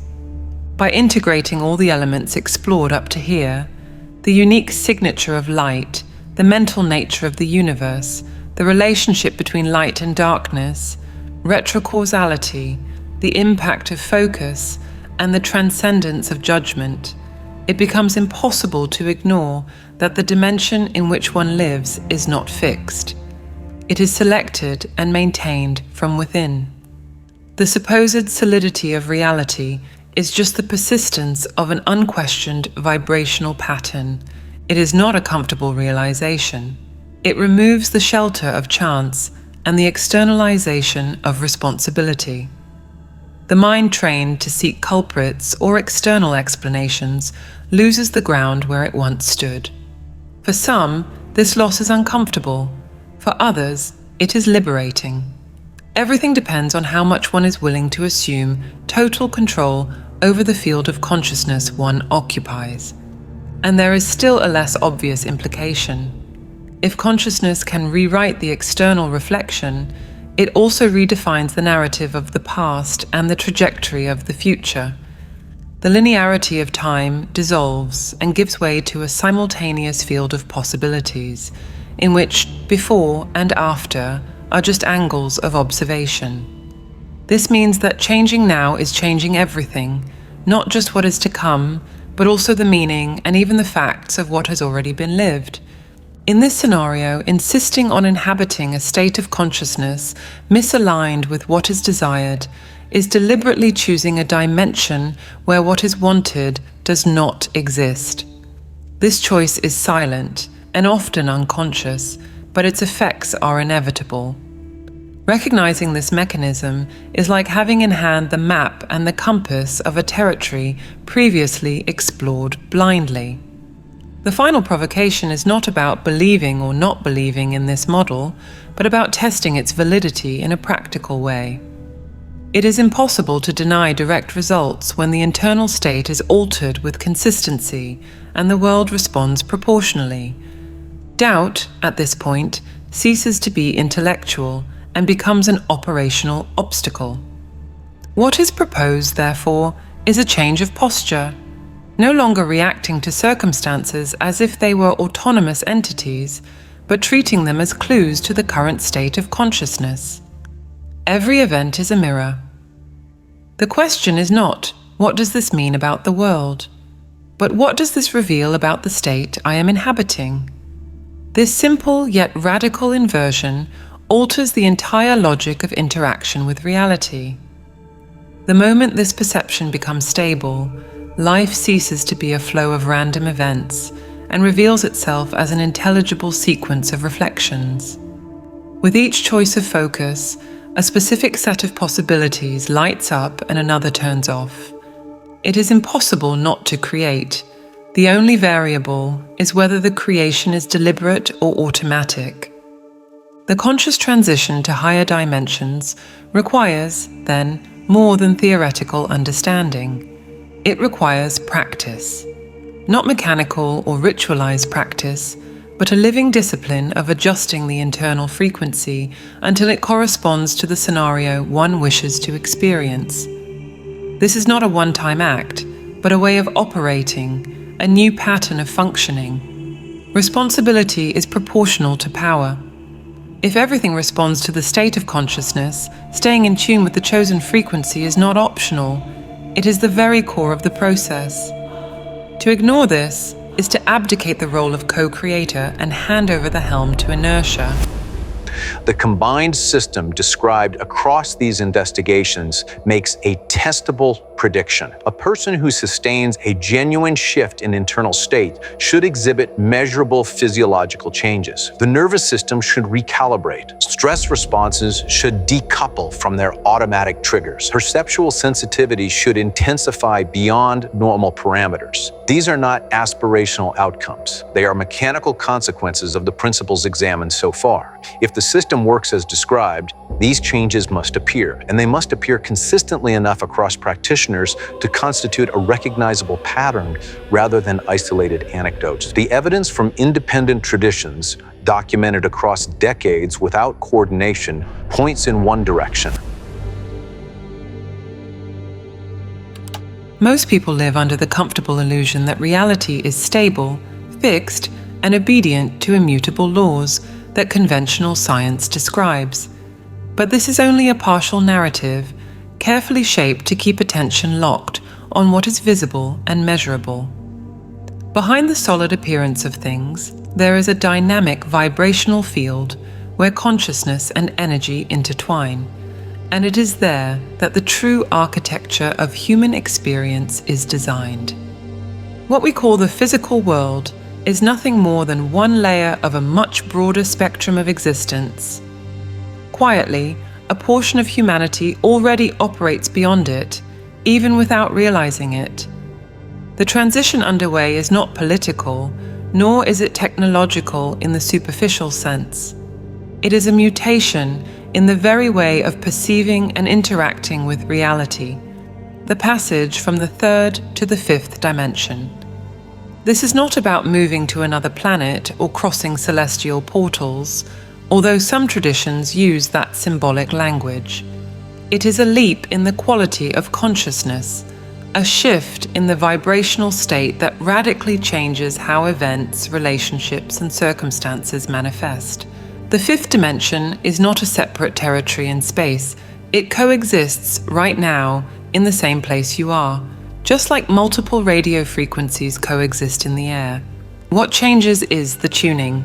While the third dimension is dominated by the perception of separation, effort, and the linearity of time, the fifth is based on interconnection, flow, and simultaneity. This means that the job you imagine, the house you visualize, and the relationship you desire do not need to be pursued as distant targets. They already exist, waiting only for your frequency to align so they can collapse into your field of experience. This assertion directly contradicts the chase after it logic that shapes modern culture.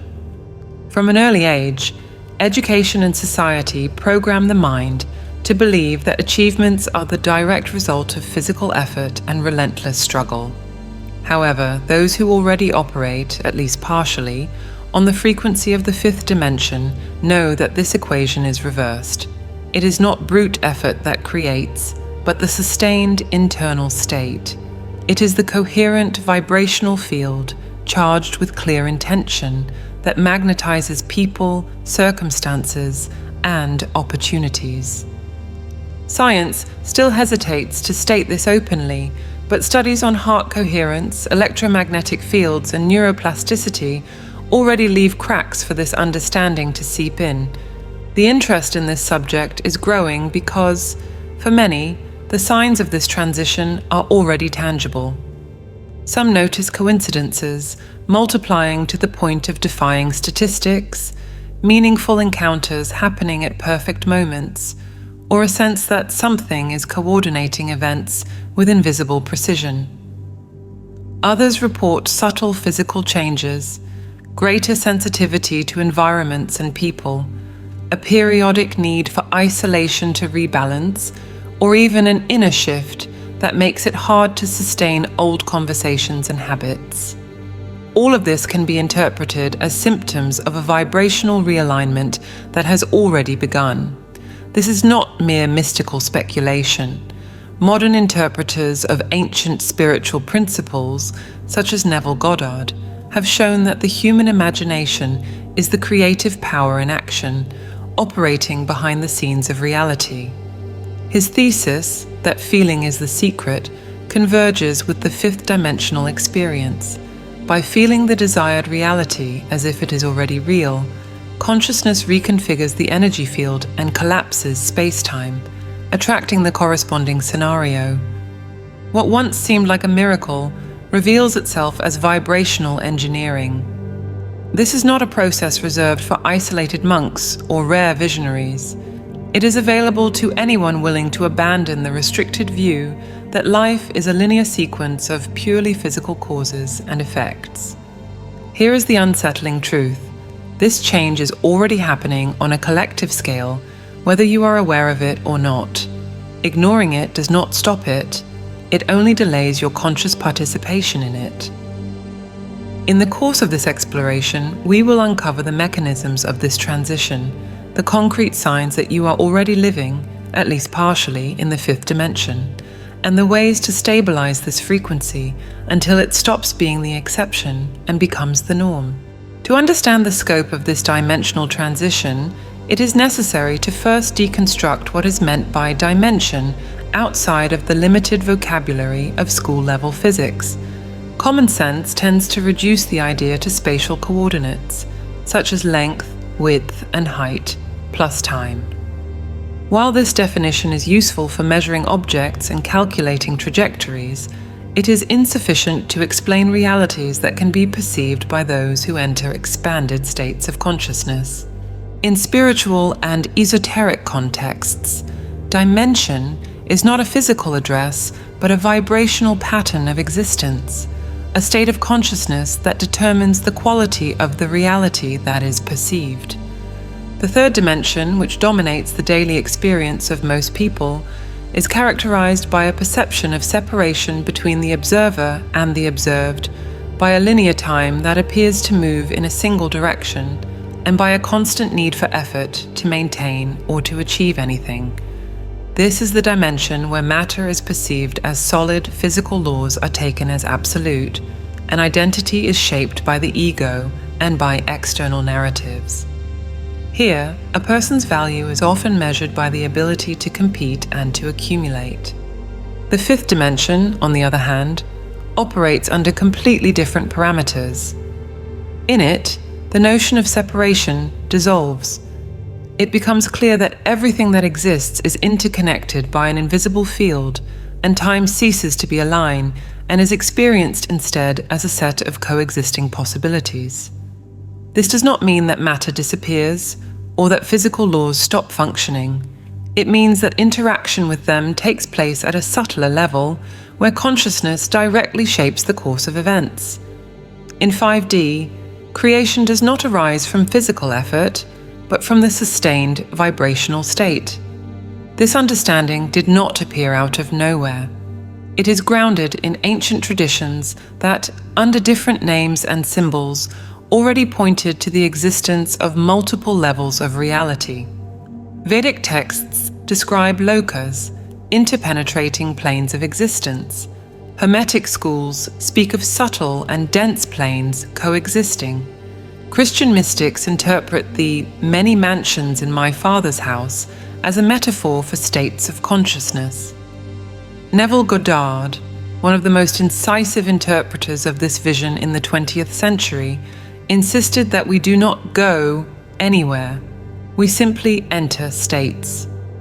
For him, every scenario and every person in life is a direct projection of the internal state, and altering that state inevitably alters the external scene.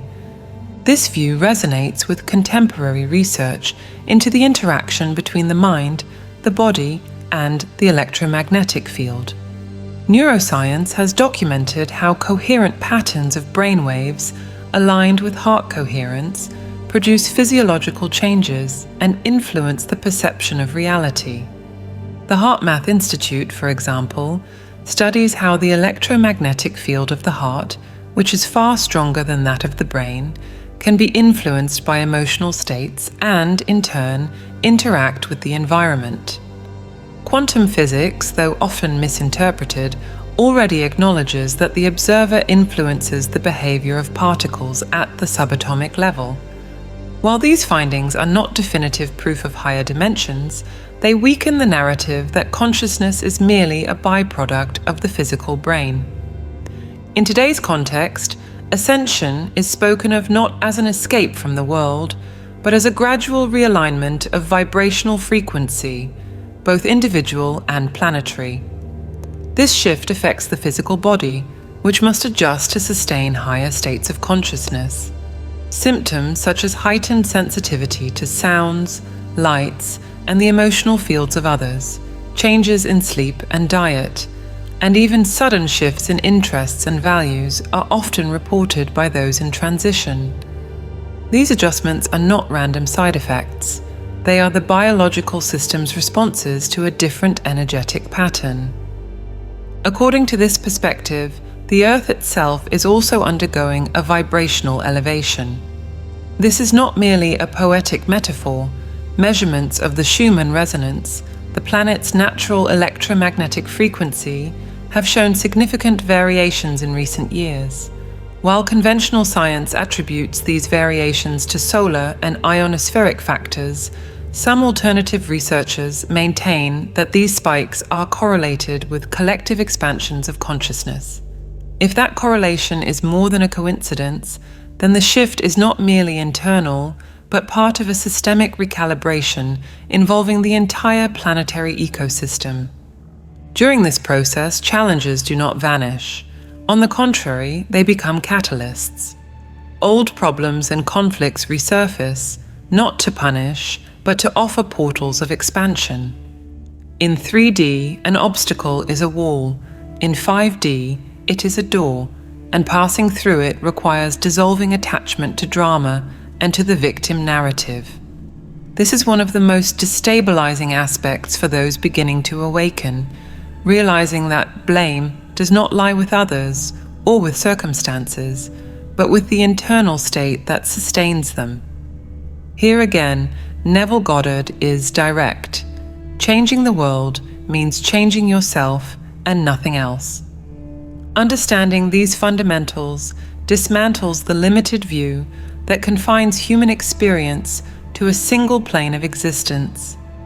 It also prepares the ground for grasping how, in practice, it is possible to consciously operate in a higher vibrational state without abandoning daily life. From here, it becomes inevitable to examine how this principle translates into practice and how it changes the fundamental logic by which reality organizes itself. At the heart of this entire shift lies a principle that, to a mind conditioned by the third dimension, can seem almost heretical. It is not you who goes after what you desire. It is what you desire that is drawn to you, as long as your internal frequency is compatible. This reversal of the dominant logic is the backbone of life in the fifth dimension, and it is not merely an inspirational metaphor, but a specific energetic mechanism that can be measured in vibrational terms. In 3D, the paradigm is linear. First, you identify a goal, then you create an action plan, and finally, you apply continuous effort until the target is reached. This approach is based on the assumption that there is a real separation between what you are and what you desire, and that the distance must be traveled step by step.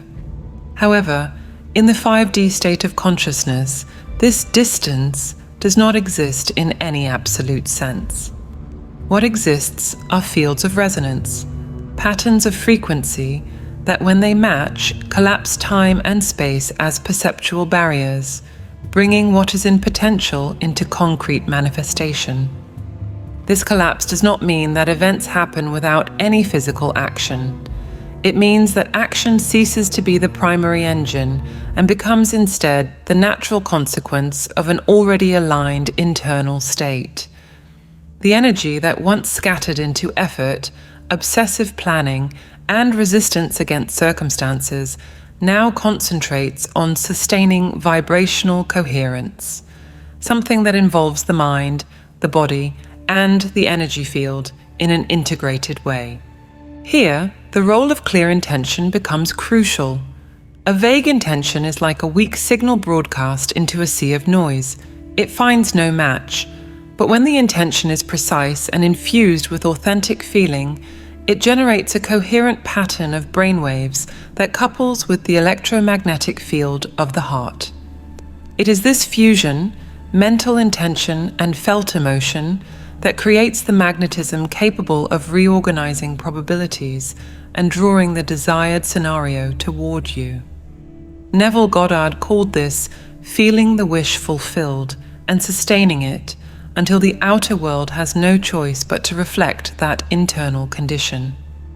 Consider the contrast. In 3D, you send resumes to dozens of companies and wait anxiously for a reply. In 5D, the job finds you through an unexpected contact or an improbable situation that feels orchestrated. In 3D, you visit properties for months trying to find the perfect home. In 5D, the opportunity appears after you have stopped searching but have kept alive the feeling of living in your ideal space. This difference is not a coincidence or luck. It is the direct consequence of operating as a coherent magnetic field. The crucial point here is understanding that in this model, the how is no longer your responsibility. The mind conditioned to 3D insists on controlling every step, but the vibrational field of 5D functions through self-organization. It adjusts variables, connects people, and rearranges circumstances around the dominant frequency.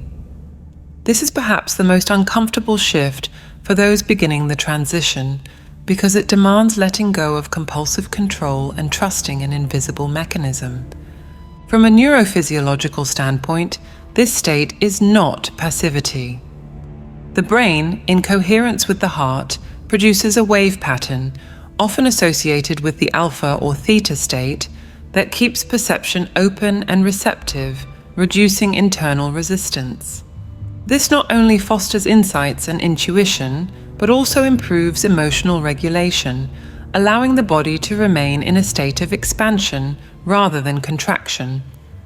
Coherence, in this sense, is not an abstract concept, but a measurable physiological condition that translates directly into personal magnetism. When this coherence is sustained, space-time ceases to be perceived as a barrier. Events that, in linear logic, would take months or years can unfold in days or hours. This does not mean that physical laws are being broken, but that physical reality is responding to a subtler set of instructions, ones issued by the field of consciousness.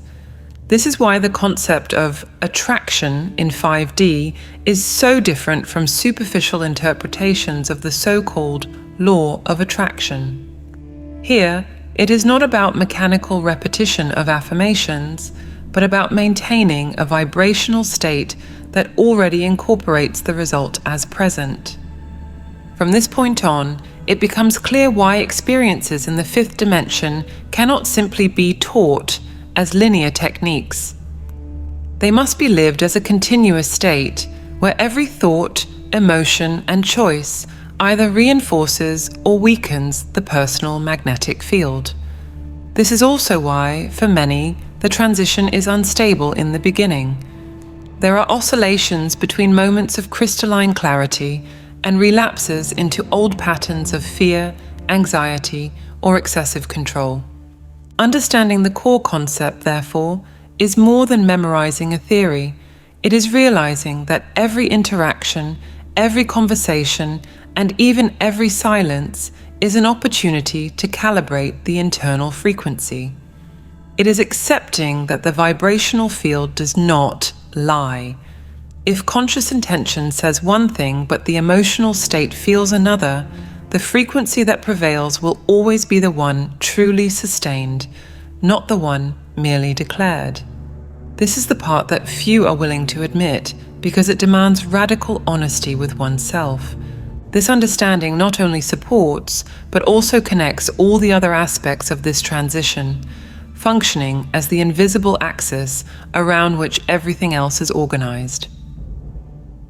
If the core concept of the fifth dimension is the reversal from the logic of pursuit to the logic of magnetic attraction, then the practical aspects of this shift reveal themselves through profound transformations, both internal and in external interactions. And these are not merely subtle changes noticeable only to a trained eye. For those who experience them, they are unmistakable and often impossible to ignore. The first sign is the restructuring of the energetic system. This process is not limited to the subjective realm of feeling something. It produces concrete effects on the physical body, the mind, and even on cellular memory. It is as if every cell receives an update command, releasing old data that is no longer compatible with the new vibrational operating system. Traumas, stresses, and emotional patterns, whether inherited or developed since childhood, begin to surface, not to punish or to reopen wounds, but to be dissolved. At this stage, many people notice an acceleration. Emotional cycles that once took years to understand and integrate now reveal themselves and resolve in a matter of weeks or even days. This internal clearing exposes the second key aspect. an increase in vibrational sensitivity. Suddenly, it becomes impossible to ignore the density of certain environments or the dissonance in someone's words. Perception penetrates the surface and picks up the true intention behind actions. This is not about mind reading. It is about reading energy fields, something that, in the fifth dimension, is as natural as recognizing tone of voice or body language in 3D. However, this sensitivity is not optional. It requires discernment and constant energetic hygiene, because prolonged exposure to misaligned environments quickly drains the personal field. With this heightened perception, relationships go through an inevitable realignment. The fifth dimension exposes and dissolves social masks with uncomfortable precision. Dynamics that were sustained by manipulation, emotional dependence, or the silent game of savior and victim stop being tolerable. Simply holding on to a false role becomes energetically exhausting. This is why many people naturally drift away from old friends, family members, or partners, not due to explicit conflict, but because the frequencies no longer match. Here emerges a liberating understanding: you cannot save anyone.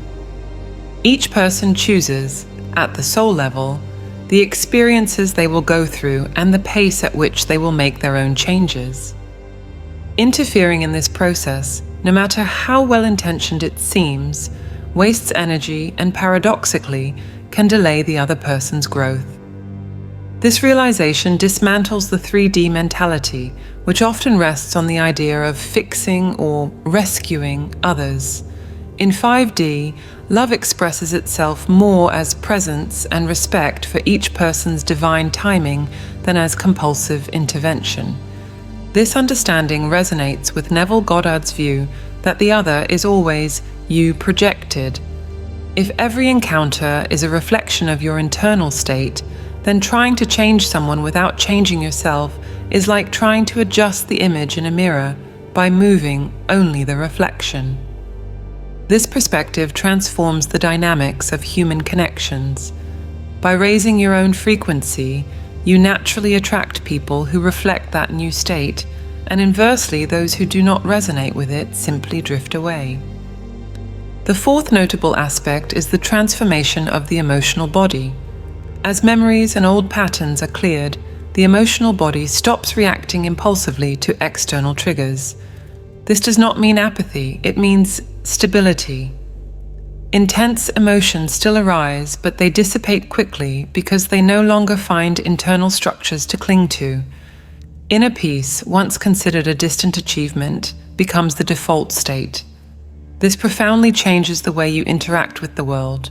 Decisions are made from clarity rather than urgency, and intuition takes precedence over fragmented reasoning. Another key development is the repositioning into the role of observer. Instead of being pulled into three-dimensional drama, consciousness creates an inner space between stimulus and response. This distance is where higher consciousness can act, illuminating choices that might otherwise go unnoticed. The ability to observe without judgment and to act without being contaminated by the energy of the problem is a turning point. It prevents attention from being hijacked by conflict and keeps the vibrational field stable, which is essential for remaining in the 5D frequency. This observer stance also drastically affects the field of action. It becomes clear that certain urgencies are not real, but are distractions projected by systems that feed on scattered attention. By recognizing this, you begin to protect your field with rigor, choosing carefully where and with whom to invest energy. Inevitably, this leads to changes in professional paths, social circles, and even geographical location. The final point that links all the others is the cascading effect of internal coherence. Each internal vibrational adjustment produces external rearrangements that often happen so synchronistically that they seem like statistical improbabilities. A chance meeting that solves a long-standing problem an opportunity that appears without direct effort, a situation that seemed blocked suddenly unlocking almost automatically. In the 3D logic, this is interpreted as coincidence or luck. In 5D, it is simply the natural mechanics of an aligned field. When analyzing these events, it becomes impossible to separate internal and external as distinct entities. In the 5th dimension, there is no real boundary between what you feel and what you live. Life responds as an amplified echo of the dominant frequency, and each internal adjustment is followed by a corresponding external response. This is not a motivational belief. It is a repeated observation made by those who have sustained this state long enough to see the pattern emerge again and again.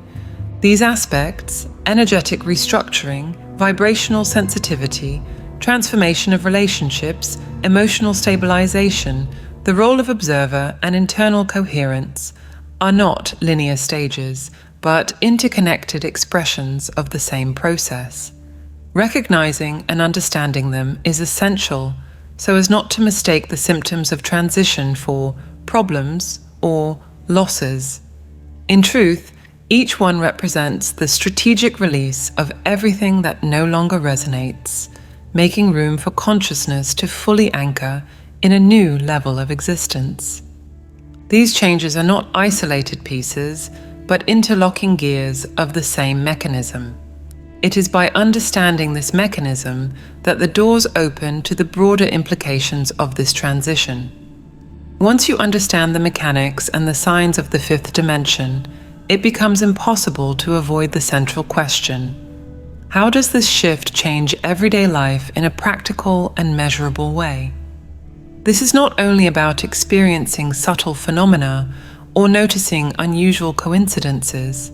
The impact seeps into decisions, behaviors, and priorities, quietly reorganizing the way every aspect of life is structured.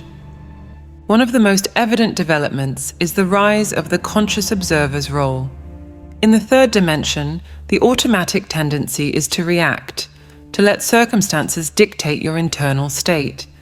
In the 5th dimension, the process reverses. You create an inner space between stimulus and response, a pause in which higher consciousness can step in.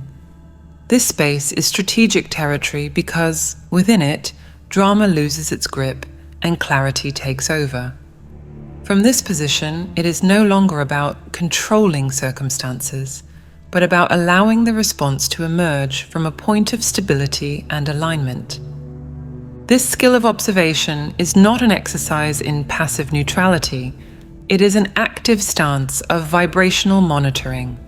You learn to detect, almost instantly, when your energetic field begins to drift out of alignment, and you intervene before the disturbance can grow. This energetic proactivity is a game changer.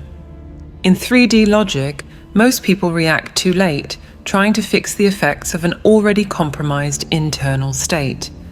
In 5D, you act at the source, adjusting the field before it translates into unwanted circumstances. This alignment demands radical choices. You become aware that not every energy deserves access to your field. The filter stops being merely moral or rational and becomes vibrational. It is not about liking or disliking someone or something, but about recognizing whether the frequency in question nourishes or drains you. This conscious selection often provokes deep changes in your social circle, professional partnerships, and even in the physical location where you live. For some, it means walking away from environments that once felt unavoidable. For others, it is the opportunity to create aligned networks that amplify the desired vibrational state. This filtering process is not isolation.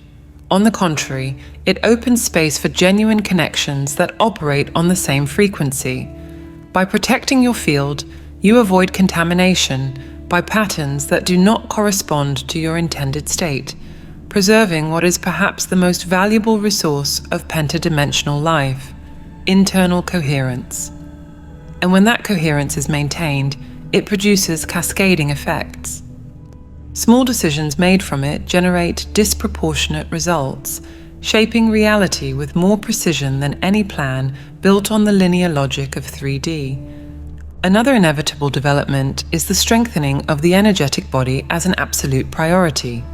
This means integrating practices and habits that not only sustain physical vitality, but also reinforce vibrational stability. It is not about following spiritual trends or esoteric diets. It is about cultivating a constant relationship with your own energy, knowing how to recharge, how to clear yourself from external influences, and how to expand your field when necessary. Over time, this attention to the energetic body becomes as natural as maintaining physical hygiene. This solid foundation prepares the ground for the expansion of the multidimensional self. When you anchor consistently in the fifth dimension, consciousness begins to access even subtler layers of reality, those that some traditions call the sixth, seventh dimension, or beyond. At this stage, the separation between thought, word, and manifestation narrows to the point that speech itself gains immediate creative weight. Statements charged with clarity and certainty begin to generate perceptible effects without the delay characteristic of 3D. This is not a coincidence or miracle. It is the natural functioning of a field that is fully unobstructed and aligned. In this process, the old mind, shaped by conditioning, fears, and rigid identities, begins to dissolve. For many, this is a strange experience, looking at old photos or remembering past situations and feeling as if they were memories from another lifetime. Mental clarity increases exponentially, and illusions once well disguised by the ego become transparent. What was once accepted as normal reveals itself as artificial, and the impulse to live according to those artifices simply disappears. The consequence of this dissolution is a growing state of lightness and inner spaciousness. This is not continuous euphoria, but a stable calm that settles in as a backdrop. Resistance to the present moment drops dramatically. Circumstances that would once have triggered anxiety or frustration are now received as part of a larger flow, understood within a broader context of life's purpose. This acceptance is not resignation. It is a conscious choice to stop wasting energy fighting what is already manifested, redirecting it instead toward creating what still exists in potential. At the collective level, these changes carry significant implications. A critical mass of people operating from the vibrational coherence of 5D inevitably alters the collective field. This affects social, economic, and even power structures that depend on individuals remaining locked into the frequency of scarcity, fear, and reactivity. Although these systems resist, their functioning becomes increasingly unstable as more people stop feeding them energetically. This transition, however, is not uniform. Each person experiences it according to their own ascension program, shaped by soul-level choices that precede this physical lifetime. For this reason, comparing timelines or trying to force stages only creates frustration. True progress lies in recognizing the signs along your own path and deepening internal alignment, without the need to measure yourself against anyone else's progress. Ultimately, the developments of the fifth dimension translate into a radical shift of power. The command center is no longer out there, in circumstances, in institutions, or in social expectations, but within. Life stops being a continuous reaction to external stimuli and becomes a conscious, creative act in which every thought, emotion, and action is a deliberate choice rather than an automatic response. This shift marks the threshold between merely observing the change and fully embracing it as a permanent condition of existence. After exploring the fundamentals, the core concept, and the implications of the fifth dimension, it becomes clear that this transition is not a remote hypothesis. It is an active process already underway that does not depend on individual belief in order to exist. What determines its intensity for each person is only the degree of awareness with which they choose to live it. This realization is uncomfortable because it dismantles the most common excuse, the idea that one day the conditions will be ideal for living fully in this state. The moment is always now, and postponing it is, in practice, deciding to remain oscillating between frequencies. All of the narrative converges on a central point. Reality is shaped by vibrational states, and this is not an exception or a privilege of the few. The difference between the three-dimensional and the five-dimensional experience lies in the clarity with which this law is perceived and applied. To live in 5D is to accept that every external event is the consequence of an internal configuration, and that there are no shortcuts to changing the scenery without adjusting the source. This recognition confronts the logic inherited from 3D, which places physical effort and linear control as the main engines of achievement. The logic of 5D relegates them to the role of final extensions of something that began in the vibrational field. And this reversal requires more than intellectual understanding. It demands the willingness to sustain internal states that do not yet have visible correspondence in the outer world, keeping them stable until alignment is translated into form. When that stability is reached, the relationship with the physical world changes entirely. Work, relationships, the body, and circumstances stop being seen as causes of the internal state and are recognized instead as effects. This dissolves the need to chase or to convince and shifts attention to the continuous calibration of one's own field, the most strategic action available.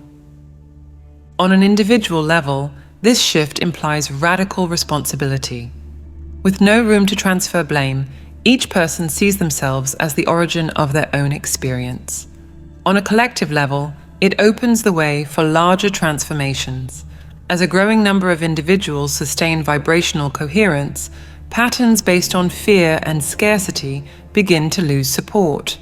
This is not an instant collapse, but a gradual draining of systems that depend on unconscious adherence in order to exist. Knowing this, however, is not the same as living anchored in that state. Stability in the fifth dimension requires practice, discipline, and the deliberate use of resources that help maintain coherence, even in the face of external stimuli that pull downward. The inevitable question then arises: if it is already possible to experience moments of clarity and spontaneous creation, what prevents those moments from becoming permanent? The answer points to a simple yet demanding core. You must regularly create the internal space where mental and emotional turbulence dissolves, allowing the creative intelligence to operate without distortion. This space is not conceptual, it is experiential, and the most direct way to access it is through meditation, not as an occasional pause for relaxation, but as a strategic tool for vibrational alignment. To meditate in this context is to reorganize the internal field so that thought and emotion operate in coherence. It is to restore the magnetism that naturally draws in what already exists in potential. It is to interrupt the cycle of reactivity and to assume the silent command of creation. This is the training that turns flashes of connection into a predominant state, allowing the frequency of the fifth dimension to become the fixed base of daily experience. The protocol is complete.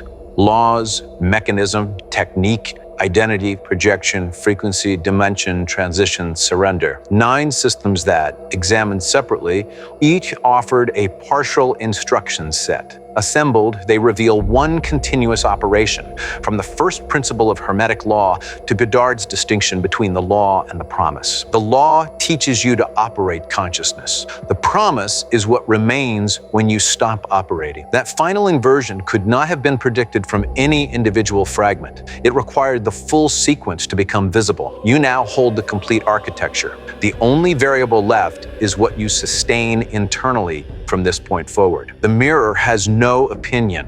it only reflects.